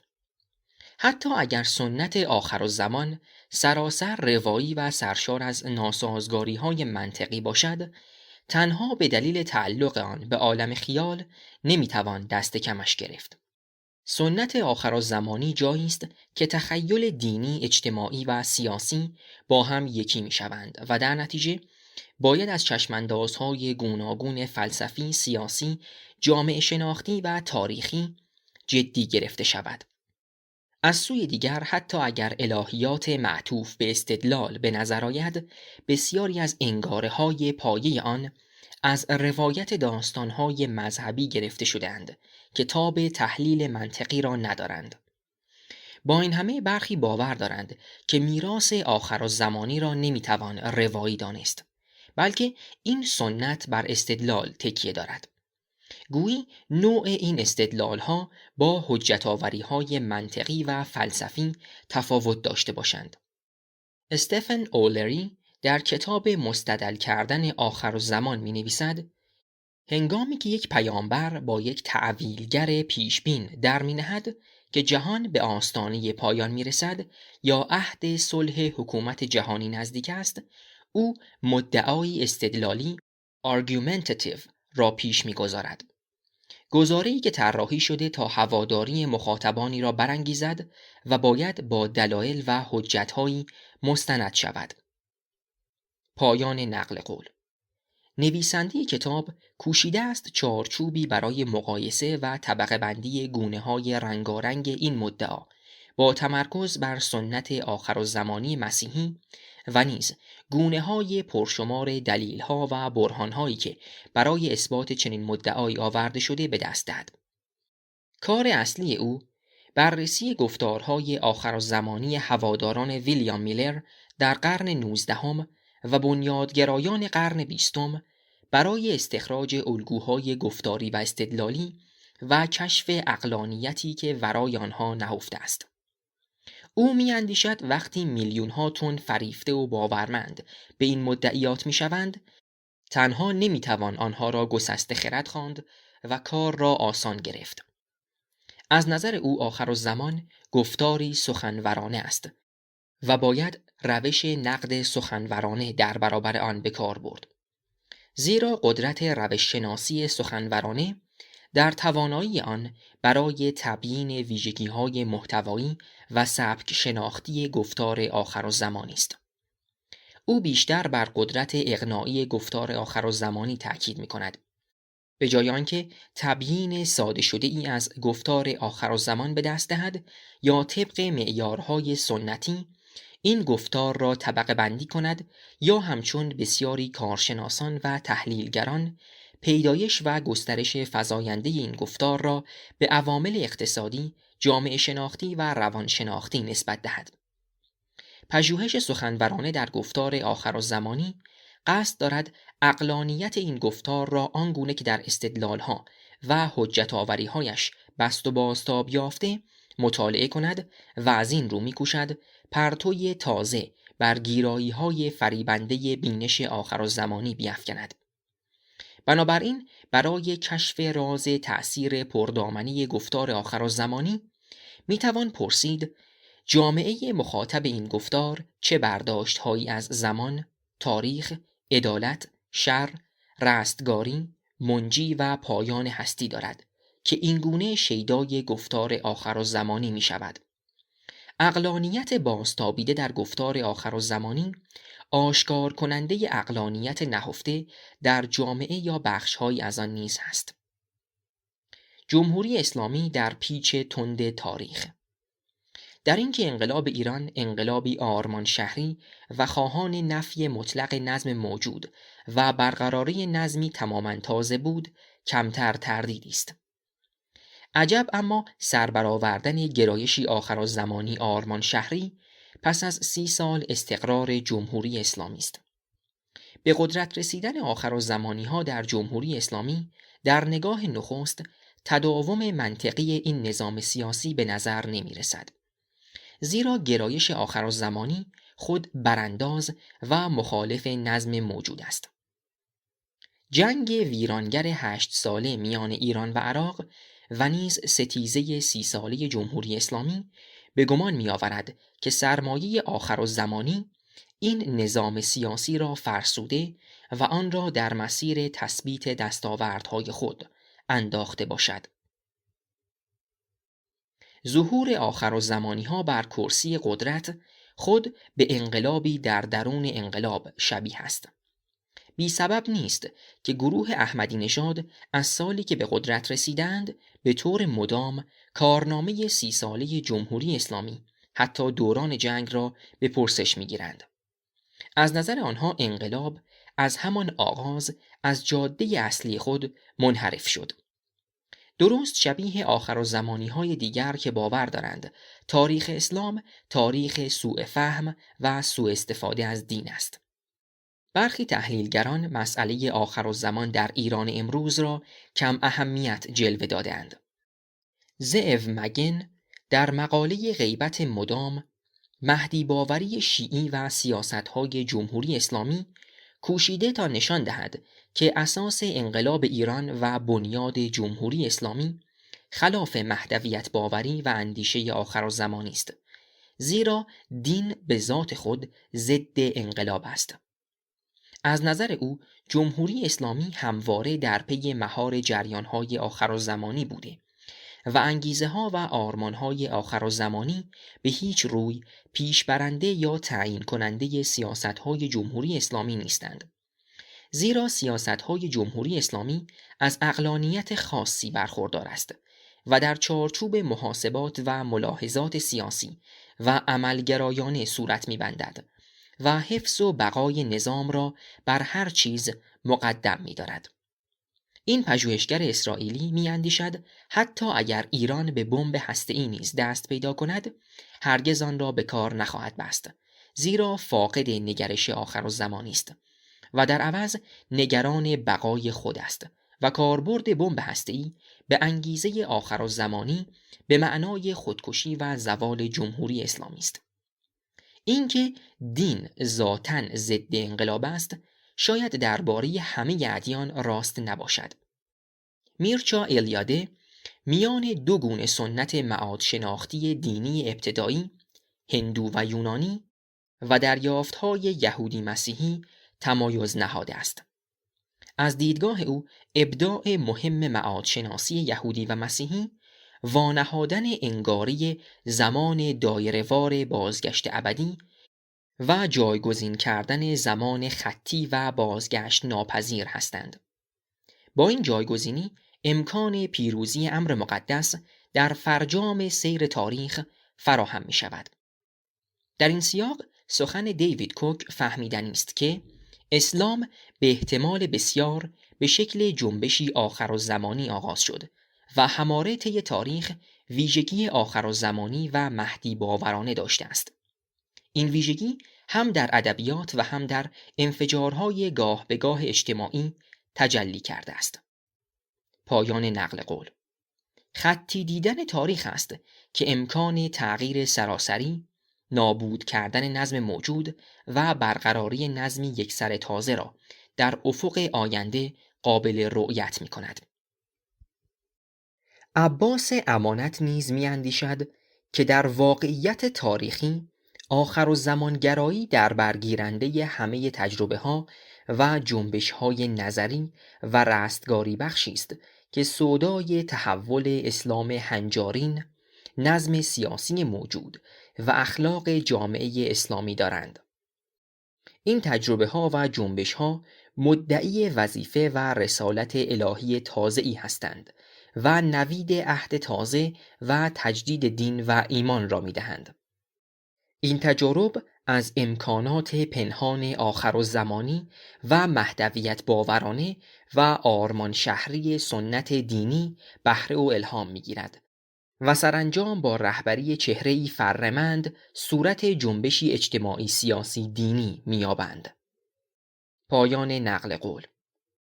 برخلاف مگن که انقلاب ایران را رویدادی آخرالزمانی تفسیر نمی کند، عباس امانت جنبش رهبری شده به دست آیت الله خمینی را مهدی باورانه و آخرالزمانی می داند و دشمنی آیت الله خمینی با انجمن حجتیه را برخاسته از رقابت میان دو جریان متفاوت آخرالزمانی می انگارد. از سوی دیگر گرچه انقلاب پدیده‌ای مدرن است، اما بیگانه با دین نیست. انقلاب محصول شکل‌های تغییر یافته دین است. مایکل والزر در کتاب پراهمیت انقلاب قدیسان، پژوهشی در خاستگاه‌های سیاست رادیکال، نشان داده است که سازماندهی حزبی، فعالیت روشمندانه، جبهه مخالفان و اصلاح طلبان، ایدئولوژی رادیکال و انقلاب همه فراورده‌های سیاست مدرنند، اما ریشه در نهضت مسیحی کالون دارند. این تصور که یک دسته شهروند میتواند گرد یک آرمان جمع شود و از ابزارهای سیاسی برای دستیابی به هدف خود و مبارزه با نظام موجود بهره گیرند و بر امر سیاسی اثر بگذارند، حاصل دولت مدرن است. اما این فعالیت انقلابی قدیسان و شهروندان بود که به شکلگیری دولت مدرن یاری کرد. از نگاه والزر این نخست کالونی ها بودند که تأکید اندیشه سیاسی را از شهریار یا حاکم برداشتند و بر قدیس یا جماعتی از قدیسان گذاشتند و در نتیجه چارچوبی نظری برای توجیه عمل سیاسی مستقل از حکومت آفریدند.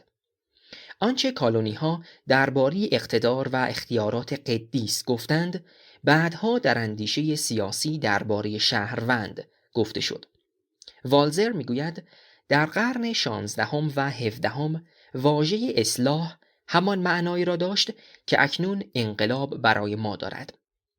با توجه به نقش سیاسی اجتماعی طبقه علما در ایران، به ویژه پس از عصر صفوی، باید در این ادعا تردید کرد که عملاً ذاتاً ضد انقلاب و حافظ سنت بودند.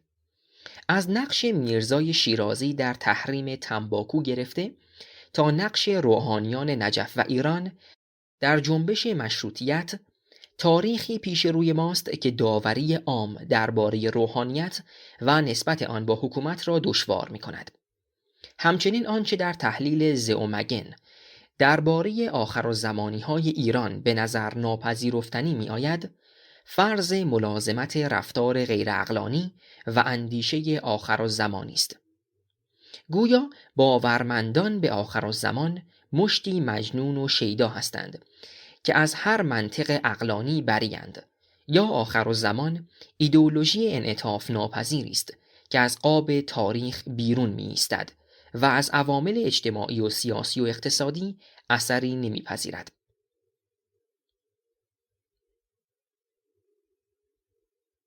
بر این اساس میتوان تصور کرد دولت احمدی نژاد آخرالزمانی باشد، اما اهل محاسبه سود و زیان خود نیز باشد.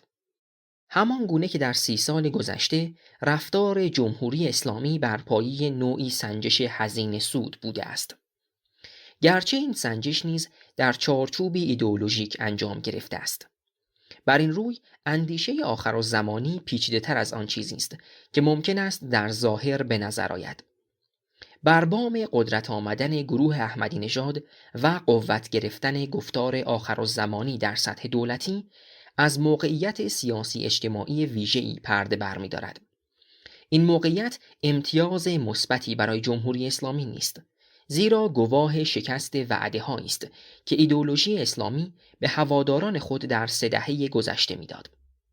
اکنون گفتار رسمی دولتی آگاه از ناتوانی برای حل مشکلات معیشتی و اقتصادی مردم، آنان را حوالت به آخرالزمان و حل معجزه‌آمیز مشکلات به دست مصلح و منجی کل می‌دهد.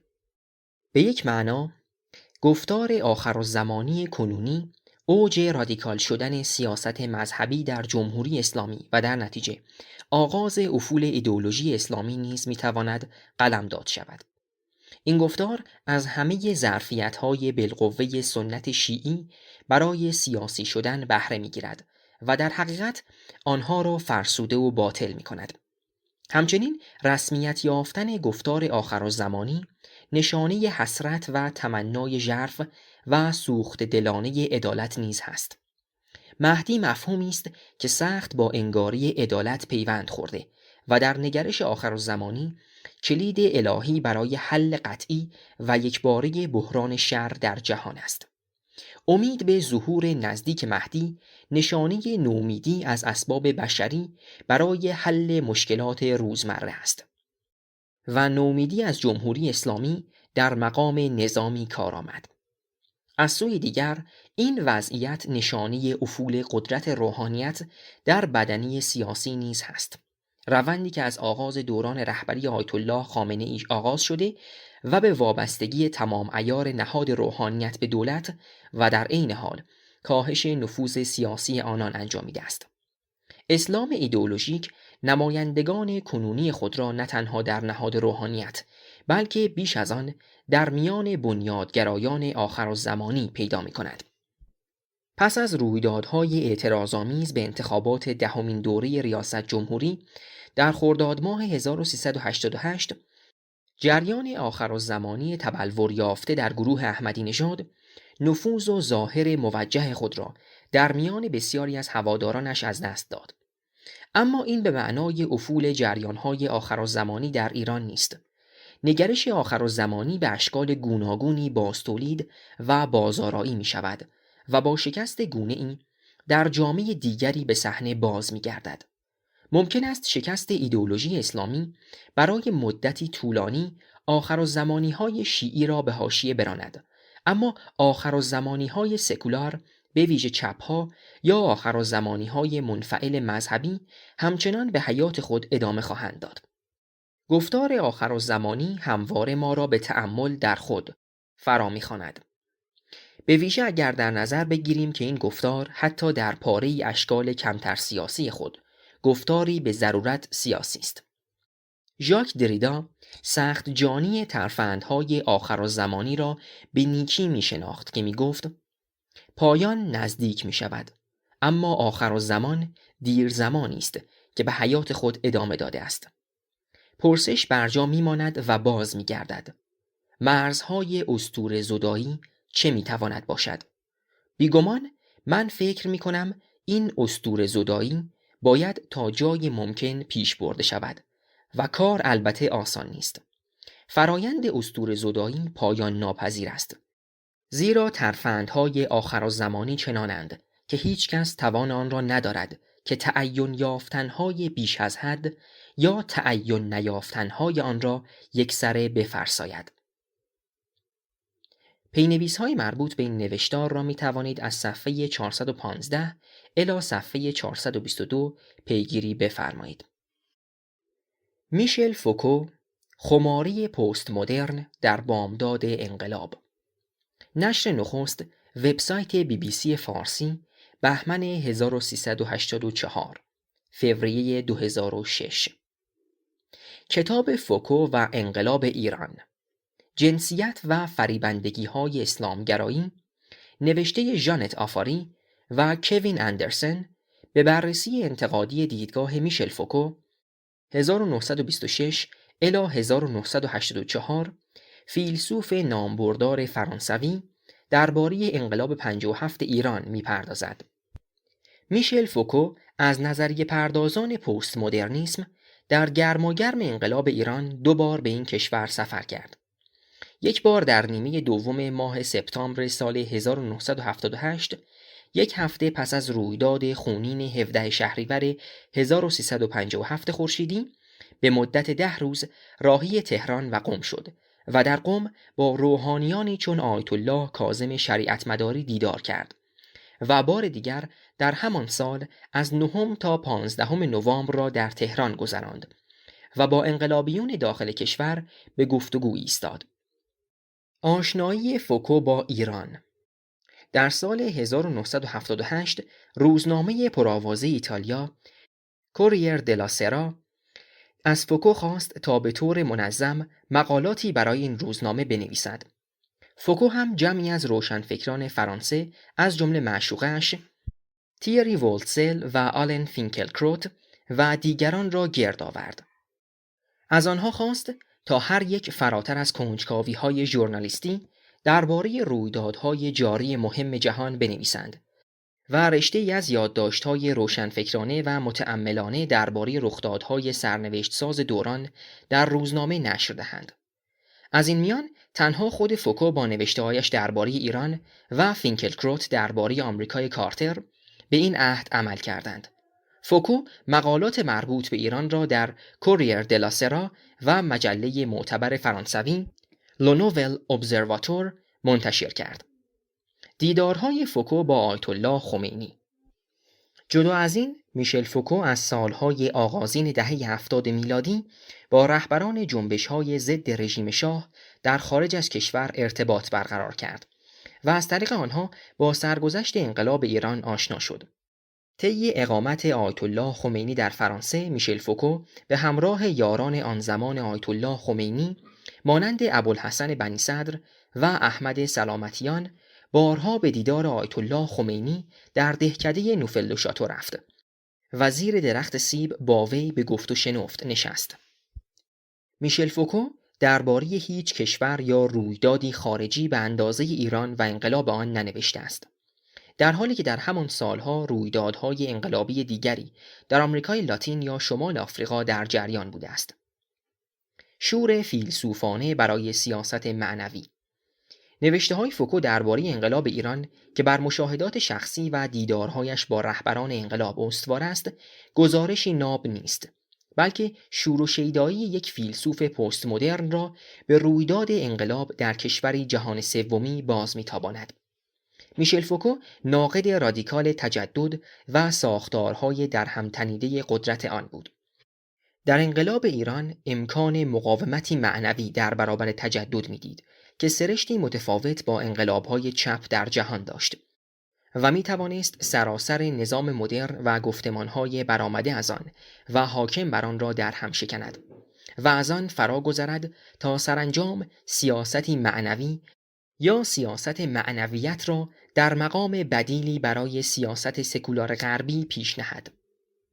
فوکو آماج حملات انتقادی. در آن دوران نه تنها بیشتر روشنفکران غیر مذهبی ایرانی با جریان انقلاب همدلی و همراهی می‌کردند، که حتی در فرانسه نیز فوکو خیلی عظیمی از موافقان انقلاب را پشت سر خود داشت و تنها اندکی از روشنفکران چپ ایرانی یا فرانسوی مانند ماکسیم رودنسن، تاریخنگار برجسته اسلام بودند که از رویکرد مذهبی انقلاب ایران ابراز نگرانی می‌کردند. همان ویژگی که فوکو نقطه مثبت انقلاب می‌دانست. درست یک ماه پس از انقلاب، تردیدها درباره معنویت نظام نوپا و ستیز آیت الله خمینی و موج اعدام‌های خارج از رویه قضایی و سرکوب نیروهای سیاسی غیر مذهبی ورق دیدگاه روشنفکران فرانسوی برگشت و میشل فوکو در صدر آنها آماج نقدهای تیز قرار گرفت. نقدهایی که بر خطای فوکو درباره انقلاب ایران معطوف میشد و طعنه‌هایی که روشنفکران بر او می‌زدند بر افسردگی او می‌افزود و فوکو جز در یکی دو مورد به هیچ یک از نقدها پاسخ ننوشت. از آن پس دیگر به ندرت درباره موضوعی در زمینه سیاست و ژورنالیسم سخن گفت. این را دیدی اریبون، عضو تحریریه مجله لو نوول ابزرواتور و دوست فوکو و زندگی نامه نویسش تصریح کرده است. نگاه فوکویی به انقلاب ایران. ژانت آفاری، استادیار تاریخ و مطالعات زنان در دانشگاه پوردیو در آمریکا و کوین اندرسون، استادیار علوم سیاسی و جامعه شناسی در همان دانشگاه، در کتاب فوکو و انقلاب ایران تنها بر خطا بودن دریافت‌ها و پیشبینی‌های میشل فوکو از انقلاب ایران تأکید نمی‌کنند، چرا که پیشتر تقریباً همه زندگی نامه نویسان فرانسوی و انگلیسی فوکو آرای وی درباره انقلاب ایران را نادرست دانسته بودند. نویسندگان این کتاب در عوض کوشیدند تا پیوند دیدگاه فوکو درباره انقلاب ایران را با سراسر نظام فکری و فلسفه پست مدرن وی نشان دهند و استدلال کنند که نظریه فوکو درباره انقلاب ایران فراورده فلسفه او درباره قدرت، گفتار، انضباط و مجازات و روابط جنسی است و صرفاً لغزشی در اظهار نظر سیاسی یک فیلسوف نمیتواند به شمار رود. دیدگاه آنان در برابر نظر فوکوشناسانی می ایستد که به ویژه در جهان انگلیسی زبان به نوشته‌های فوکو در زمینه انقلاب ایران اعتنای چندانی نکردند و حتی ترجمه این بخش از نوشته‌های او را نیز پر اهمیت ندانستند. از این روست که نویسندگان کتاب فوکو و انقلاب ایران در پیوست کتاب برای نخستین بار همه یادداشت‌های فوکو را درباره انقلاب ایران به انگلیسی ترجمه کرده و آوردند، زیرا این نوشته‌ها را بخشی از فلسفه این فیلسوف ارزیابی نمودند. شیفتگی معنادار فوکو به شهادت و مهدویت.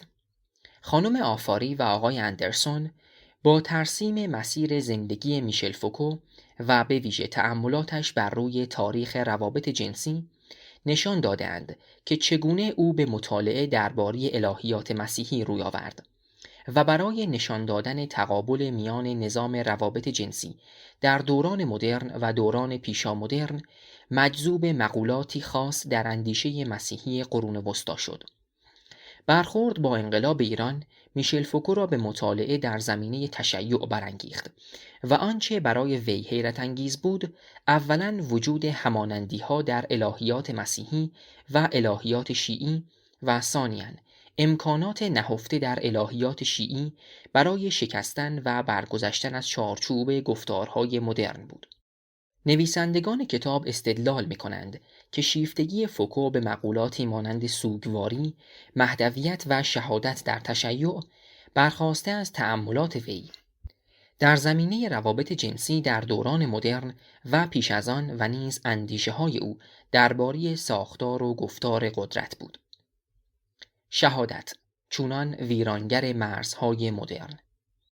نویسندگان کوشیدند رد پای اندیشه‌های مارتین هایدگر و فردریش نیچه، دو فیلسوف آلمانی را بر مرگندیشی فوکو بازیابند و نشان دهند که فوکو چگونه دل مشغول مسئله اصالت بود و موقعیت اصیل را لحظه مخاطره آمیز چالش با مرگ می‌دانست.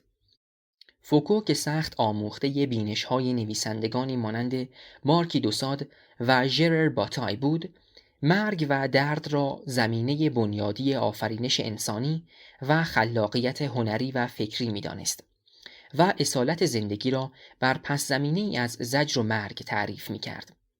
فوکو که خود به گفته زندگی نامه نویسانش چند بار به استقبال خودکشی یا تجربه‌های سادومازوخیستی رفته و یک بار نیز در جریان تصادف ماشین مرگ را پیشاروی خود دیده بود، در شهادت طلبی شیعیان اصالتی را می‌دید که لازمه زندگی خلاق است و نیروی ویرانگر برای درهم شکستن مرزبند گفتارها و ساختارهای مدرن به شمار می‌رود.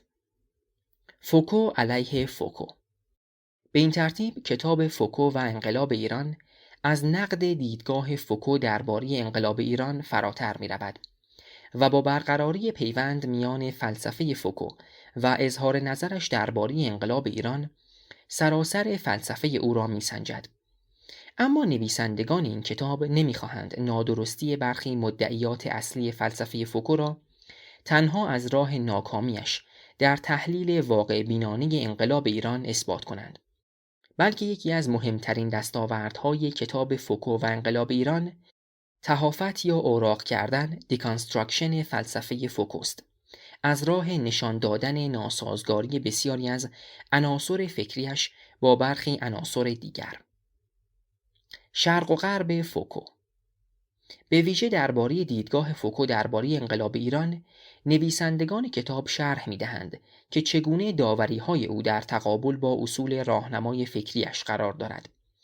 برای نمونه دیدگاه فوکو درباره روابط جنسی، نظم چیزها، انضباط و مجازات، دیوانگی و زندان در دوران پیشامدرن و پسامدرن بر الگوی دوگانه شرق غرب استوار است.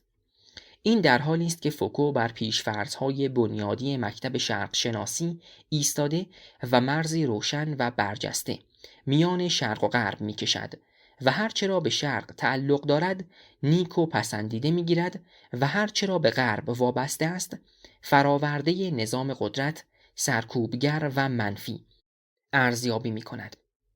در حالی که خود فوکو در تبارشناسی و باستانشناسی ویژه‌اش همواره بر گسست‌ها، تمایزها، تفاوت‌ها و یگانگی‌ها در تاریخ اصرار می‌ورزد و با ساختن هر گونه روایت بزرگ در تاریخ و فلسفه می‌ستیزد. نویسندگان کتاب وامی نمایند که چگونه خود فوکو گسست‌های تاریخی را در نظر نمی‌گیرد و از تمایزها، تفاوت‌ها و یگانگی‌های هر پدیده چشم می‌پوشد و روایتی بزرگ از غرب و شرقی می‌سازد که هیچ بهره از واقعیت ندارد. ستیزه فوکو با پدیده مبهم و پیچیده‌ای مانند تجدد در مقام فراورده غرب و ستایشش از پدیده‌ای مانند انقلاب ایران به مثابه فراورده‌ای شرقی و ضد تجدد بر این سیاق تکیه دارد. بیهوده نبود که کسی مانند ادوارد سعید، ناقد نامدار منظومه فکری شرق شناسی، درباره انقلاب ایران دیدگاهی مخالف فوکو را برگزید، با آنکه در نقدش از شرق شناسی سخت وامدار فلسفه فوکو بود. فوکو فیلسوفی مجذوب انقلاب ایران. نویسندگان کتاب فوکو و انقلاب ایران استدلال می کنند که چگونه فوکو در اندیشیدن به مسئله جنسیت و آزادی جنسی زنان ایستاری مخالف فمینیست های دوران خود داشت و به همین سبب نقدهای فمینیستی دوران خود را بر انقلاب ایران بر نمیتابید و در پاسخ به آتوسا، خانم فمینیست ایرانی مقیم پاریس، احتمالاً نام مستعار برآشفت و در خور یک فیلسوف ننوشت. فوکو و انقلاب ایران تنها به تأثیر فلسفه میشل فوکو بر طرز اندیشیدنش درباره انقلاب ایران اشاره نمی کند، بلکه شرح می دهد که تأملات او در دهه پایانی عمرش سخت زیر تأثیر رویداد انقلاب ایران بوده است.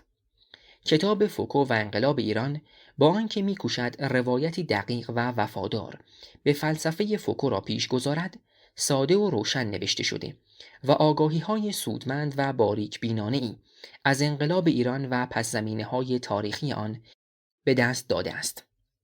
با خواندن این کتاب، خواننده گرچه از مقوله‌های مهمی در فلسفه میشل فوکو، الهیات مسیحی، الهیات شیعی و تاریخ ایران آگاه می‌شود، برای فهم آنها به هیچ اطلاعات پیشینی نیاز ندارد.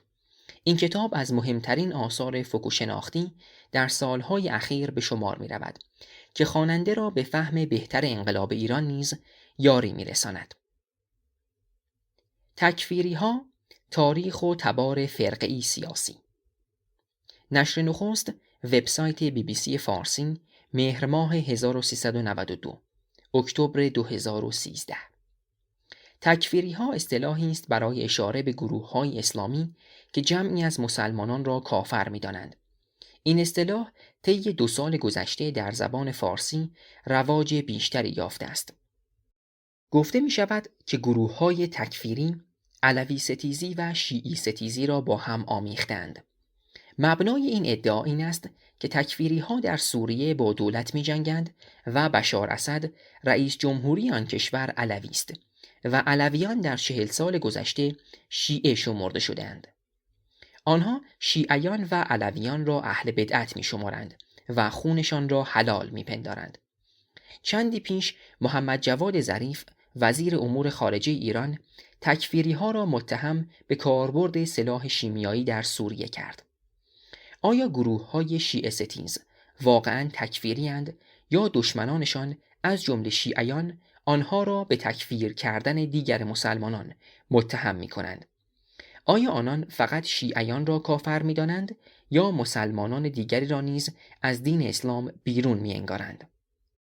در برابر خشونت دولت اسلامی، سید قطب 1906 الی 1966 را آموزگار گفتمان تکفیر در سده 20 خواندند. هم سید قطب خود از اندیشه میان روانه به تدریج به اندیشه تند روانه گرایید، هم بسیاری از اسلام گرایانی که از تند روی دور بودند با خواندن آثار او و زیر تأثیر آموزه هایش به خشونت روی آوردند. در سال 1949 ترور حسن البنا 43 ساله شوک عظیمی بر اعضای اخوان المسلمین وارد کرد. حسن البنا نه اندیشور بود، نه جز زندگی نامه خود نوشت و نامه‌هایش اثری مکتوب از خود به جای گذاشته بود.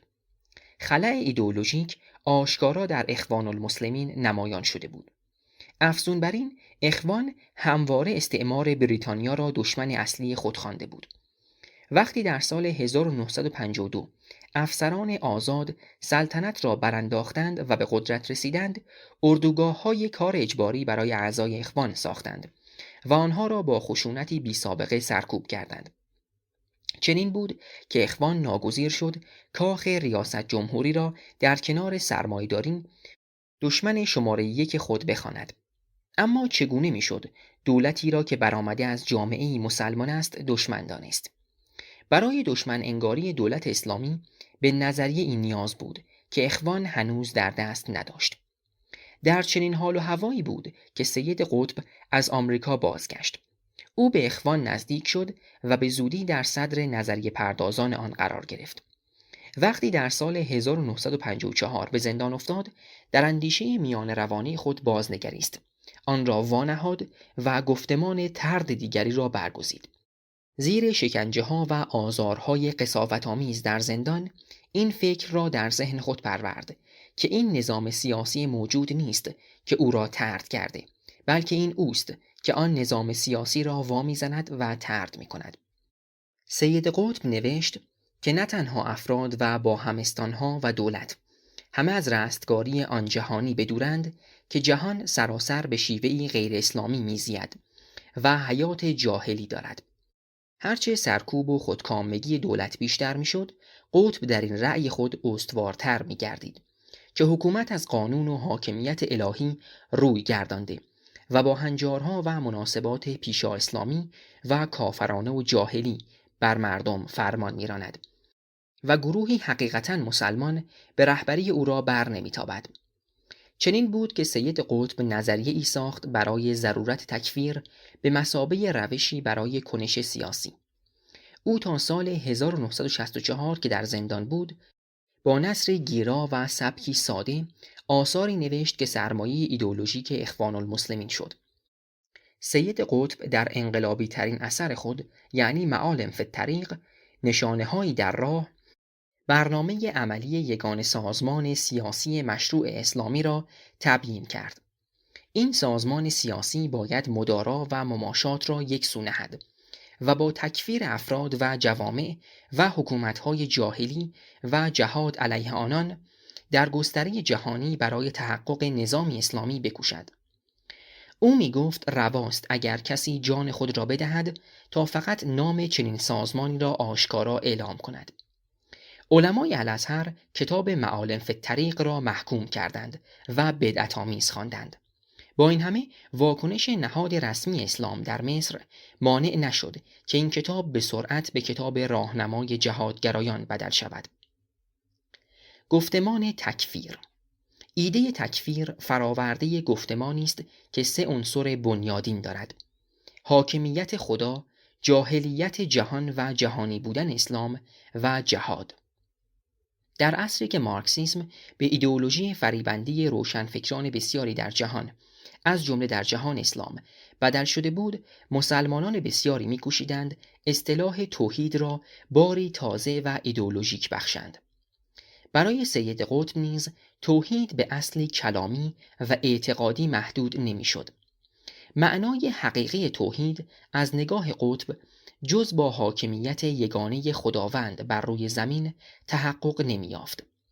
حاکمیت خدا تجلی سیاسی توحید بود که در زندان آزادی، در سرزمین‌های اسلامی و غیر اسلامی، سیاست داخلی و روابط بین الملل همیشه و همه جا باید روی می‌داد. اصل حاکمیت خدا باید سرشت حکومت را تعیین می‌کرد و مرزهای لازم را برای آزادی‌های فردی و اجتماعی قرار می‌داد. برای سید قطب روشن بود که حاکمیت خدا بدون پایبندی فرد، جامعه و دولت به یکایک احکام شریعت فقه ممکن نبود. پس هر شخص جامعه یا دولتی که از عمل به احکام شریعت سرباز زند در عصر جاهلیت و به سنت پیشا اسلام میزید و کافر قلمداد می شود. التزام به شریعت از نگاه قطب نباید محدود به مسلمانان یا دولت اسلامی باشد. جهان سراسر از آن خداست و حاکمیت تنها او را سزاست. در ضرورت عمل به شریعت هیچ استثنایی روا نیست. مشروعیت دولت به شریعت مداری آن بستگی دارد و اگر دولتی شریعت را نادیده بگیرد، مسلمانان واقعی حق و بلکه وظیفه دارند علیه آن بپاخیزند و جهاد کنند. مسلمانان باید حکومت جاهلی را براندازند و حکومت اسلامی بنیاد نهند که قوای مجریه، مقننه و قضاییه آن بر پایه اصل شورا احکام شریعت را مو به مو اجرا کنند. برای فقیهان قدیم جهان به دارالسلام و دارالکفر تقسیم می شد. برای سید قطب جهان یا در دارالاسلام می گنجید یا در دارالحرب. برزخی در میان نبود. از گفتمان به سازمان. در دهه 40 سده 20 میلادی جمعی جوان از اخوان المسلمین منشعب شدند و گروهی را ساختند که جماعت الشباب المحمد، جماعت جوانان محمد نام گرفت.